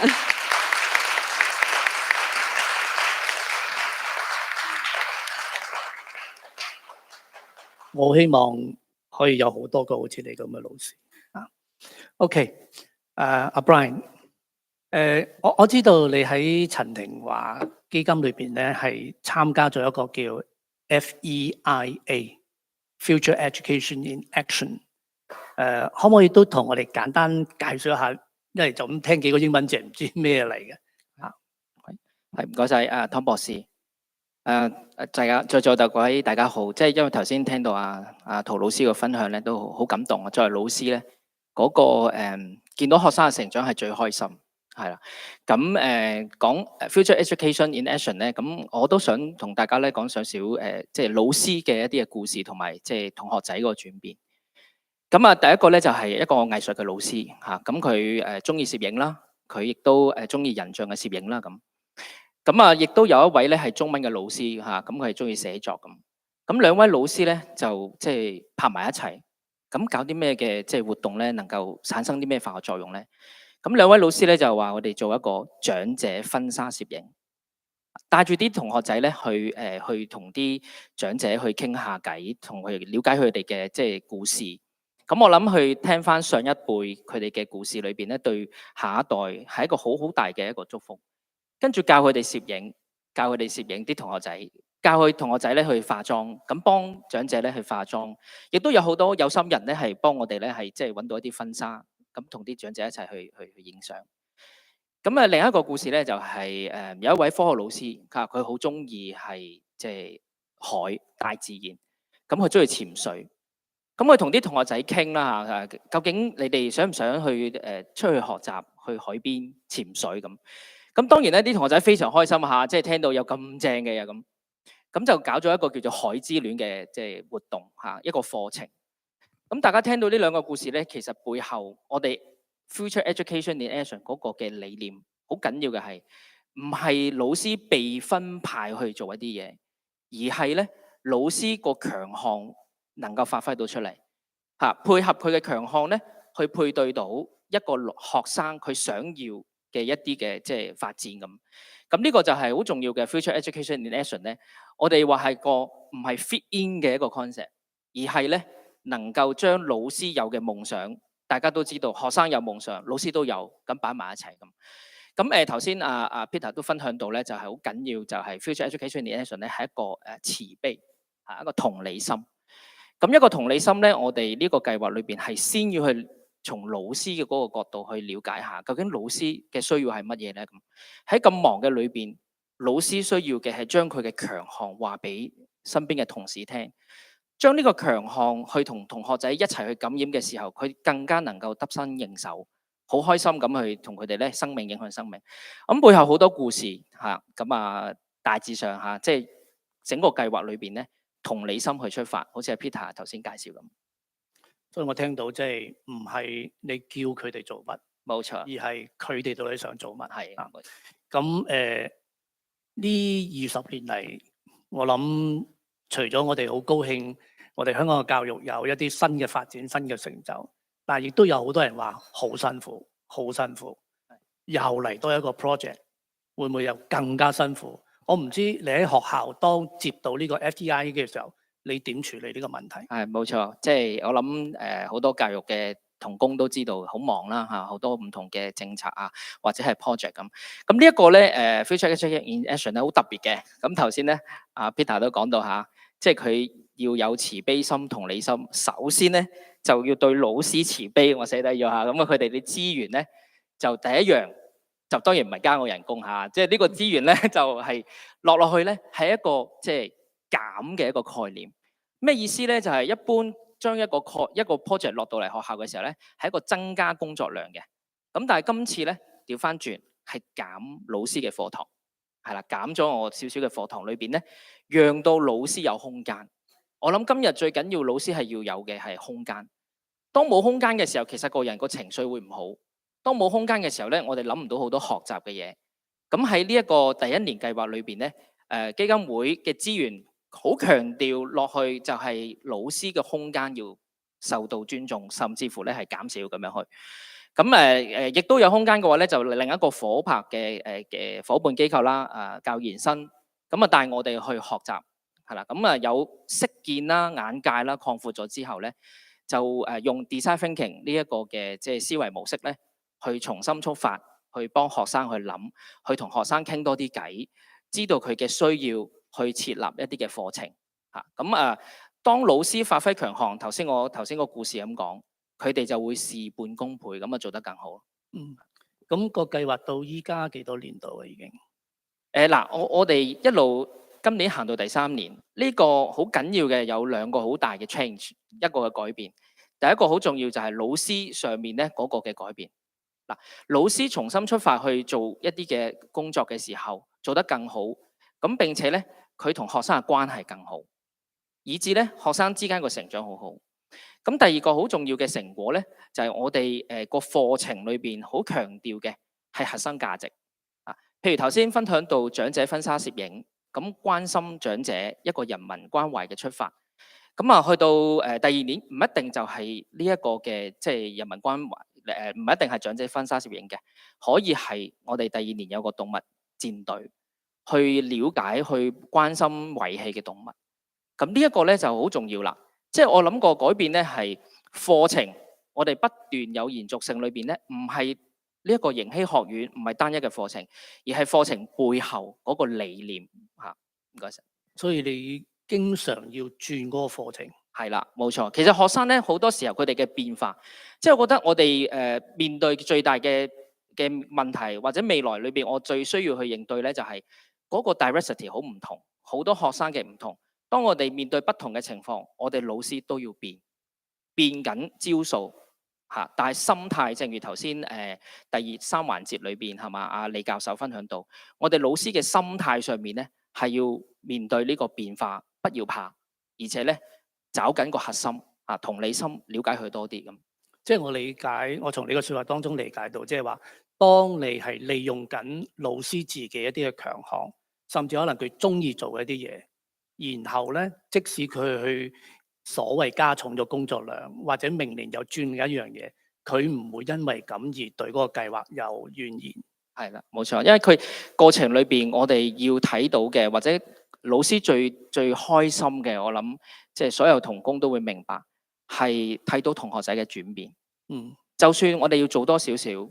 只要見到孩子會有改變嘅話咧，呢個就係我諗教書嗰個嘅即係初心。係啦。好，咁最後有一個問題，我諗好多時都好想問嘅，即係當我哋投放咗好多嘅時間、精力甚至錢去做一個 project，咁當然梗係我哋希望佢有好嘅成果啦，而多數都有好嘅成果，但係跟住梗係我哋會講一個字嘅。就係所謂個 sustainability， 即係我哋唔希望做一啲嘢係好似放煙花，放完咗之後跟住個天就變翻黑色，係嘛？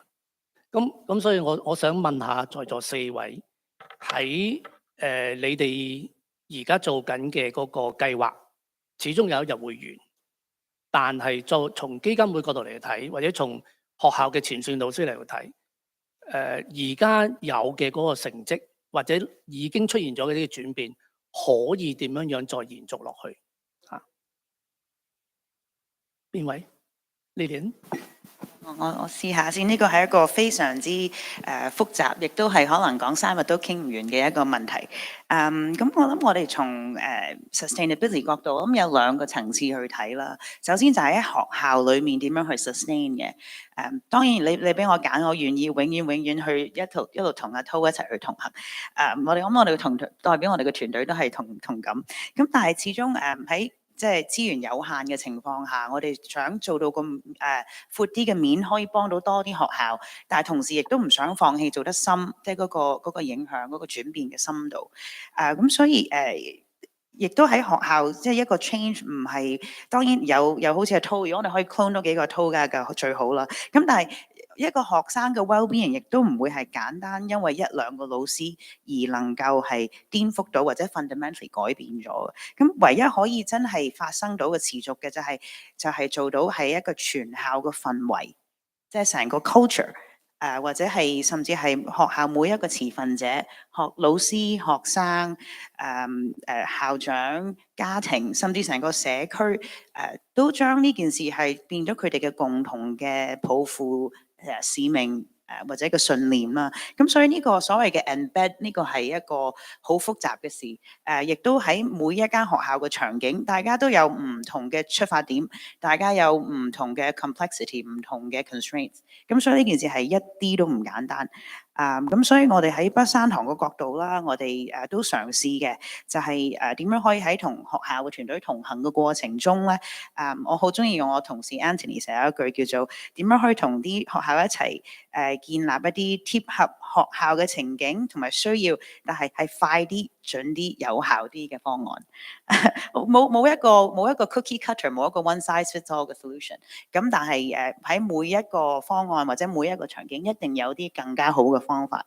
咁我哋希望我哋亦都喺過去呢2年咧，亦都將 research 呢個 capability 咧，唔係話去做考評呢啲咁樣嘅嘢，而係將我哋做嘅所謂嘅 change 或者啲 intervention， 究竟做完之後發生咗啲咩事咧？咁所以我哋都嘗試就收集呢啲唔同嘅數據，去做到呢個係 evidence informed 嘅 decision making 同埋呢個 development 咯。不過我自己即係都好深信，亦都啱啱Brian Sir、阿 To、阿 Peter、阿 Tom Sir 你自己都講過，就係最緊要去喺一個學校邊可唔可以 sustain 到咧？最關鍵嘅咧就係睇唔睇到喺學生嘅身上嗰個 visible change。即係我 call 翻阿 To 喺佢曾經分享過，當佢見到學生可以重拾對學習嗰種興趣、嗰種熱誠同埋信心，同埋面對逆境嘅時候咧，唔會失去愛，唔會失去希望。咁我覺得呢個其實係我喺學校裏面持續發展最需要嗰個氧氣。咁另外一個就係或者一個我冇時間系統上啦。咁另外一個即係我哋成日講 system change 嘅，咁梗係好希望可以通過我哋北山堂，我哋喺我哋嘅資源嘅能力下，盡量希望將志同道合嘅人一齊將佢哋聯繫埋一齊，希望可以即係大家真係建立到一個 ecosystem 咯。呢個係其實我真係好希望，其實佢哋彼此之間可以互相勉勵、互相支持、互相打氣。其實終有一日，其實我哋可以功成身退，我相信。咁亦都係即係咁喺呢個過程中，好緊要嘅就係點樣喺百花齊放嘅情景下咧，點樣將呢啲好好嘅故事、好好嘅成功案例，包括佢過程中嘅起起跌跌。點樣可以將呢啲case studies 又好，呢啲故事可以令到更加多學校可以認識到，等佢哋更加能夠揾到呢個勇氣啦，去喺呢個咁多 uncertainty、咁多不確定嘅環境下，可以嘗試去 embark on 呢個 journey 啦。都分享少少，呢個係我哋大家共同努力嘅一個我哋見到嘅一個比較鼓舞嘅數據。由我哋14年開始正向教育。喺香港引入正向教育啦，我諗當時係擺喺學校做所謂嘅 major concern 或者 strategic priority 嘅，係即係少過1%。咁我哋啱啱9月份嗰陣，我哋嘅團隊再做咗一次 desktop scan。而家咧有超過六成嘅小學同埋超過4成嘅中學，而家將正向教育或者正向教育啲元素包含咗喺佢自己嘅 strategic planning 或者佢嘅學校嘅發展嘅重要事項上面咯。咁所以呢個對於我哋嚟講係一個好大嘅鼓舞。咁當然希望我哋可以繼續向前行，一齊可以行得更加遠、更加深。多謝。所以我哋呢一節個題目裏邊有2個好關鍵嘅字，一個係 collaboration， 一個係 partnership。Peter， 好啊，頭先啲人提到文化 culture，我就睇翻即係或者大家都諗翻，其實乜嘢即係自細讀書又好，家庭教育有啲乜嘢影響緊自己，係一個咁長遠嘅一種關係。我相信係嗰種價值觀。咁所以當湯 Sir 提到有啲乜嘢係可以延續嘅時候，我估計唔係個 program 本身，甚至乎未必係我哋做咗啲乜，而係我哋留低嘅印記，我哋嗰種嘅價值觀，嗰種嘅感染力。喺裏邊好多好感人嘅故事，譬如頭先我哋講者之中分享嘅故事，我相信呢啲故事如果對住學生講，或者對住普通人講，一定會印記咗喺心裏邊。我相信呢種能力咧係最強一種嘅即係持續發展嘅力量。咁當然呢啲人頭先都提到研究嘅重要啦。好多時我哋做嘅嘢，我相信我哋都唔會淨係睇啲數字。當然有啲數字都係反映緊某一啲嘅現象。不過我諗成個教育研究裏邊更加重要就係特別面對一啲教育裏邊嘅創新，裏邊成功嘅因素係啲乜呢？甚至乎失敗裏邊個原因係啲乜呢？我相信冇一個計劃失敗嘅。如果我哋從一個學習嘅眼界去睇嘅時候呢，每一個項目都係咁精彩，有佢自己成功嘅地方咁。咁所以呢個呢，都係我哋睇持續一個發展一個好重要。另外一個呢，我覺得 foundation 一路去個信念呢，就係嗰種開放尊重同埋知識嗰種共享。咁所以好開心，其實我同阿 Lilian 啦、北山堂仲有另外一啲參與緊教育嘅一啲慈善基金會呢，我哋本身都有個 network 嘅。咁近年呢，我哋都好積極喺裏邊去共享嗰種經驗，唔係你有你做，我有我做，而係嗰種知識嘅交流，對於學界嗰個理解，我哋係好多好多嘅學習。咁我相信呢種嘅氛圍咧，都有助咧我哋嗰種嘅知識嘅承傳啦，或者嗰個長遠嘅發展咁。咁當然啦，我覺得另外一個就係我哋同學校之間嘅關係係長遠嘅。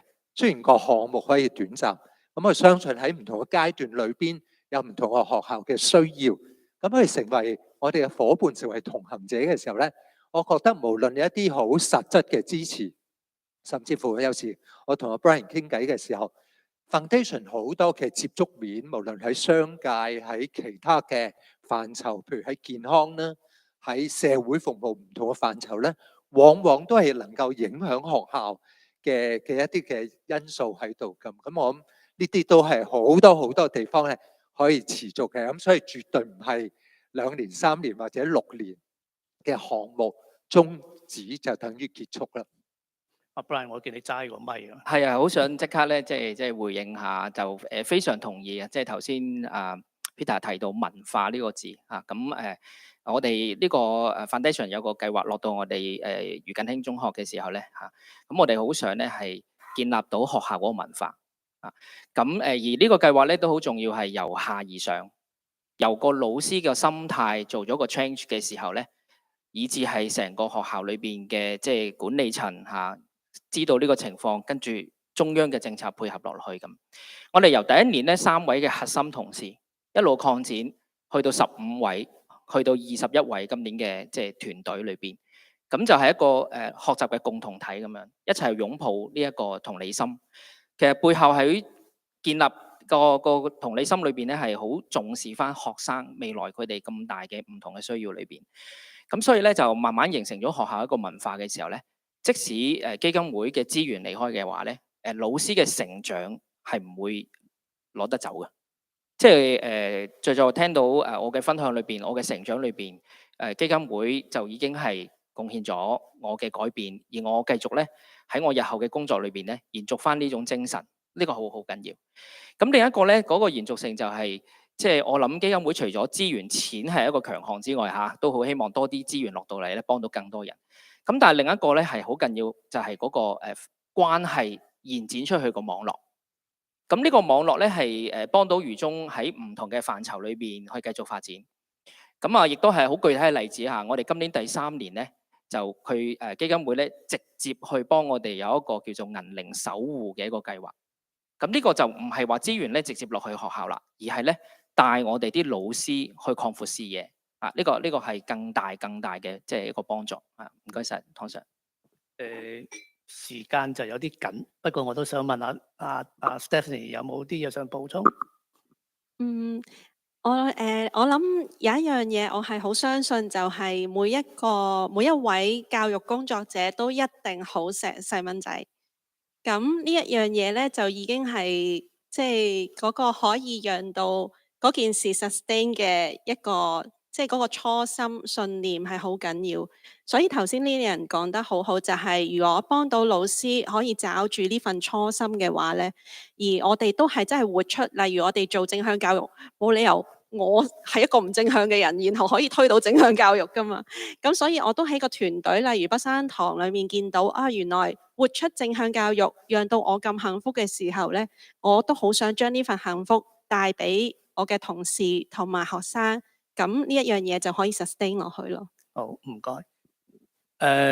其實喺之前同佢哋幾位準備今日呢個論壇嘅過程當中，我自己有一個好深嘅感覺，就係基金會佢哋諗到一啲幫學校嘅點咧，往往係真係嚟自對前線裏邊嘅學生嘅需要啊。咁而且佢哋嘅反應亦都相對上比較快啊，即係可能佢哋有錢同埋亦都可以即刻話做就做啊。咁往往俾我一個感覺就係佢哋嘅計劃反而係有啲係由下而上咁上去啊，亦都可能係由點。當然我更加希望呢個好嘅點可以去到面啊。咁呢個我覺得係基金會參與教育工作裏邊一個好大嘅貢獻嚟。今日我哋講緊個話題 teaching matters 嚇。我自己係做教師培訓嘅，好多時我覺得基金會嘅計劃為老師提供咗一個非常難得嘅發展平台，因為係做緊一啲佢哋關心嘅問題，亦都有啲嘅支援，讓佢哋喺學校裏邊針對佢哋學生嘅特性，甚至學校嘅特點，去做一啲專業嘅發展。呢個我諗比起即係你翻去大學讀一個 degree 或者係進修幾個星期咧，係實在好多。所以有陣時我會叫呢種係一種在地又在職嘅專業發展嚟啊。咁我諗喺同佢哋傾嘅時候，聽得最多嘅一個字就係心咯，初心咯啊。中國人好中意用呢個心嘅字啊。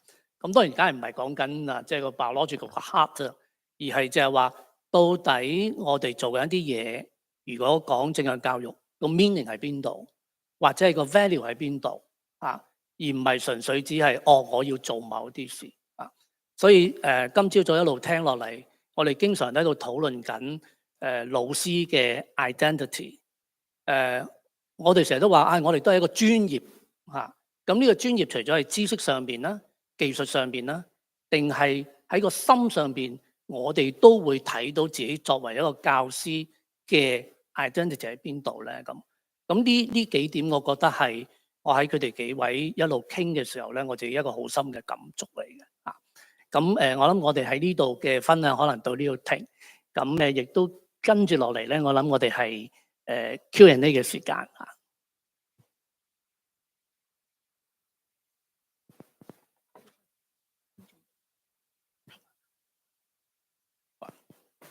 考緊我啲眼力。OK， 第一條問題嗱，邊個有興趣答都可以啦。就係、我諗呢個可能都係嚟自前線多。佢話基金會推動嘅計劃咧，有陣時都係規模比較少啊，參加嘅人數學校又唔係太多。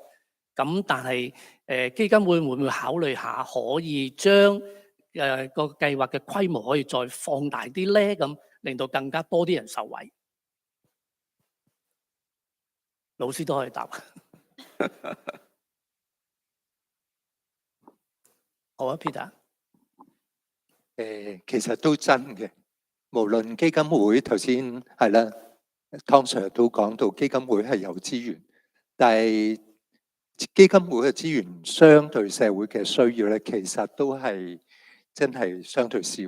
咁所以點樣從小裏邊去做得精彩，做得有意思，咁我哋絕對覺得唔係一個講一個鋪天蓋地咁去工作。咁至少我哋嘅基金會嘅信念係咁。咁所以我哋都好要求喺揀選一啲嘅伙伴啦，點樣從小個量咁今次我哋嘅計劃裏邊係2間學校係余近興中學同埋兆基創意書院。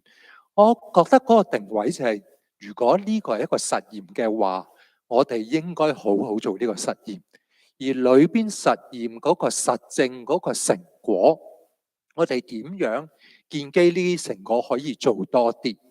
但係做多啲之餘咧，未必就係咁樣開花結果走勻18區，而係裏邊更加重要就係喺裏邊嗰個精華係啲乜？而呢種嘅精華將來會唔會可以透過一啲老師嘅培訓，點樣用一個不一樣嘅思維，讓佢哋去擁抱呢種嘅價值觀，呢種嘅學習嘅態度，甚至乎可以應用翻佢哋喺日常嘅工作裏邊。咁所以絕對呢個 project， 我相信基金會所做嘅嘢咧係2隻手嚟嘅，一隻手就係透過一啲實務嘅工作，一啲嘗試；另外一個方面咧就係嗰個知識嘅交流，嗰種嘅倡議嘅工作。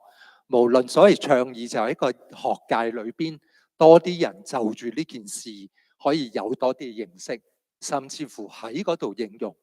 當然我哋希望咧就係可以影響到 policy 政策層面。咁當然呢個咧係需要時間，但我相信咧就係用翻一個即係説法，就係我哋唔係淨係由下而上，而係我哋由幾層一方面去一齊發展。所以幾層咧，即係如果你講 bottom 個底層咧，就係學校之間嗰種互動；中層又或者即係從一個 funder 嘅角度 ，funders 之間嗰種互相學習互動。咁跟住希望亦都透過 research 話俾一啲政策嘅掌權嘅人知道究竟喺個業界喺個學界裏邊發生咩事，以至於有一啲嘅新嘅突破，一啲新嘅發展咁樣咁。所以係啊，我哋做得少㗎，不過少咧都可以有影響力嘅。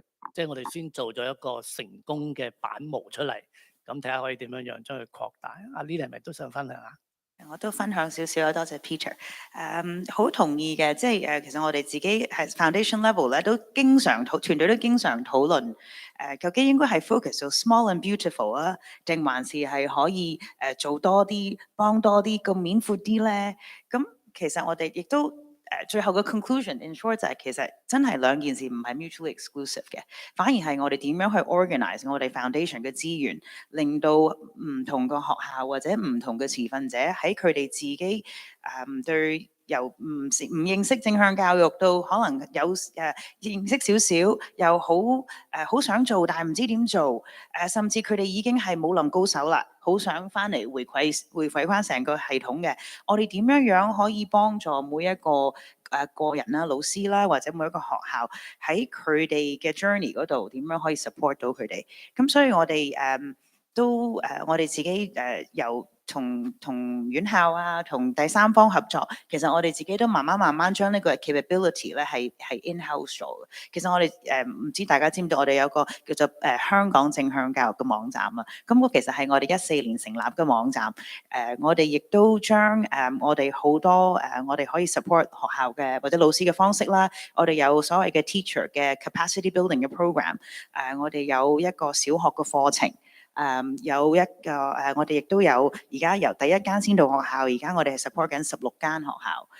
咁一步一步將我哋累積咗嘅經驗，嘗試睇下點樣可以 organize it differently， 去 support 到多啲學校咯。咁不過我都好同意嘅，即係最終我哋都係有一個同學校一樣，我哋個樽頸位就係 talent。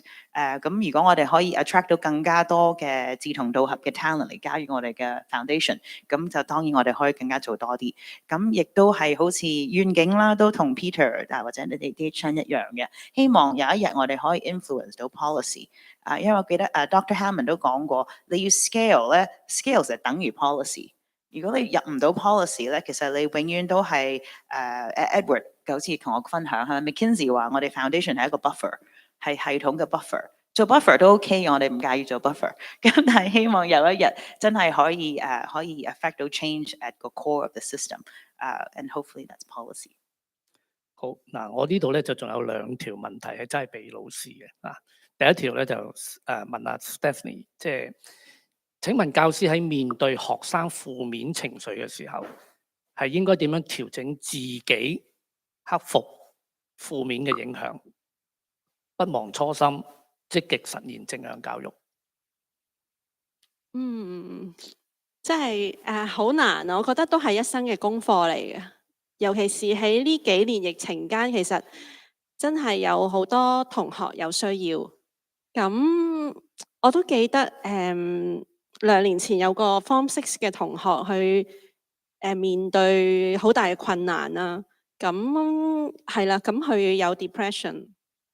初頭我真係唔識得點樣處理，即係我自己都有情緒咯，實在。但係我喺正向教育裏面學咗嘅就係我都要照顧好自己咯。咁所以我都用翻裏面嘅一啲我嘅學習到嘅嘢咧，去幫助自己。首先 make sure 我自己係 OK 嘅。咁同一時間咧，我就將我學到嘅嘢咧試下 apply 啦，同呢個同學同行。咁好感恩啦，真係喺嗰1年好唔容易嘅路上面咧，學校好我記得有一幕咧，真係個同學已經去到唔得啦嘅時候咧，咁佢喺學校度同我講話，Miss 喊住啦，就話Miss 我頂唔順啦，你送我入醫院啦咁樣。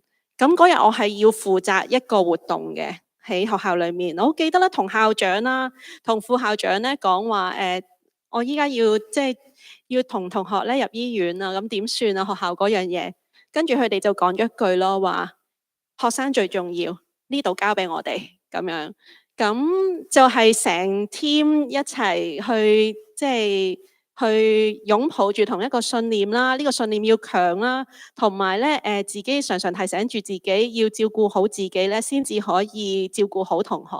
咁呢一樣嘢啦，係啦。相信都好難做嘅。係啊。好最後一條啦，係問阿 Brian 嘅黃副校長。我咁樣稱呼你哋知我點解咁問？就有條問題就話喺推動一啲計劃嘅過程當中，學校嘅困難係最大係咩？同埋可以點樣去克服？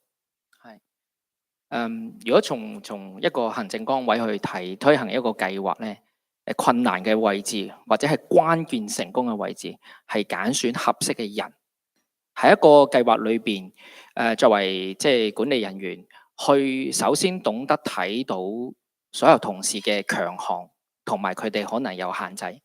即係也許譬如唔同人生嘅階段裏邊咧，有唔同嘅需要係嘛？即係年青嗰班嘅同工，佢哋係真係有好大嘅活力，我哋要讓佢即係發展到出嚟。喺佢青春嘅歲月裏邊咧，嗰個發光點更大嘅光芒。咁所以第一樣就係揀選合適嘅同事去推行一個嘅計劃裏邊。咁有同事有人咧，就要有其他嘅配合。咁啊喺行政工作裏邊咧，作為即係副校長咧，要去向校長啦管理嘅即係校監去反映，就係話咧，我哋嘅學生嘅情況係點樣？因為本身最後我哋都係想學生有最好嘅發展。咁換句話說咧，我哋要係真正去了解到學生嗰個需要咧，係要用時間嘅。即係唔係話為咗快，跟住咧臨咧將個計劃實踐咗出嚟就算啦咁樣，呢個係未必能夠即係達到嗰個效果咁所以咧有人嘅配合，再揾到合適嘅即係學生嘅需要，配對得好嘅話咧，我哋最後就係要有平台。呢個平台咧係俾雙方嘅，雙方嘅意思係學生同老師。所以而家咧愚中咧。係好多時間俾同學仔站喺個平台裏邊去做表演。咁呢個表演咧，我哋要講俾啲同學仔聽，佢學咗幾耐就企喺呢個舞台做表演。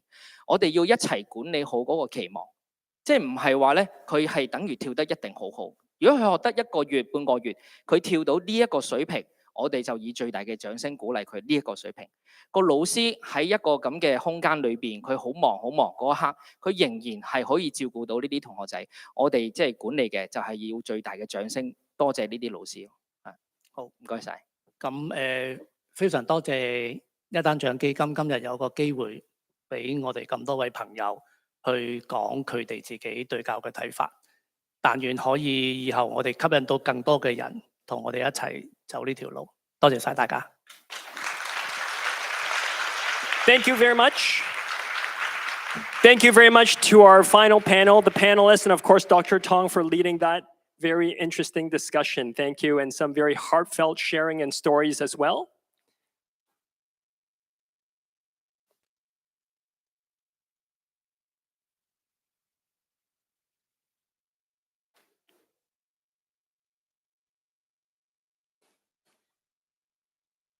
Thank you once again to panel number 4. Today, we have talked about many ways in which we can support educators in a world of change. This morning, we discussed how an evidence-based approach can build a sustainable teacher development framework. Panelists examined how teacher preparation has been reshaped in light of the pandemic. With FET's interactive simulations, we have seen how a hands-on approach to STEM learning can transform learning outcomes. We have explored the importance of motivation in building a strong professional identity. And just now, we heard about how collaborative partnerships between schools and philanthropies are driving positive changes in classrooms. To close out our conference today, we're delighted and honored to have with us Dr. Choi Yuk Lin, JP Secretary for Education, Hong Kong SAR with us. We now welcome Dr. Choi to share our closing remarks. Dr. Choi, please.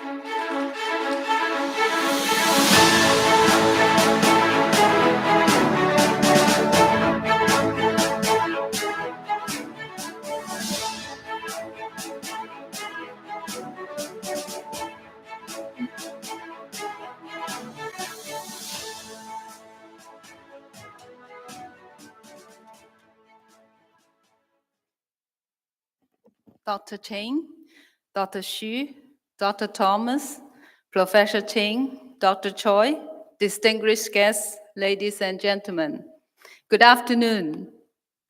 It is my honor to join you here at the 2022 Yidan Prize Summit, which brings together education experts, policymakers, and philanthropic foundations to share ideas and practices on enhancing education. The summit this year focuses on educator development and empowerment. In response to the United Nations Transforming Education Summit's Thematic Action Track 3 on teachers, teaching, and the teaching profession, recognizing committed educators for their profound contributions to education research and development, the Yidan Prize advocates enhancement of teaching, promotes professional development of teachers, and treasures advancement of the teaching profession. The spirit of the prize corresponds to the dedication of the Hong Kong SAR government to promoting continuing professional development of teachers, making continuous improvement in the school curriculum, enhancing the quality and effectiveness of education. Education is the best guarantee for progress in every society. It is significant in providing the talents Hong Kong needs to maintain its competitive edge. We believe in education for all and education for life. The government has all along been investing heavily in education. The estimated total government expenditure on education this financial year is 112 billion, accounting for about 18% of the estimated total government recurrent expenditure.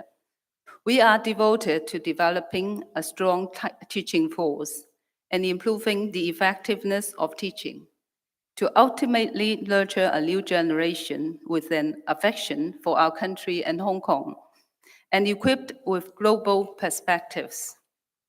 In the recent released result of Program for the International Student Assessment, PISA, Hong Kong students' performance was among the world's best in the global competence domain. PISA examines students' knowledge on global and intercultural issues, and Hong Kong's 15-year-old students rank third of all participating jurisdictions. It is encouraging to note that Hong Kong students have a good knowledge of global and intercultural issues, which is important for Hong Kong as an international metropolis. The assessment result shows that Hong Kong school curriculum has very extensive coverage on content of global topics. This is conducive to the nurturing of a generation with innovative ideas, helps them to thrive in the rapidly changing and competitive world. With the government's unwavering commitment to providing quality education, Hong Kong has sound education infrastructure, robust teaching force, and well-renowned universities. Building on this solid foundation, Hong Kong is ready to integrate into our country's overall development and leverage our strengths to contribute to the country's need. The 20th National Congress has highlighted the strategy of invigorating the country through science and education, and developing a strong workforce for the modernization drive.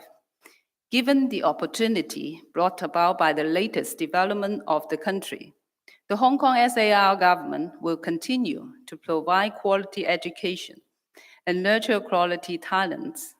As put forward by the Chief Executive in his 2022 policy address, we endeavor to strengthen the education system on 3 fronts: unleash the potential of students, enhance the effectiveness of learning and teaching, and create strong impetus for growth. More specifically, the government would enhance the professional development of teachers, strengthen national education, step up the promotion of STEM education. Teachers are the foundation and key of education. A professional teaching force is a prerequisite for the furtherance of quality education.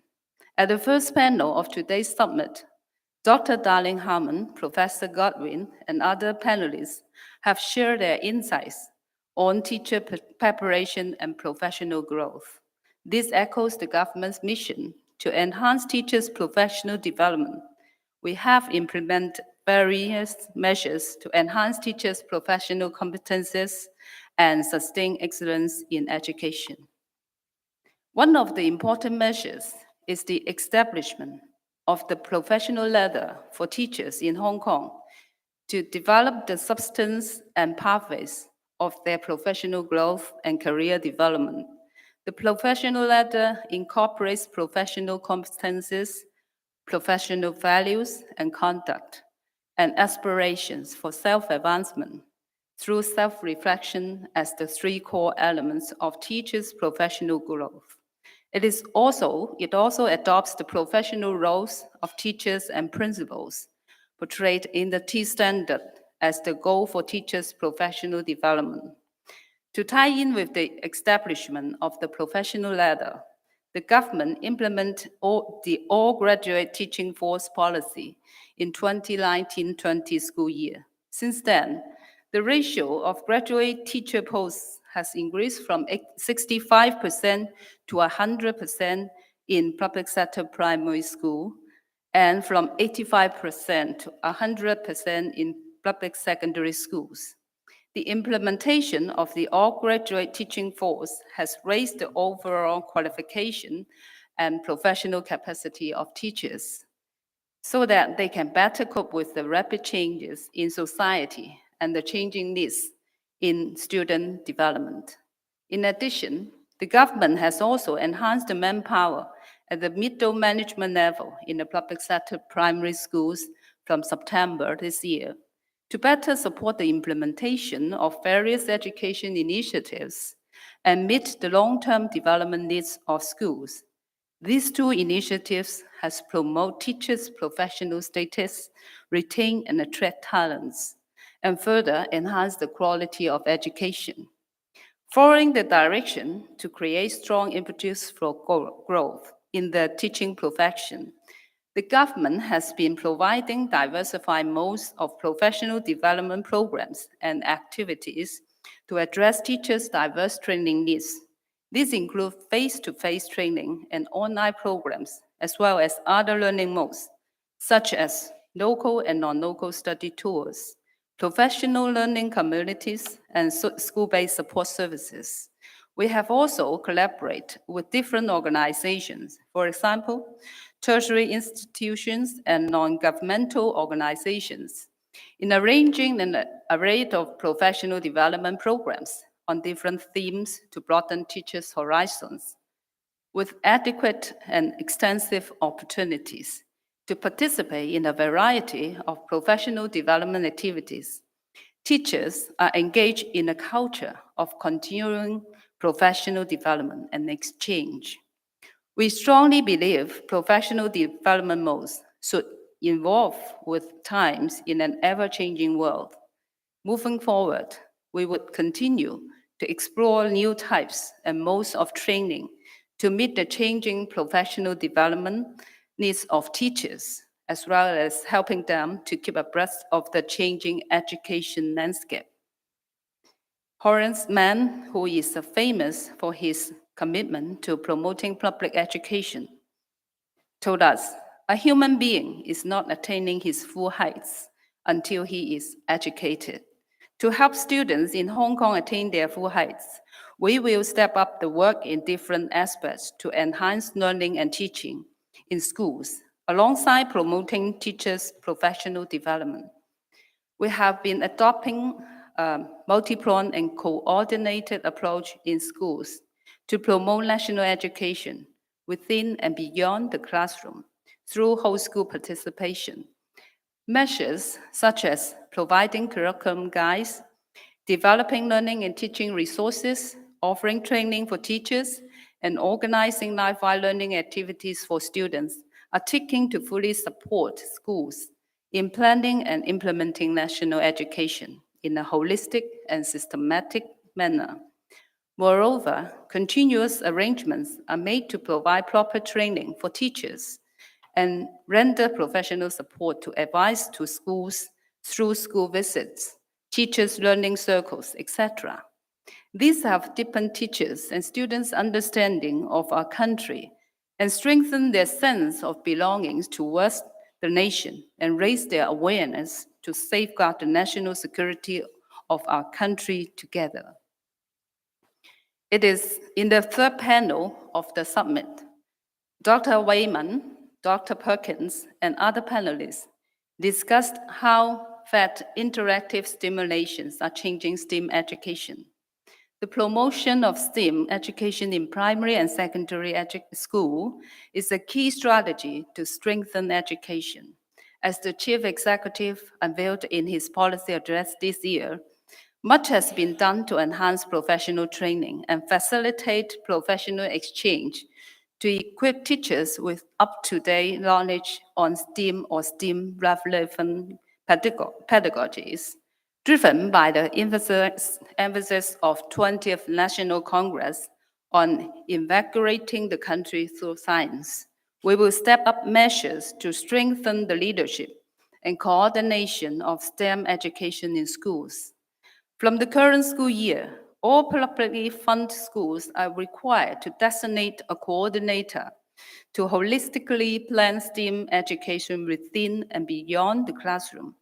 In tandem, we will implement the pilot scheme on enhancing science and technology learning at upper primary level.